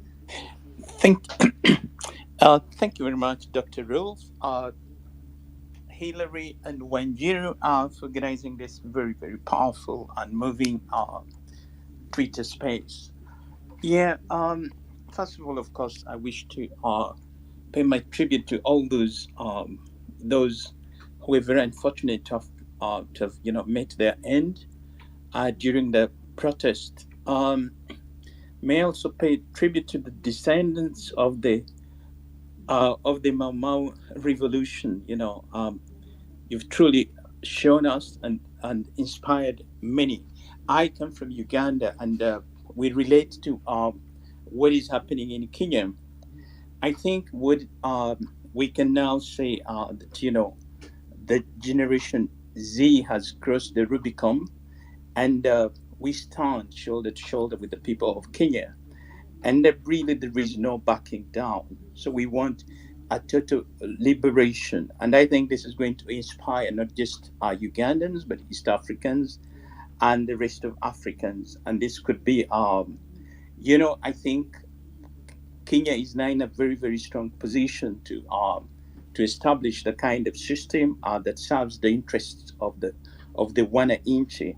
And I think this could be a mode of governance first of all for us in East Africa, but then it could be a model for the rest of Africa. So going forward, I really think we need to look at a number of things, and I think some speakers have alluded to this: the role of the military. Let's remember that Ruto remains a protege of Museveni, and I think he reads from Museveni's script. So I think that is a situation we must reckon with. So I think speak directly to the army and tell them this is not we're not against the army, but I think the interests you are what you want is the changes that you want, the total revolution that you want will also serve their interests. And I really think people should be armed with cameras and to document and to capture anything that happens. And the army should know that any killings that happen, I think they will be held accountable. I think we need to make that very clear. Let's also reach out to the so-called development partners. I think much as they're always playing a double game, but I think we need to tell them that the time has come for Kenya now to achieve its total liberation. And we are counting on their support, not necessarily counting on their support, but it should stay out of Kenyan affairs. I think yes, we stand shoulder to shoulder with the people of Kenya, and we hope this can be achieved, and that this revolution can be consolidated, so that the people of Kenya are finally free. But what we can say is now you're in a very, very good position. You have the numbers, you have the momentum, and Ruto is in a very, very weak position. So I think keep going, keep mobilizing here on social media, the people in the diaspora, but above all, the people on the ground, because those are the ones who are going to be at the brunt. But we stand with you. I yield the mic. Thank you. Thank you so much. All the way from Uganda, or representing Uganda. We had also someone from Uganda before.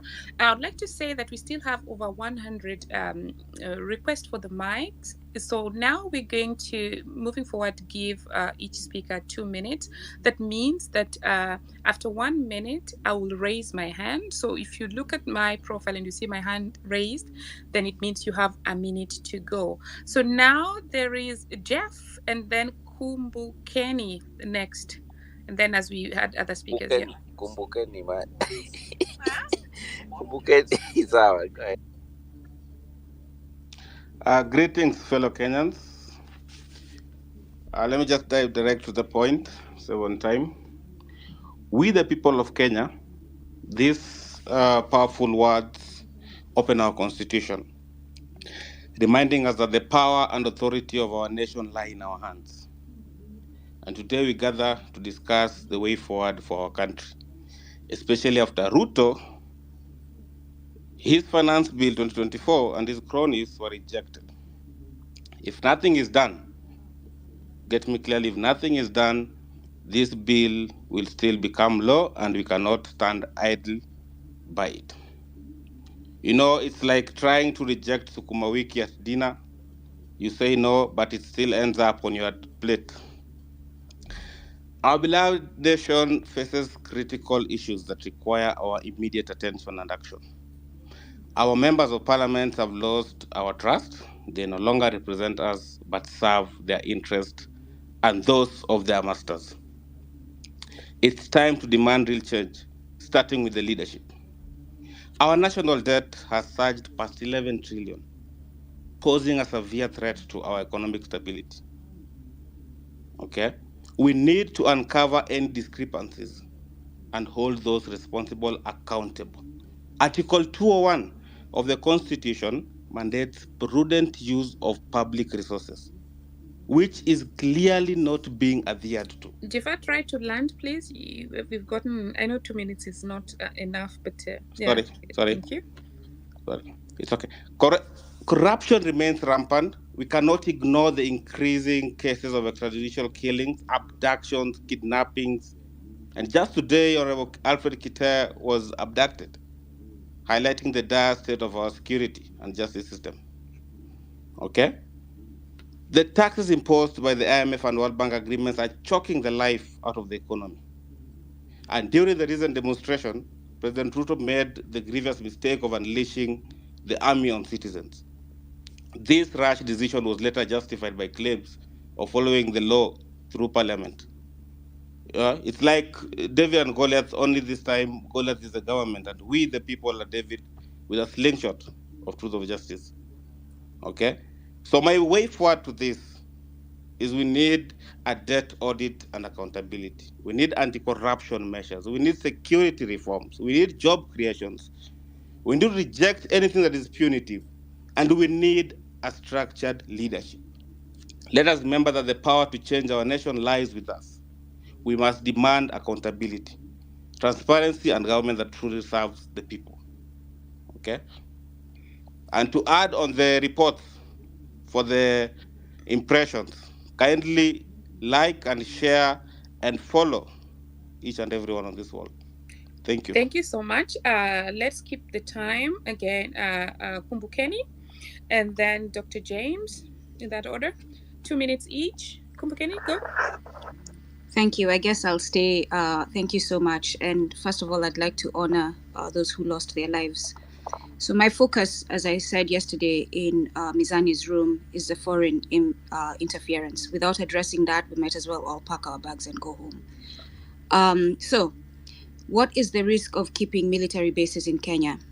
Sovereignty issues. Hosting foreign military bases can undermine a nation's sovereignty, as it may have to cede some control over its own territory and political decisions to accommodate the foreign power's interests.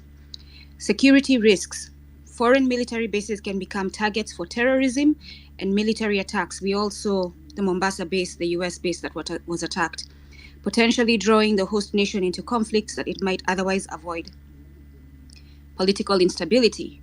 The presence of foreign troops can lead to internal political tension and unrest, especially if the local population opposes the foreign military presence. We've seen what the UK military in Nanyuki has done to the people there, and I am certain the people of Nanyuki resent their government for that, for not doing anything about it. Economic costs.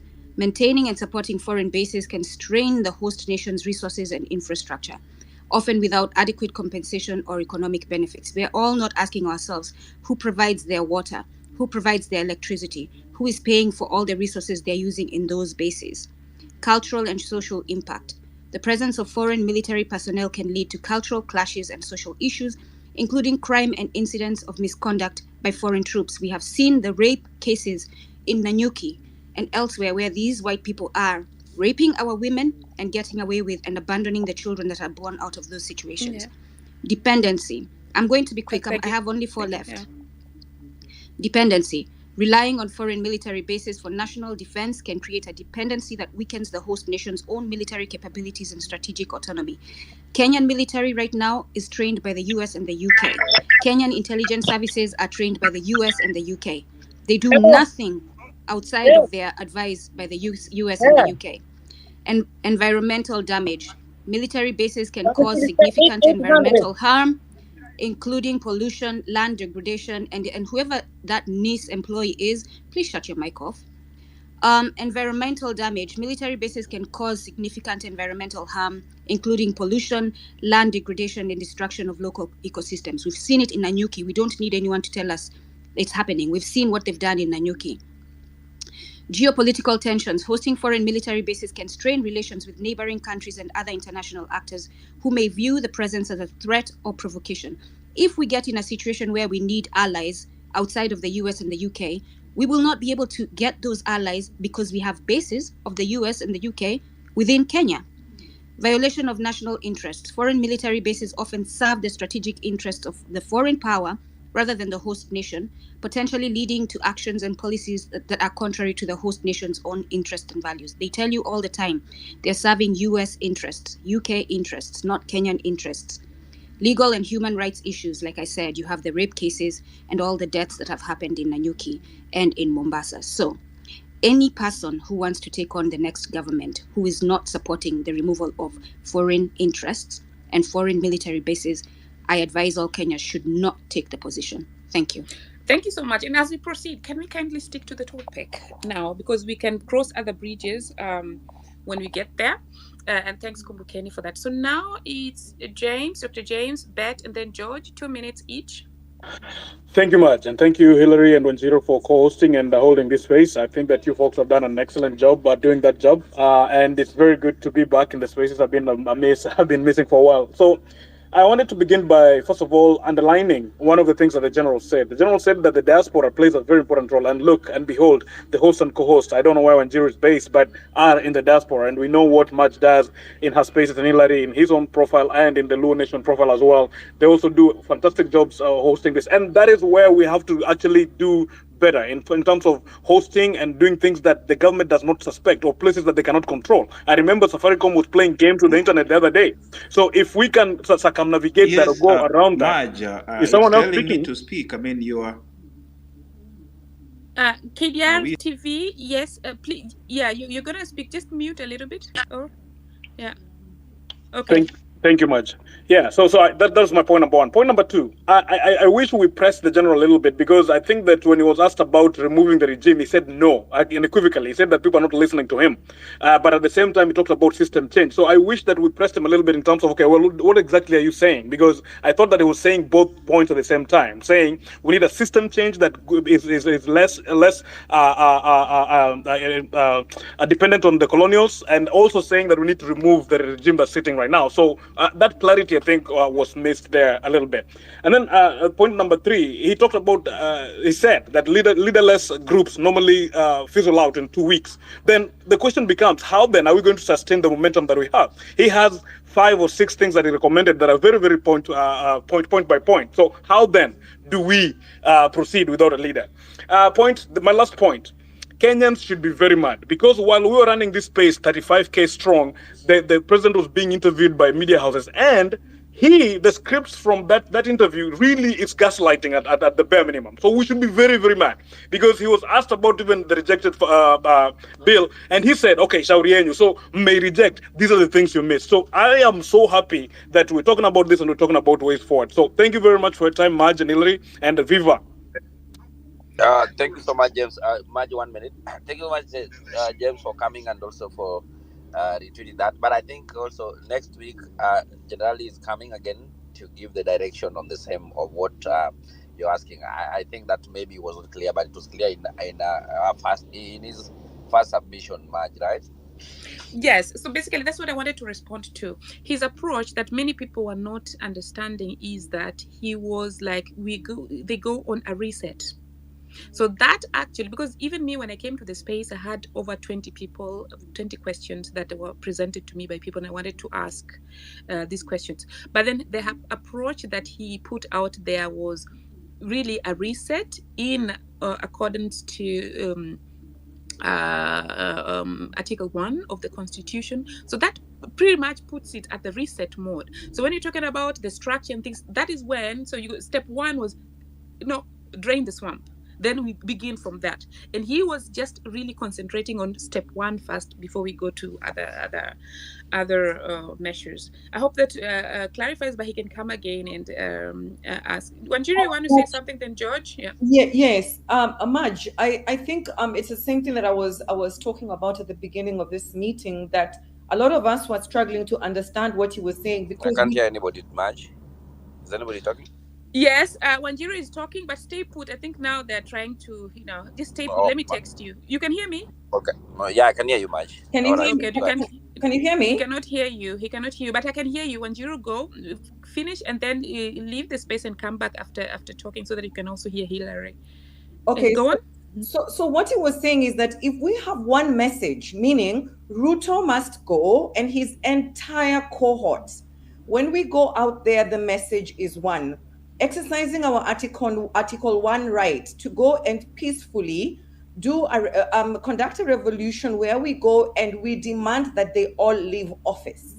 So the second question for me to him was, then what happens? What do we do about the power vacuum and the leadership vacuum? And the idea was we create an organization which he mentioned is called a National Transitional Authority, that comprises of 52 people from the different regions of the country who are professionals, volunteers, and then we come on board and negotiate how are we going to take ourselves to the next level. So because we are at this point, we are leaderless and we do not know exactly, I mean, as he said, there's no revolution that's perfect.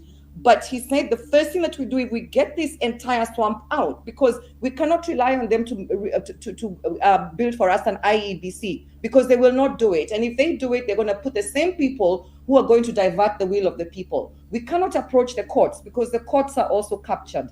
We cannot go to parliament because the parliament has already been compromised. So his idea was that we get the entire system out and we replace it with a transitional organization where we decide, okay, so how do we move on from there? But we did not get into the nitty-gritties of how that is going to happen. And I guess that is where your question is. Now that we are beginning to think about the way forward, there has got to be people who are going to champion this movement, that now we need order. And that's the thing. The good thing with this kind of organizations is that they start amorphous, and then the leaders start emerging on their own, and you can already see it.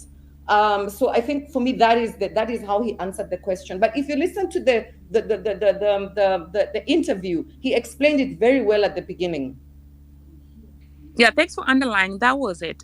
George, KDR TV, and then Deborah. Thank you so much, Maj and Hilary and Wanjiru. I'm actually also here for the same implication of Article 1, because the Constitution is very clear. The exercise of the powers of the sovereignty, it says that power is transferred to the executive, the legislature, and the judiciary. There is no add, if, or but about it. And then Article 2 says that the Constitution is supreme. So my approach is, we cannot get the same results if we play by the same rules. And that's why I have been asking that we focus on changing the Constitution to meet the signs and the demands of our time. I don't know where that hesitation is coming from. You can tell me that you don't have the appetite for greatness, or you are not ready for greatness. Because there is no way you are going to quote a constitution, Article 1, to say we have the power. But the article is very clear. It transfers, it says on Section 3, sovereign power under the Constitution is delegated to the following state organs. Goes ahead to say Parliament, the National Executive, and the Judiciary. And then Article 2 says, no person may claim or exercise state authority except as authorized under this Constitution. And then you go to Article 101, now stipulates the process of replacing members of parliament. So this idea that we are going to yank a president out of the seat, we are going to yank all the members outside of the seat and then replace them, but we are using the same rules of the old constitution, we are going to get the same 400 people, and 20 months later, we are going to be complaining about them. So the momentum you young people have, you should utilize it to the maximum and actually agitate for the repeal of the constitution so that you can achieve a minimized number of members of parliament, a manageable government body, and then supercharge systems that are supposed to work for you. Take away politicians from your systems. Fund the systems so that they can work for you. But this idea of halfway through, halfway in, halfway out, you are going to render yourself irrelevant in 16 months. Thank you so much, George, for your contribution to that. And so I would really also forward your questions, some of your questions to Deborah as she comes in. Deborah, just take the mic and 2 minutes as you proceed. Thank you very much. Can you hear me? Loud and clear. Okay, good. Thank you, Marge, for hosting this, and thank you, Hillary, also for hosting this. So what the topic is way forward for Kenya. What's the way forward? I'm going to talk about the diaspora side because we are in the diaspora. I'm in diaspora. What can we also do as Kenyans to make the movement go on? I want to address the diaspora. When these MPs come to your states, okay, and showing opulence, going to shop in the high-end stores and all that stuff, we should accost them and tell them, no, you're not welcomed here. I don't know if you guys saw what happened with MP, I think it was a member of parliament for Ivory Coast. He went to France, and actually the France citizen accosted him and asked him, you were involved in corruption, but here you are in France shopping. Why are you doing this? So this is for the diaspora. We should not be the ones hosting Ruto when he comes to Atlanta and putting up a hotel. And I'm sorry to say, the people who hosted Ruto in Atlanta, they have not been paid. They were told, host him, get the hotel, do this, we will pay you. He did the conference, he went back to Kenya without paying them. I was given the opportunity, I said no. So we as diaspora should stand up. When they come here, we tell them, no, you're not welcomed here. We're not going to listen to you. So we should not play double speak as diaspora. When they're coming here, we welcome them. And then when something happens, we are the first one to open our voice. No.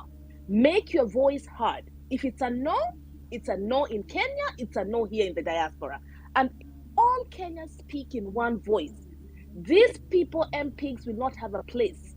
They will not have anywhere to run to. If they come to diaspora, we are with them. If they're in Kenya, the Kenyans are with them until we hold them all accountable. So yes, the way forward is all Kenyans should stand in one voice, be it diaspora, be it in Kenya. Let's hold these people accountable. Thank you, Deborah. So thank you, Deborah. So now, KDR TV, the one question that's in the room also as you proceed. Okay, Oprah, let's just get back to George if KDR TV doesn't take that. Over to you, 1 minute, and then we go to Alenga. Mzalendo Alenga. The question is, what's the way forward for Kenya? And this is now a Q&A, not a Q&A session. We're asking questions that Dr. Miguna Miguna will also respond to. Okay, so KDR TV and then Alenga. Yeah, Matt, thank you for the opportunity. You are asking me a question, so can you please clarify so that when I'm answering that question, I'm I'm giving a concrete answer to what your question. So please, can you repeat it? Yes. So according to George's understanding or the constitution that he reads, like the power is delegated to organizations. So he does not really look at it as we the people are able to really also do something to exercise Article 1 of the Constitution as we believe, because he says we have delegated that power. But my understanding of delegation is that you borrow it, but it comes back to you. So that's why I think it's still relevant. But over to you. Thank you so much, Madam Maj, Gondi, and my good friend Dr. Miguna, and all the Kenyans listening, especially from the diaspora.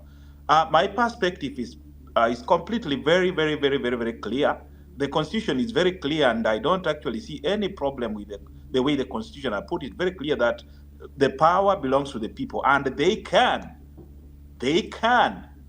invoke the Constitution in order for them to get that power back. And right now, that is exactly what we are doing. That's exactly what the Gen Z are doing on the streets.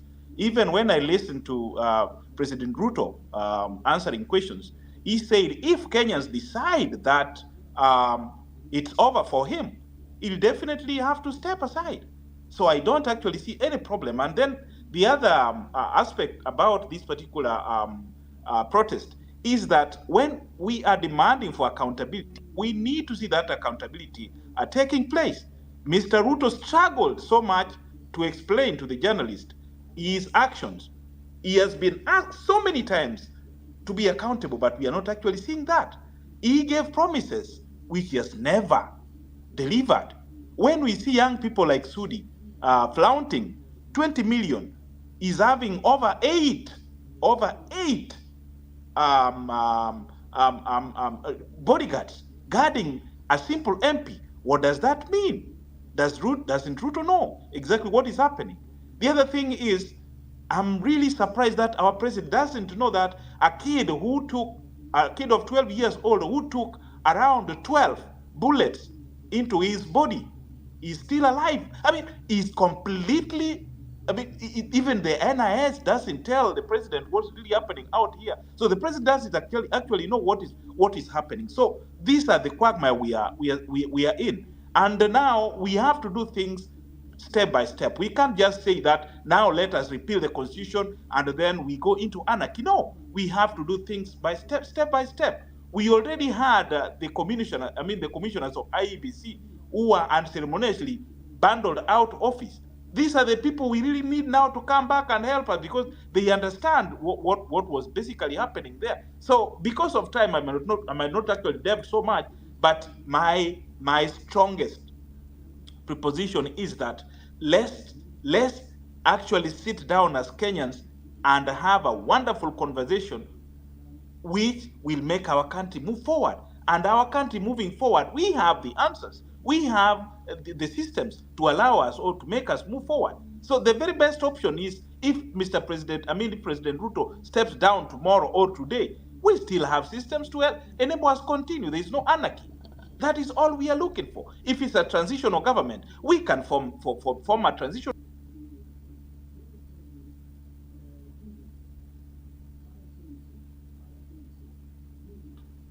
I might not really have enough time to put my point out there. But my population to the presidency is that right now, my first question before the presidency, my first question to Gen Z, we need to know how many people were killed.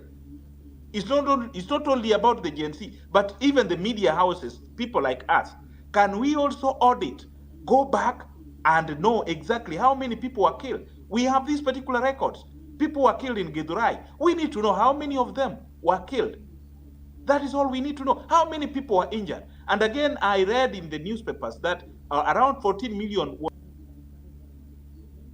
was collected. Where is this 14 million going to? Are we catered for those young kids who are still in the hospitals? Have we catered for the people who died? We need to get the information. The president is still insisting that it's only 6 people who died. We need the numbers, we need the data so that we can move forward with tranquility. That is what we actually need to understand. Then the other thing is now to the presidency. His claims are absurd. Can he also sit down with the cabinet or with NIS and give us real data? When he claims that he is not going to abduct people, while he's on, I mean, while he was preparing for the interview, the Alfred Keter was abducted. His abduction is completely absurd. So these are some of the things we are really asking our president. Can you walk the talk? What you are telling us is completely absurd. I mean, those are some of my concerns, Madam Maj. Thank you so much, KDR TV, the news. And as you see, we gave him more time because he's a journalist. He covers also a lot in Kenya. You might see that here he doesn't have as many followers, but in the on other social media he does. He's been reporting all the time. So let's build a network, follow each other. Let's just build that network. Very good questions, KDR TV. Hilary, do you have something to say before we continue? No, the conversation is going on well, Maj. Taking some conclusion here. Okay, yeah, you were sick. Sorry. Yes, so now we go to Dominic. 2 minutes, please. Dominic, your hand is up, please. 2 minutes. Okay. If Dominic is not taking the mic, let's go to Lawrence.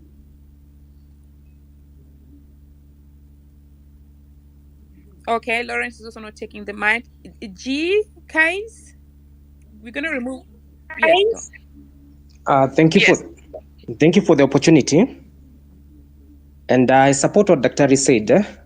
The struggle is a very big one, and we need to take a lot of caution because we are starting from 1963, and we have to rewrite the wrongs that were done. Kenya has to be reborn again. We don't have to take first the Mau Mau, and immediately they came back. Their main aim was just to have their land back, but they did not have the structures to figure out what do we need next. So and the conversation is a very good one, and I'm thinking of why can't we also, before we get to Tuesday, every 1 minute after every 6 hours, from 6 midnight, 12, 6 p.m., we have a minute of silence and we sing the national anthem. You can imagine the Rings singing, everyone singing in town tomorrow midday. That our national anthem, we sing the first answer, whether in Kiswahili, in English, so that we can have the momentum going on. That's a suggestion that I'm giving. Thank you. Thank you so much for keeping the time. And I'm trying to queue in more people so that at least be able to speak, because we still have over 100 people speaking. Kweyu Freedom, and then Kweyu Fred, and then KOT Sonko, and then CPA Magana, in that order.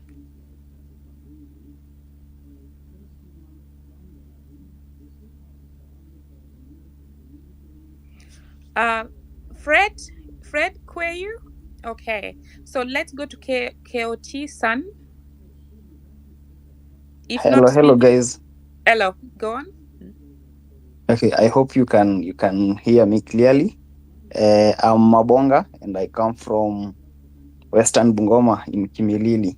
So personally, I've been on the streets, and of course, I'm not going to ask the general a question. I'm only speaking on behalf of those people who have been on the streets in Nairobi for the last 2 weeks. So the president today clearly say that the police officers are not going to use excessive forces. And he also clearly told us that the KDF are not going to come on the streets tomorrow.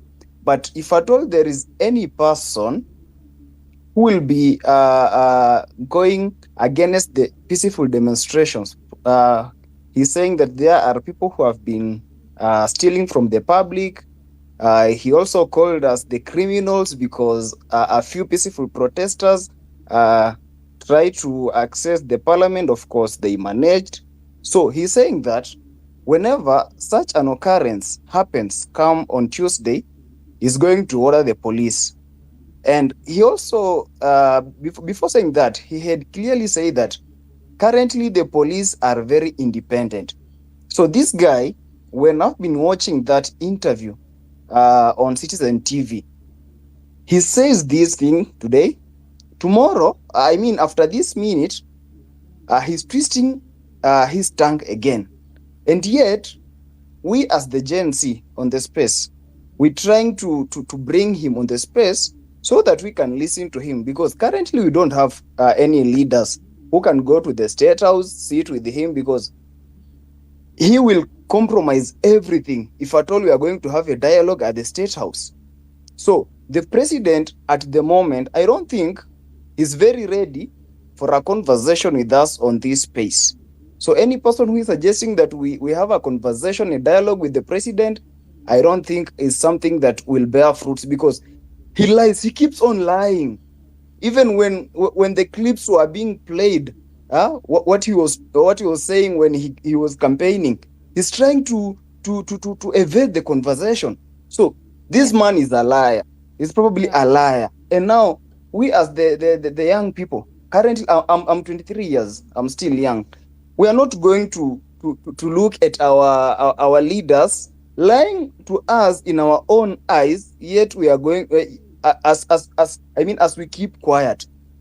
So those who guys who are here on this space on Tuesday at exactly 8 a.m., let us all turn in large numbers, occupy all the streets. Let us occupy Nairobi, Mombasa, Kisumu, Kakamega, Vihiga, anywhere. We are not going, of course, to chant or do what. We are going to sit down and play cards and do everything. So, guys, kindly come out in large numbers. I'm requesting you, come out in large numbers. Don't sit back at home as the president is lying every now and then on public TV. Kindly, please, I request you again. So thank you so much, the host and the co-host of this space. I didn't have much to say, but I'm just furious and I'm anchored because of what this guy is doing for us. He's doing against the will of all the people. He's doing against the will of the rule of law.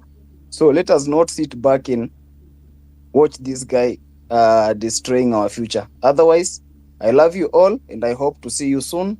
And if you can follow me, kindly click a follow back. Thank you. Thanks, and thanks for your comments there.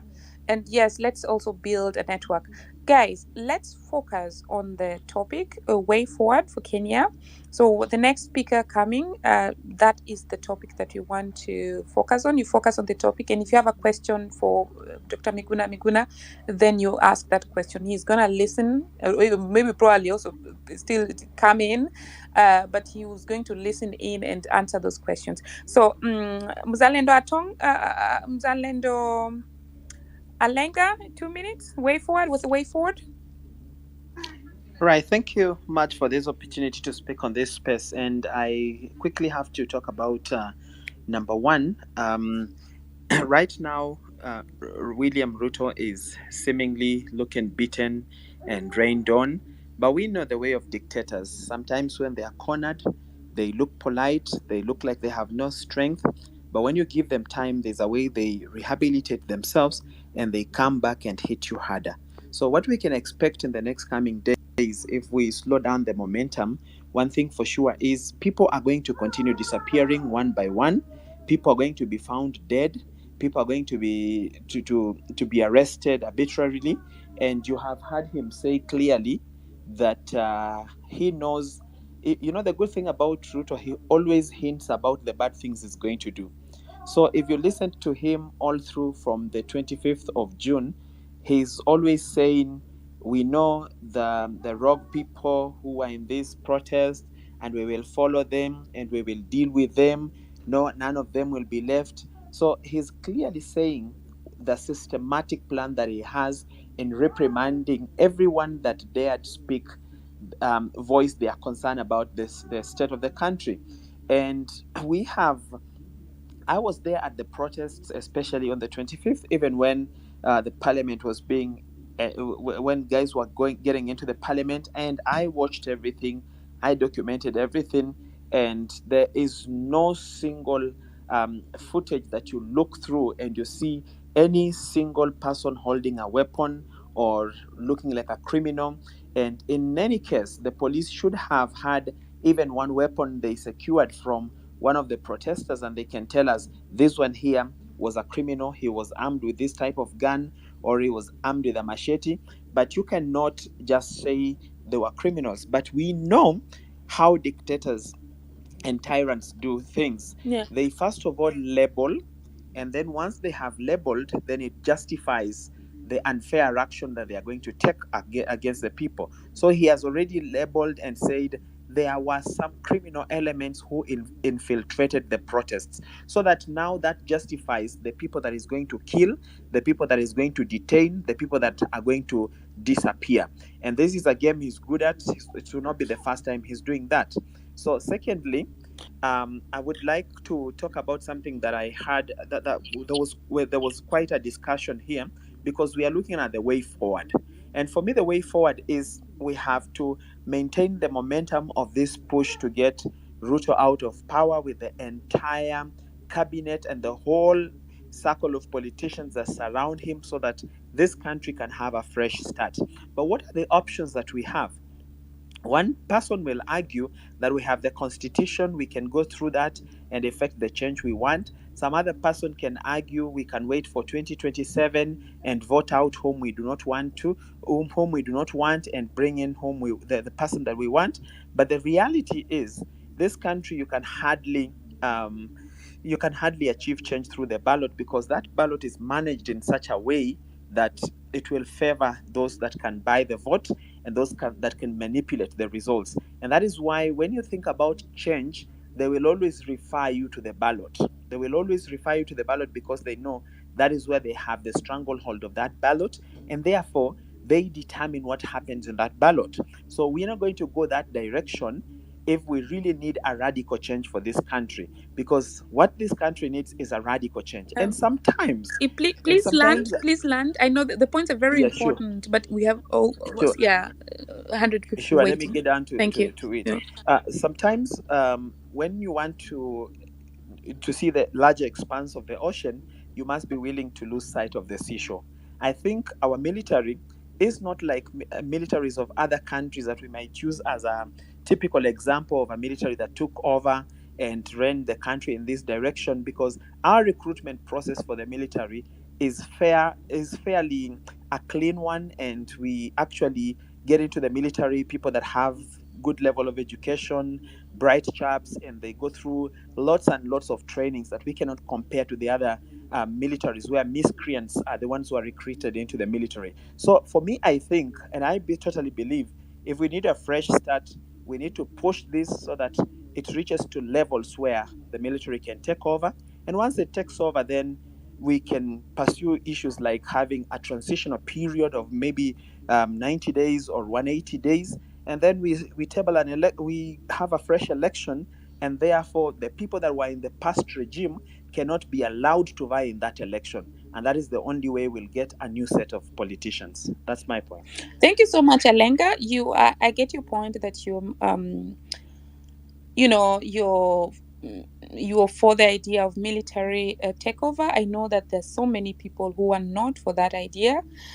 So as we talk about the way forward, CPA, can you take 2 minutes discussing, also telling us if a military takeover would be something you would want to see? Over to you, CPA.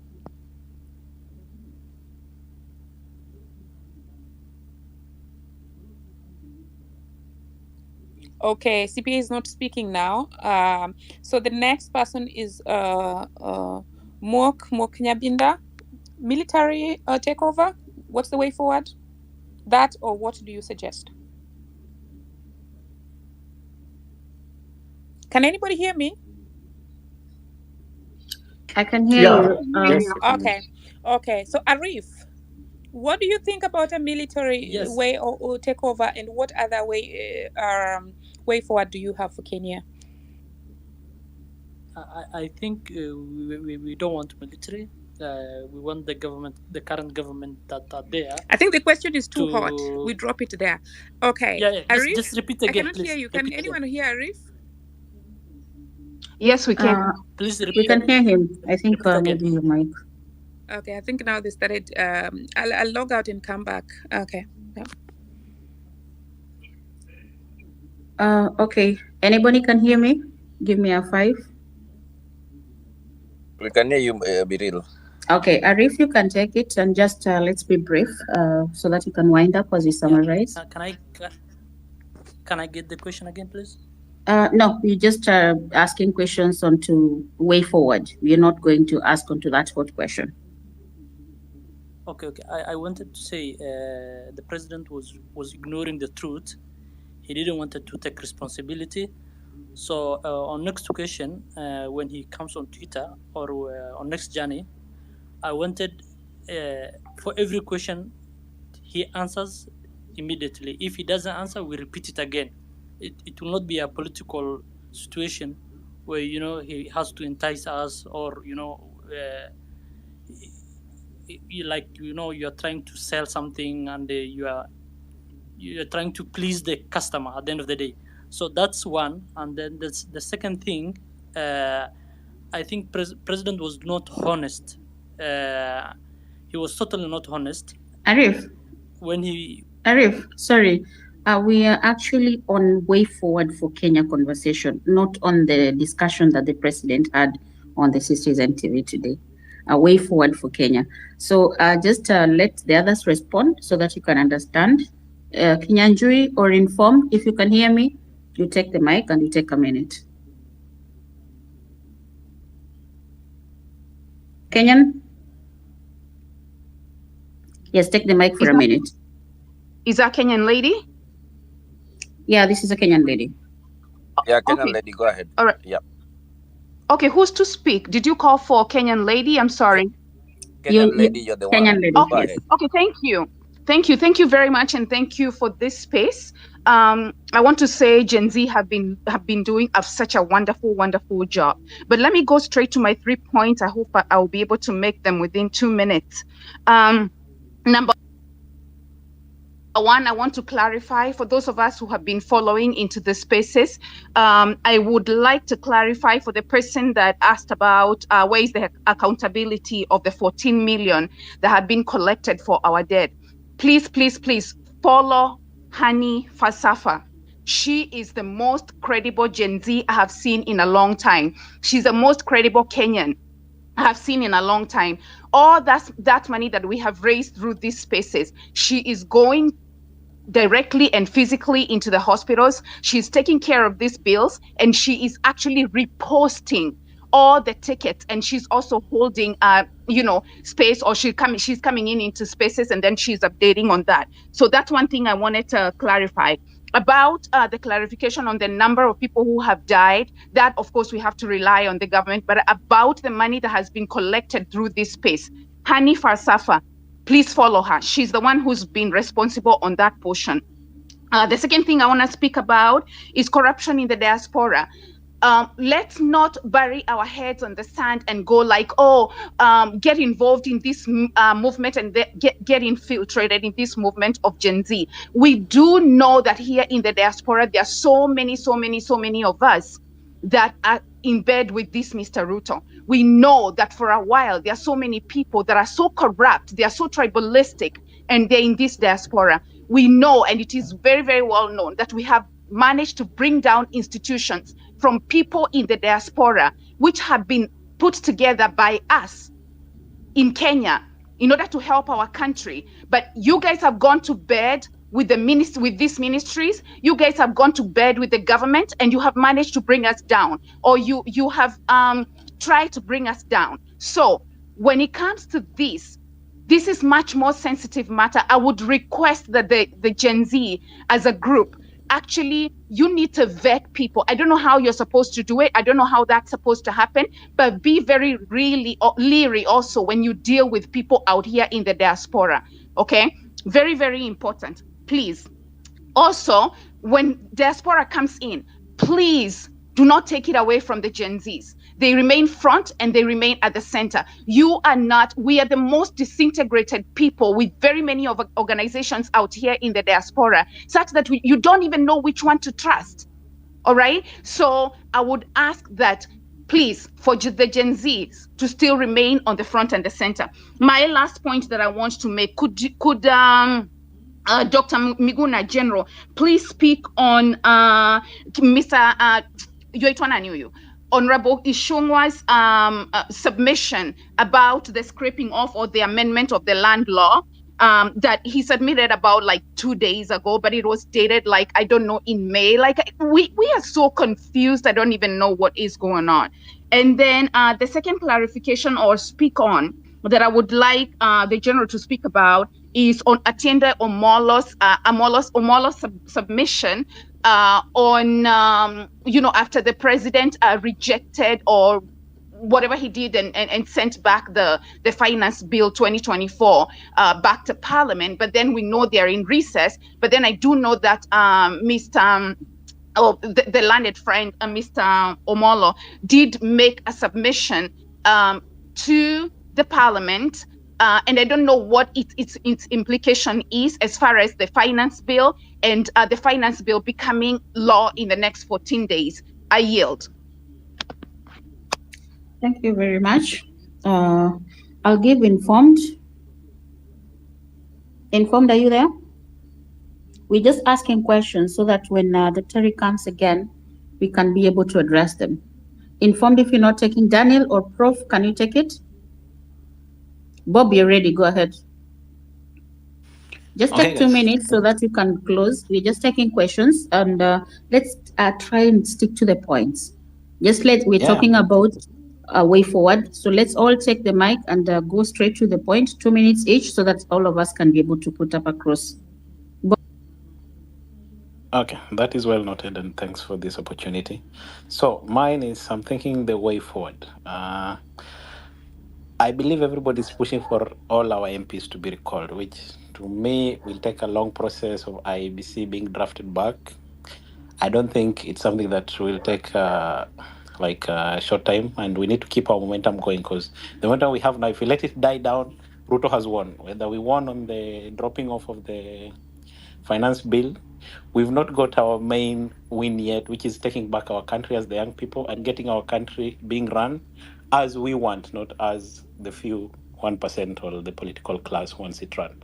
So my suggestion is, why don't we all come together and push Mr. Ruto to disband parliament? He has the power to dissolve the parliament. Article 261 of the 2010 constitutions articulates it clearly that he has the power to do it. And our main push should be that, because if you look at our MPs, all of them, I don't know, there are 300 or something of them, we don't have any confidence in them anymore, because we were protesting on the streets. We were telling them, guys, no, this thing, please reject it. Okay. They deliberately went ahead and took side of the executive, which did not send them to parliament. We as Kenyans sent those MPs to legislate for us. We did not send them to fulfill the executive's wishes. Okay. So my advice, like going forward, I think we should push for dissolving parliament and we go for fresh elections with the momentum that we have. We only need legislative elections for now, and it will send a clear message to all the 204 MPs who voted yes. Believe me, I don't think any of their constituents will want them back in parliament. Okay, and Thank it will be you a clear very message much, to Bob. everyone who wins back their seat. Bob, thank you. You're here to sorry to interrupt you. You've done your 2 minutes. I just wanted, in a nutshell, Can I ask just hold on, just a minute. Bob, in a nutshell, you said that the parliament to be dissolved, first of all. That's your point, so that I can give the other person. Thank you very much. Marge, are you asking something before I give the mic? Yes, I just wanted to confirm if I'm audible now. Yes, now I can hear you. I think Wanjiru was talking Biril. No, it's not Wanjiru. Wanjiru, you wanted to say something. Come on, before we hand over the mic to somebody else. Yes. I just wanted to. I just wanted us to redirect the conversation a little bit. We have established a couple of things. This person that we're dealing with does not listen. That's number one. And even if he doesn't listen, he is not interested in reconstituting parliament or putting in a cabinet that is responsive. This person is a pathological liar. So I want us to go back and start imagining that there is nobody that you can negotiate with in the name of Ruto. I don't call him president anymore because he has no longer any authority as far as I'm concerned, because we have already taken away the power we donated to that entire government when we went and said, all of you go home, for subverting the will of the people. So let us now start imagining an opportunity where we are not negotiating. We're not talking. A time for talking is over. Let's go there. Just before the next speaker comes in, the point at which I was interrupted is when I was asking, because somebody came in and said military takeover, and I wanted to hear what others say about it. And then all of a sudden my mic was not working. So after this, we need to check with Elon Musk how far people can really manipulate these things. But I want to put a point across. If you look at Zimbabwe and you look at other countries where the military took over, it is not a positive thing. So this is something we shouldn't wish for our people. When Mnangagwa took over with the military, Zimbabweans went on to celebrate and were even dancing with the military on the street, you know? But then what happened? Until now you've seen. Yeah. So guys, protect the constitution that we have.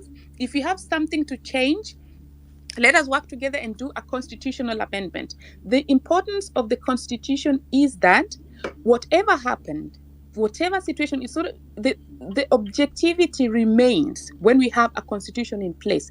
It is a good constitution. When you want to change something, let us use the normal channel. Otherwise, if we look for other things where the constitution isn't working, then we're going to get into a serious dictatorship, because we can only use our constitution to call on those dictators and say, no, what you're doing is wrong according to this and this and this and this. So no, any people fear talking about the military option. I am here to underline that it is an option that we don't want to have in our country. We have a very progressive democracy. Other countries look forward to us. We host many people. We hosted the refugees from the genocide in Rwanda. We host a lot of refugees in Sudan. So actually, Kenya is not only important to Kenya, but Kenya is important to the whole the Eastern Africa and the entire Africa. That having been said, back to you, Hilary, as you cue in the next speaker. Yeah. Hello. Hi. Yeah, it's underway. It is good to let us see your hand up. That is very key to keep our conversation informed. Daniel and informed, are you here, guys? Or you're not here? We remove you. We had other people. We have more than 100 people. Yes, I am. Can I go next? Daniel, go ahead. Then Prof, you'll come. Prof Bet. Then informed. And that way, back to you, Majandril. Go ahead, Daniel. Great. Thank you very much for the opportunity. And first of all, just to pass my condolence message to those who've lost their lives so far in the demos. I think they've been very peaceful demos and very fruitful demos. And I think, in my view, we should continue demonstrating to make sure that our voices are heard, and most importantly, that we achieve our ultimate goal. Now, in terms of the way forward, I think there are so many things that need to be sorted out, but one that is quite close to my heart is regarding our martyrs, the people who've died fighting for our freedom, fighting for our rights, trying to reject the finance bill, and many other deaths in 2017, 2013, 2007, etc. And we've always forgotten them. I think there needs to be a way of having public records that show every person who was killed by any regime, be it Ruto's regime, Uhuru's regime, or Kibaki's regime, instead of just, in a few months forgetting about them and moving on as if nothing happened. In fact, if we can have a remembrance day like the 25th of June every year, where we light up candles, we walk around with all their photos, I think that will be very, very important. Now, the second thing I have to say is we've done very, very well as a country. Everyone out there is talking about Kenya. I'm based in London, and the other day we were talking about the UK elections. And even before I said a thing, someone said, look at what Kenya is doing. That for me was a very proud moment, because it shows what we are doing is impacting everyone across the globe, and we are being heard and listened out there, and people know that we are doing the right thing. Now, in terms of going forward, I think the most important thing is having a clear end in mind. And I think so far we have a very clear end in mind, which is Ruto must go. And I think in all the spaces I've joined, I think that one is very clear. The question that we are not answering or we are not very clear about is when and how. People are talking about military. People are talking about he must leave tomorrow. But if he leaves tomorrow as an example, what next? If military take over, do we believe that once the military take over, we're going to have a transition? Or the next guy who's going to come? Because remember, when the military takes over, in my view, I think we suspend the constitution. Now, once we suspend the constitution, it means the next guy could come in and decide to rule for as long as he wants. And therefore, for us to kick that person out as well, we would still have to go back to the streets, kick him out, and we could start a cycle that may not come to an end. However, there's also the scenario that we could kick out this Daniel, guy tomorrow or the day Daniel, after. I don't want to cut you short. If you can land 2 minutes, is good because you have 100 people requesting still, man. That's okay. Let me We've been here summarize. We have been here more than 6 hours. Okay, go ahead. Sorry about that. I'll just take 30 seconds and to summarize. So in my view, I think we must sit down and think about all scenarios. A scenario where he goes tomorrow and things work out. A scenario where he goes tomorrow and we get to a cycle of many other push to kick out the next guy and the next guy. A scenario where we think we want to remain within the constitution, mobilize ourselves, plan for the next 3 years, and kick this guy out through the right channels, that is in an election in 2027, having vetted everyone else who comes in, all the way from the MCA to the MP to the governor to the senator to your president. I think all those scenarios must be considered, the pros and cons discussed, and we go with the most optimal solution, most optimal approach that will make sure that we remain peaceful within the constitution and we minimize loss of lives. Thank you. Welcome. Guys, let's stick to 2 minutes each. And as already said by many people, the military takeover is not an option. So let's not put it under discussion. Again, I'll just emphasize that it's a very dangerous path, as the speaker before has just mentioned and many other people. So that's not what we're discussing here, because otherwise we're going to be wasting time discussing things that we don't even want as option. Prof? Then Hillary, you'll check your inbox. We see when to close. Yeah, okay.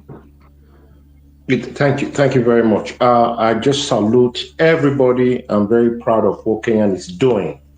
Thank you for the host and the co-host and everybody, speakers and listeners. Let's come together. Just 2 things. The first, we remember Sri Lanka, right, in 2022. They began a protest. They didn't give up. Their goal was get out of the seat. And when the man left, a new election was fixed. I think that's the way forward for Kenya. That's the first point. We have to remember what other countries did. Very important. The number 2 is the united people around, a shared purpose. And that purpose is related to the first one, which is this man, Ruto, go away. When he goes, transition, and the next election is being called upon. And tied to that, all the political leaders in Kenya, their list need to be compiled. During this protest, we'll be calling out their names. We want to see you in the forefront. If you really want us to vote for you, don't just hide somewhere. During an election, you come up right here. We don't want that. So, example, in Spain, just recently, this year, other developed countries, opposition leaders went forefront in every protest. And this is exactly what Kenya must do. And other countries will remain copy and emulate or whatever. And the last point is that about the dead, just 30 seconds. About the dead, please let's remember them. Let's compile their names, and we'll be sending which their families, and that will encourage other people to keep fighting. We must not give up. We must win. Thank you very much. 1 minute again. What's the feedback from Nigeria? How are the people perceiving what's going on in Kenya? In 1 minute, please. Yeah, I don't live in Nigeria, right? Exactly. But that's a good question. I think Kenya is a role model right now. Okay, that's that we shouldn't.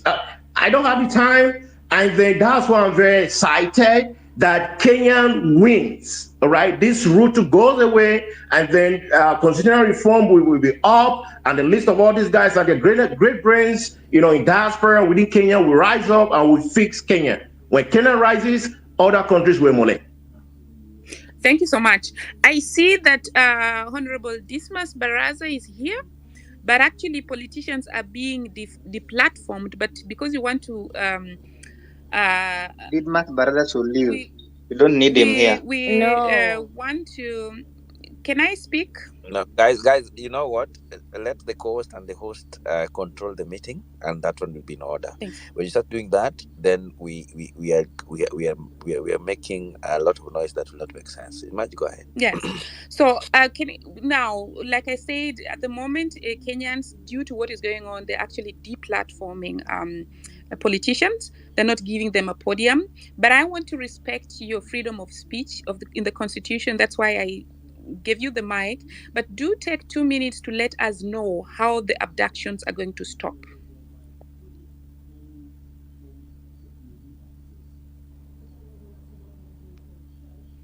Dismas, can you hear me? Yes. Yes, I can hear you.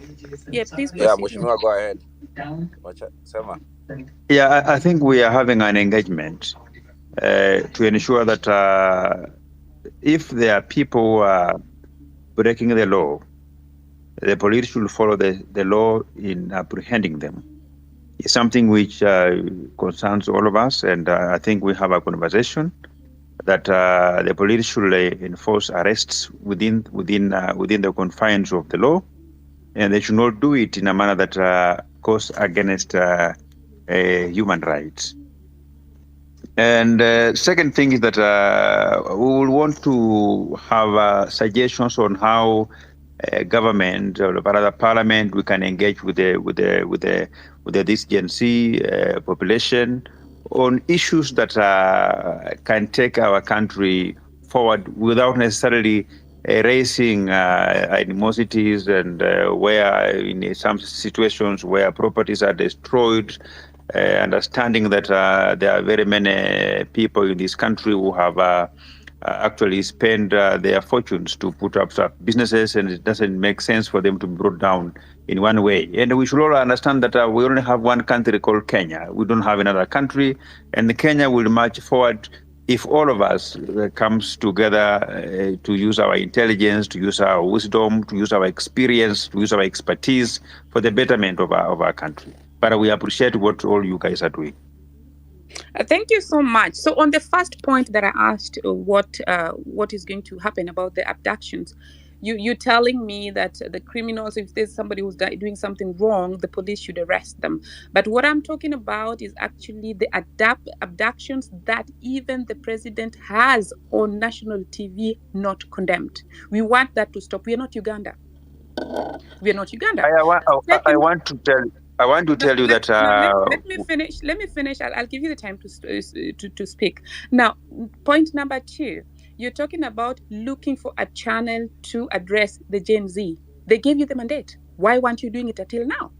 And that is what I'm shocked, because even the president, they're saying, yeah, Gen Z is part of the population. They gave you a mandate. What is the Kenya Kwanza portfolio saying about youth development?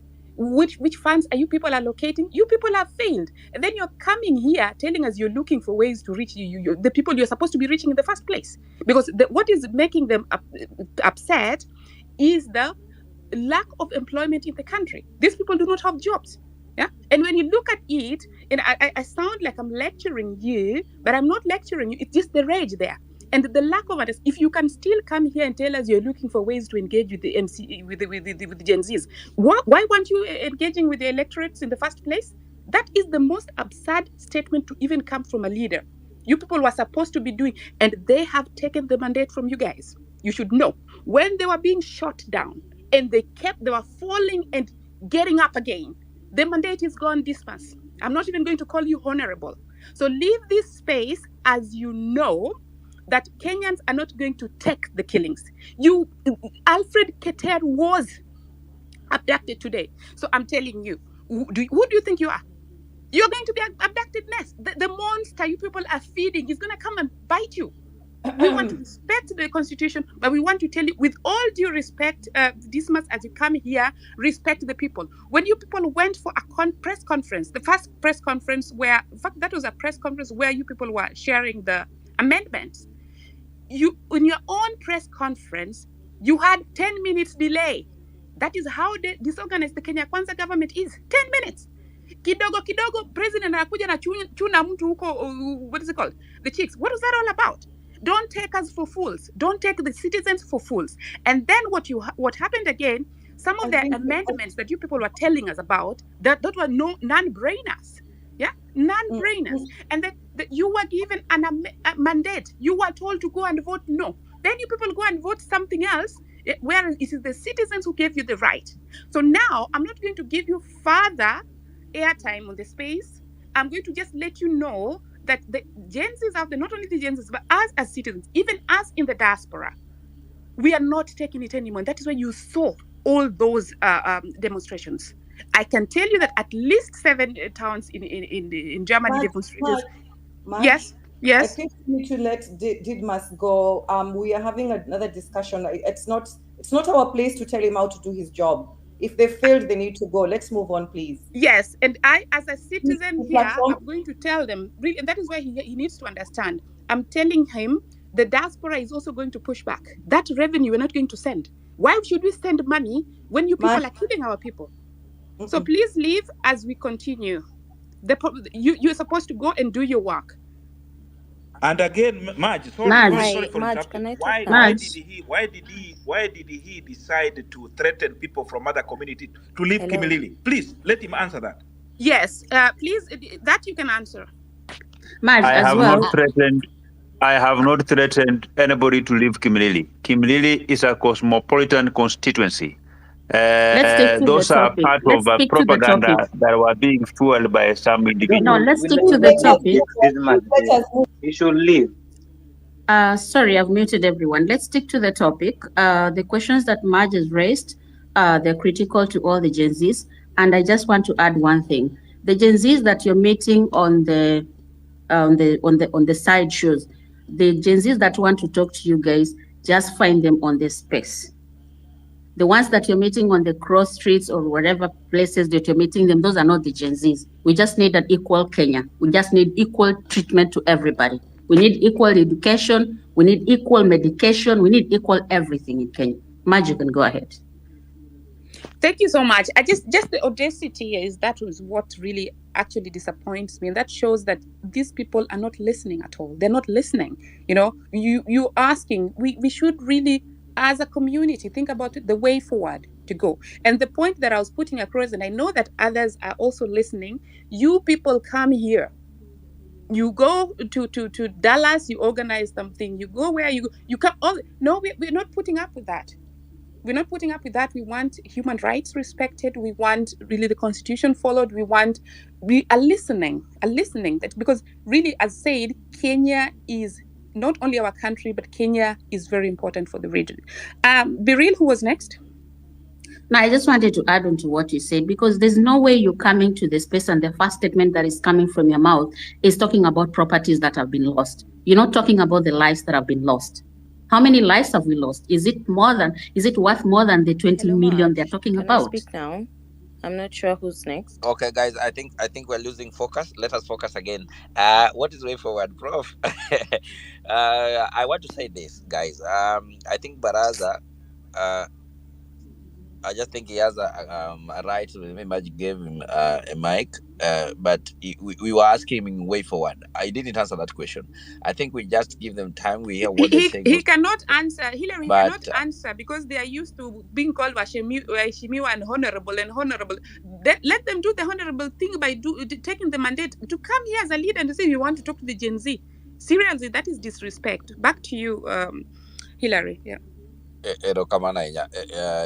Thank you so much. Let us, Prof, go ahead. Prof, your hand is up. No, I think Prof was done. So we go to I've raised my hand for a while. sorry, Sandra, go who is ahead. speaking? Sandra. Okay. Okay, go ahead. Sandra, hi. How are you? So I have listened to this conversation, and you have asked about the way forward. I'm not going to go into what has happened and what is happening. My thinking is the way forward, because these guys keep talking about how they don't know what we want as this movement, and I try to move away from calling it a Gen Z movement, because it's not a Gen Z movement.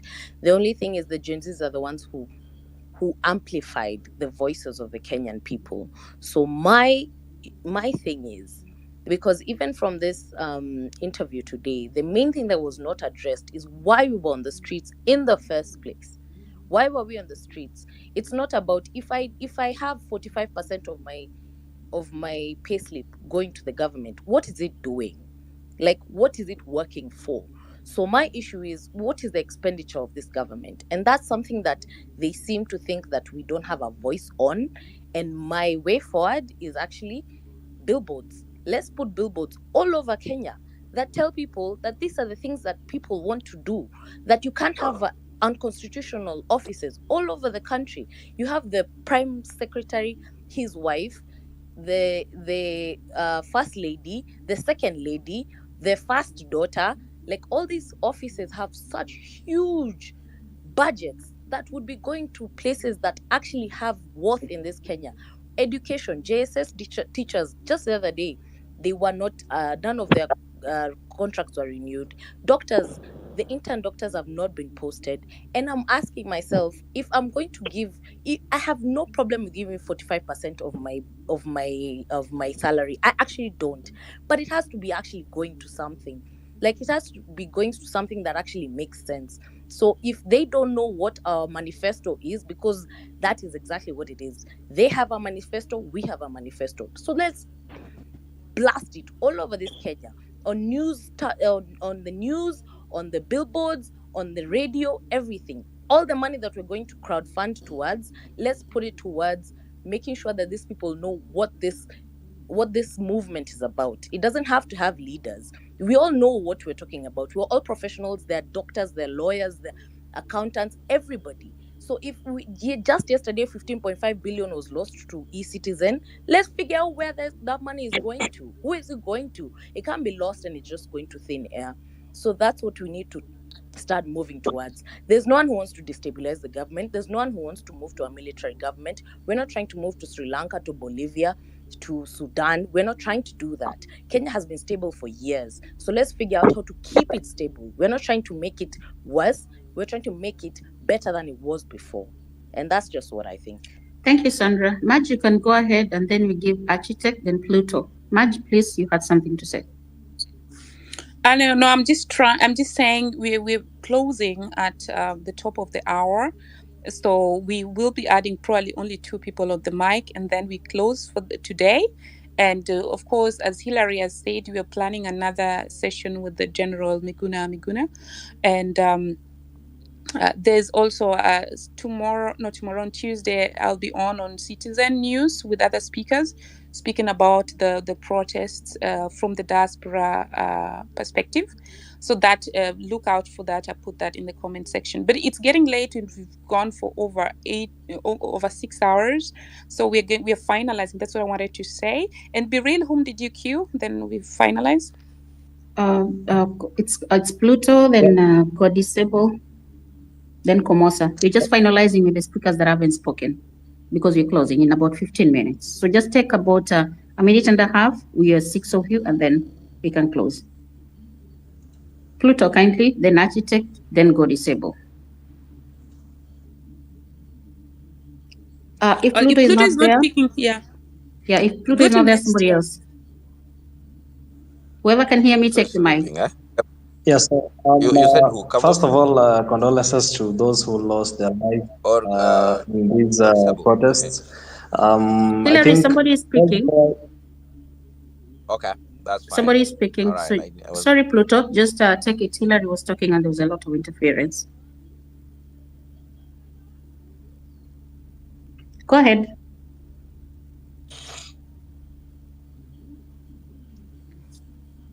He Achete, seemed not go to be ahead. hearing. God Okay, disable. if he's Whoever can hear can take the mic we close. Good evening, team. Can you all hear me? Yes, go ahead. Well, first of all, I want to mourn for those who lost their lives during the protest. Ni jambo limesikitisha sana, ni jambo linatutia huzuni hadi leo, na tuko na rais ambayo hachukulii maanani maisha ya mwanadamu. It is sad, but we all agree that we are way past Reject Finance Bill 2024. It's now first fight against persistent corruption, poor governance, punitive politics, corrupt justice system.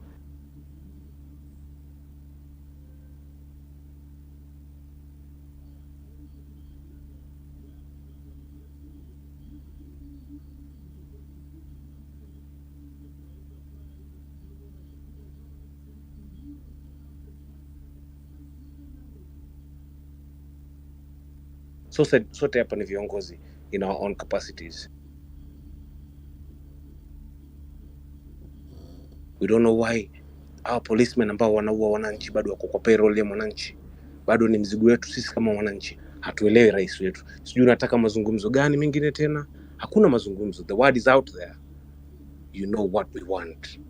Hatutaki kuketi na viongozi wa makanisa tuzungumze. Hatuna huo muda. Tuna kazi ya kufanya, tuna hela za kutafuta, tuna familia, tuna responsibilities za kuchukua. Mimi nikirudi nyumbani, nimetoka Taita. Nimesikia mtu ametaja Taita hapa. Ameenda huko akaona umaskini. Lakini mimi nikirudi nyumbani roho yangu inasikitika kwa wale nilienda nao darasani. Wengine walikuwa wajanja kunishinda. Walikuwa na maisha yao. It's a lost generation taking care of another lost generation. Tadhani mimi kiongozi nikifika nyumbani. Maana kila mtu ananiambia mimi shida zake. Kile niko nacho kidogo nitatoa. Lakini haipendezi. Nchi yangu sio maskini. I believe we have the best human resource in Africa. Sisi tuna akili. Na ndio maana tunatuma pesa nyingi sana nyumbani kama remittance. Even hata kushinda zaidi ya zile wanazoiba. Tusaidie nyumba, tubadilishe kwetu. Lakini tutafanya hivi mpaka lini? From 1963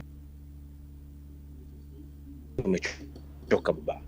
Tafadhali tunakuomba tupatie nchi yetu tu. Tulikupatia na amani na ulitupatia nguvu wakati ulitufanya tukaamini kuwa ni sisi tulikuweka hapo.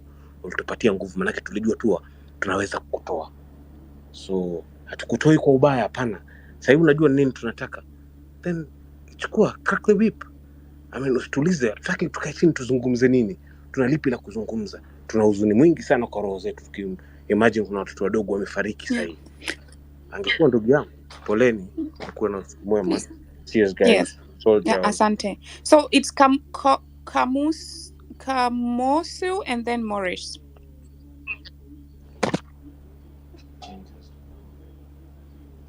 Okay. Let me ask Dimas Barasa. He shot someone and he's still here free. He's not on the space. And can we please stick to the way forward? He's not on the space. He's already left because he just came to piss on us and found that it's not possible. Excuse my language. Kamusu, kindly stick to the topic as we close.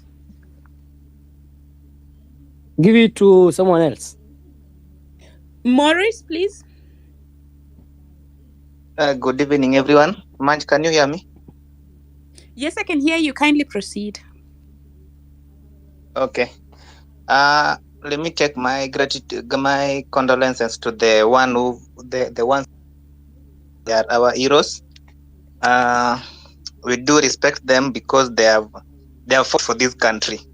To my point is, us as Gen Zs, we are on the road on Tuesday. We are not going back to anything because this man called Zakayo or called Ruto, this guy is just a witch. He was calling Baba a witch, but this guy is just a witch. We don't need this guy, and we are not relenting anymore. To the Gen Zs, let's come out on Tuesday. Let's show this man that we don't need him. To me, I don't see this thing called we are talking calling for dialogues, whatever, and then we are to Manj. You are allowing this guy called Didmas space. I don't need these people who voted yes to be talking here, because even is claiming to be the leader of the Gen Zs. We don't have a leader. All of us are leaders, and we don't want coming on the space telling us that he has been a volunteer for what? We don't need leaders for the Gen Zs. We are all leaders, and what we are for, we need this guy called Ruto. We need him out. I resign atoke aende. We don't need this guy. Thank you very much, Manj. Thank you, Maurice. Yeah, no, I needed to ask about the abductions, and that is why I gave him also that mic. Honorable Joachim, I don't know why I called. Are you a politician there? Because then we had this forum is really take 2 minutes, and then KDR news, and we close.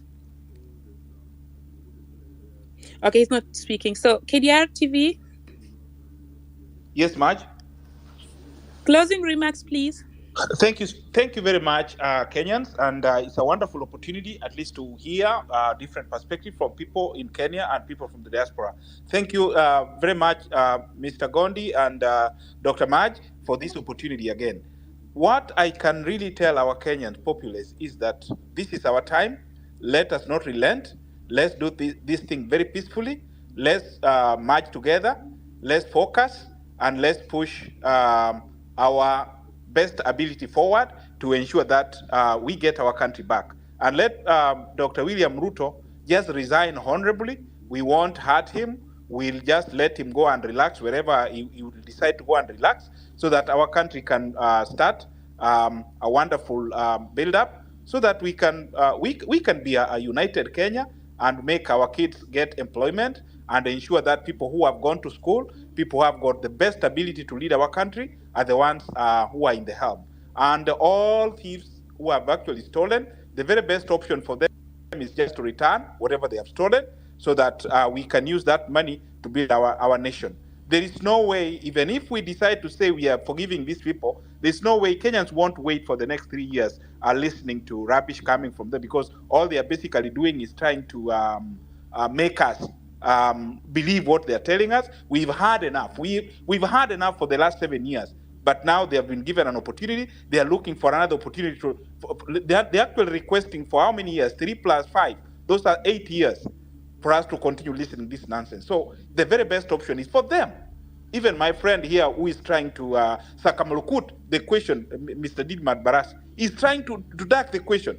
He called the people and told them to leave his constituency. So if he comes here and lying to us, those are the continuation of lies we've heard from our president. The very best honorable thing to do is just vunja parliament. The president should call off a snap election, so that we choose the leaders who will make our country move forward. And if this is not done, those MPs or those leaders won't manage actually to sleep peacefully wherever their houses are. They won't sleep. They won't even have enough sleep till the next day. The very best option for them, this is a wonderful time for them even to convene parliament and say, let's resign honorably, so that we can have a snap elections. We've got we've got dedicated Kenyans who can go and constitute the IBC, especially those ones who are hounded out of IBC unceremoniously, so that we can move our country forward. So we still have enough time. We still have dedicated Kenyans to work. Even if they request us to come and ensure the servers are well kept, we are here to give our services free. Thank you very much, Kenyans. May God bless Gen Z. May God bless the diaspora. May God bless our parents. May God bless our grandparents. And let's focus and move forward. Thank you so much, Dr. Maj. Thank you so much, KDR News, and please keep documenting for us on the ground, especially when we're getting numbers that are not really adding up. And as you finished and said, God bless you, I'd like to request Hillary, as when we finish the very last, after you've closed, I'd request you to play the song Sisi ni wale waliobarikiwa na Mungu, because that is, if I listen to that song, it relates to the current problems that the Kenyan youth are undergoing. And so that is the song I would like to really close the space with, as I say. don't lose up the hope. Wanjiru and then Biril. What about the national anthem, kindly? Wanjiru, closing remarks? Yeah. Yes. Just closing remarks. Thank you all for coming for this meeting. We had a very robust conversation with the general earlier on, and we are hoping to have him on board again just to discuss the way forward, because I think we all know what the problems are, and I don't think we need to rehash them. For me, I am focused about the future, what we're going to do, how we're going to take our country back, because we know that we are working with somebody who is tone deaf, who is a pathological liar, who will not listen to reason, and there is no point of going down that route. We have tried it. So I think for me, it was very interesting to listen to all of you and your ideas on how to take our country back. I thank you very much for your time.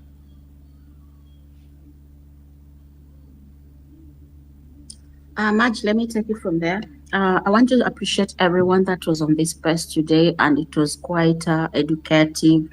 And for the first time, I can actually say that Kenyan can speak as one voice.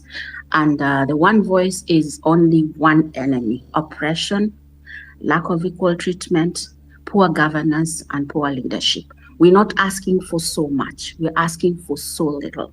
And if you look around you and you find that you're equal, then you know you're living in the right Kenya. But if we're doing it differently, because the narrative has changed, it is tribeless, it is non-political, it is non-sponsored, it is self-reliance. So push yourself, and whenever you are on the streets, be a brother's keeper, be a sister's keeper, watch on each other. Those goons that keep on joining into the spaces whereby you're demonstrating peacefully, if you check the Tuesday event and you compare with the Thursday, those are two different narratives. And it is being diverted because some people were trying to attack the churches. Don't let it be directed to denominational. We don't want that way. Let us stick to one goal. Let us not be diverse into our ideologies. We have one goal, and that is what we are watching for, and that is what we are fighting for. So everyone, as you're going to sleep, pray for Kenya, because nobody wanted this, nobody called for this. We are all passionate about Kenya.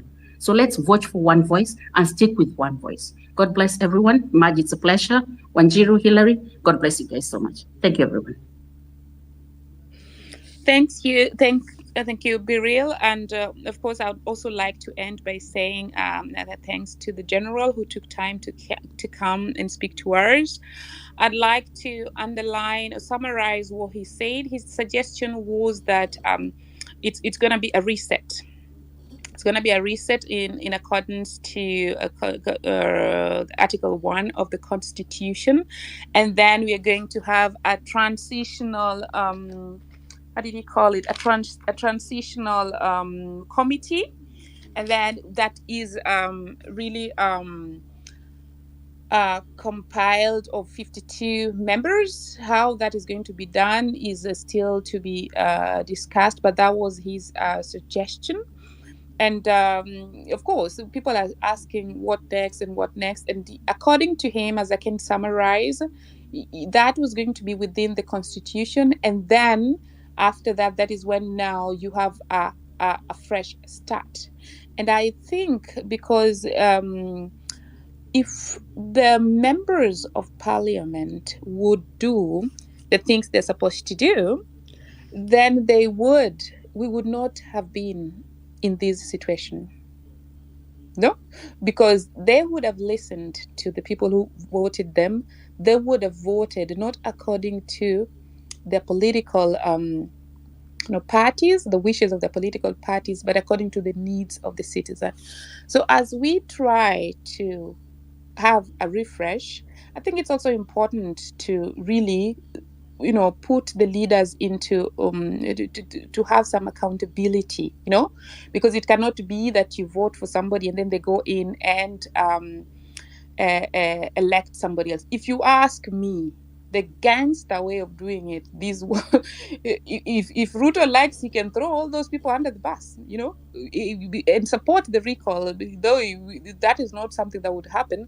But recall as it is also complicated, but that throwing all of them under the bus would be one thing to start with, and then we start also afresh, but that we want to give a responsibility also to the leaders, and for the people listening here, legal experts have said that the recall procedure is not easy, but we should nevertheless try, because even if you don't achieve 100% of the results, you will have achieved something. You would have worked on some progress that's important. Because if we moving forward at the moment, they've put things in places they don't want to be removed, but if we moving forward would have a way of making it easier, then that would help. Because ideally, if the leaders voted according to the needs, we would not have reached here. Another point I would like to clarify on is that there are people at the moment being bought off, being paid. There are spaces that are allegedly being hosted by the DCI. Do not fear, but be careful with whom you talk to, because you never know what's going to happen. The abductions that are happening in the country, that is a very bad, that's a very bad trend that is now happening. You saw that Keter was taken today. That was really, and other people have been taken before. So if they could take him like that, though he's connected with a few people left, right, and center, what about you? Who somebody is not going to the normal citizen? Of course, we all have equal rights, but that should show the scales that this thing is taking, and it's not a good one. We want to really have a change. The next point, it's corruption that brought us here, and we should also check as citizens what our part is, in what role we play. Talking about the diaspora, there's a speaker who said diasporans, not all of them are pro the change. I want to confirm this. There are a lot of tenderpreneurs also in the diaspora who would do anything just to get tenders from the government. So also be careful with the diaspora supports you, like I said, the majority. And if you can check on my profile, you scroll down, you will see how many countries were demonstrated. Actually, I've not updated. Berlin and Scotland also demonstrated yesterday. Berlin was demonstrating for the third time and Scotland for the second time. So do check and see how these things are happening. So majority of the diasporans are for you, but be careful with a few ones who might want to manipulate things. There's a space, like I said, on Tuesday with the NTV, no, not NTV, Citizen TV. I'll be there, one of the panelists, talking about the diaspora movement of how we really support it. And then there, please, I explain why we are supporting. And so lastly, do build a network by following each other. As I hand this over to the host, Hilary, I hope you found All the right, song. thank you so much.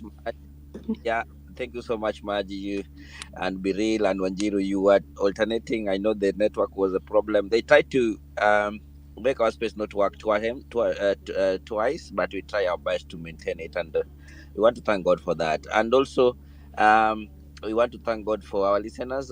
Without them, we could have not have this space. So we are really, really humble for their time. 6 hours, those who have been here for 6 hours, we want to appreciate you, and that resilience we want to show it going forward, and those are the way forward that we are talking about. Third is about, again, we want to express our heartfelt condolences for the fallen heroes who died because of this course. And also we want to wish a swift recovery for those who were injured on the course. We want to do that as we wind up this session. We want to also appreciate Daktari Miguna Miguna for finding his own time. Actually, it was so. I talked to him on Friday, and you see, it's on Sunday, and he's here with us. It was a very, very short notice, but he said yes, he will be coming, and he was with us for hours. We want to really appreciate that. And those who, we are really sorry, Marge, for those who have not contributed, because I still see we have more than 100 people requesting the mic. But I know, being this is being recorded, it might be too long to listen. That's why we are trying to keep it a little bit short, so that if you listen, you don't get bored. You get the point and make the notes. And Miguna has confirmed that we're gonna arrange another one, maybe by Monday, tomorrow or Tuesday. We'll have poster out maybe on Saturday or Sunday again for another session of following up of what we've discussed today, and also on his points. And I know when you come early, then we'll have a better conversation. Maji, ulisema nicheze ngoma gani nikimaliza mkutano?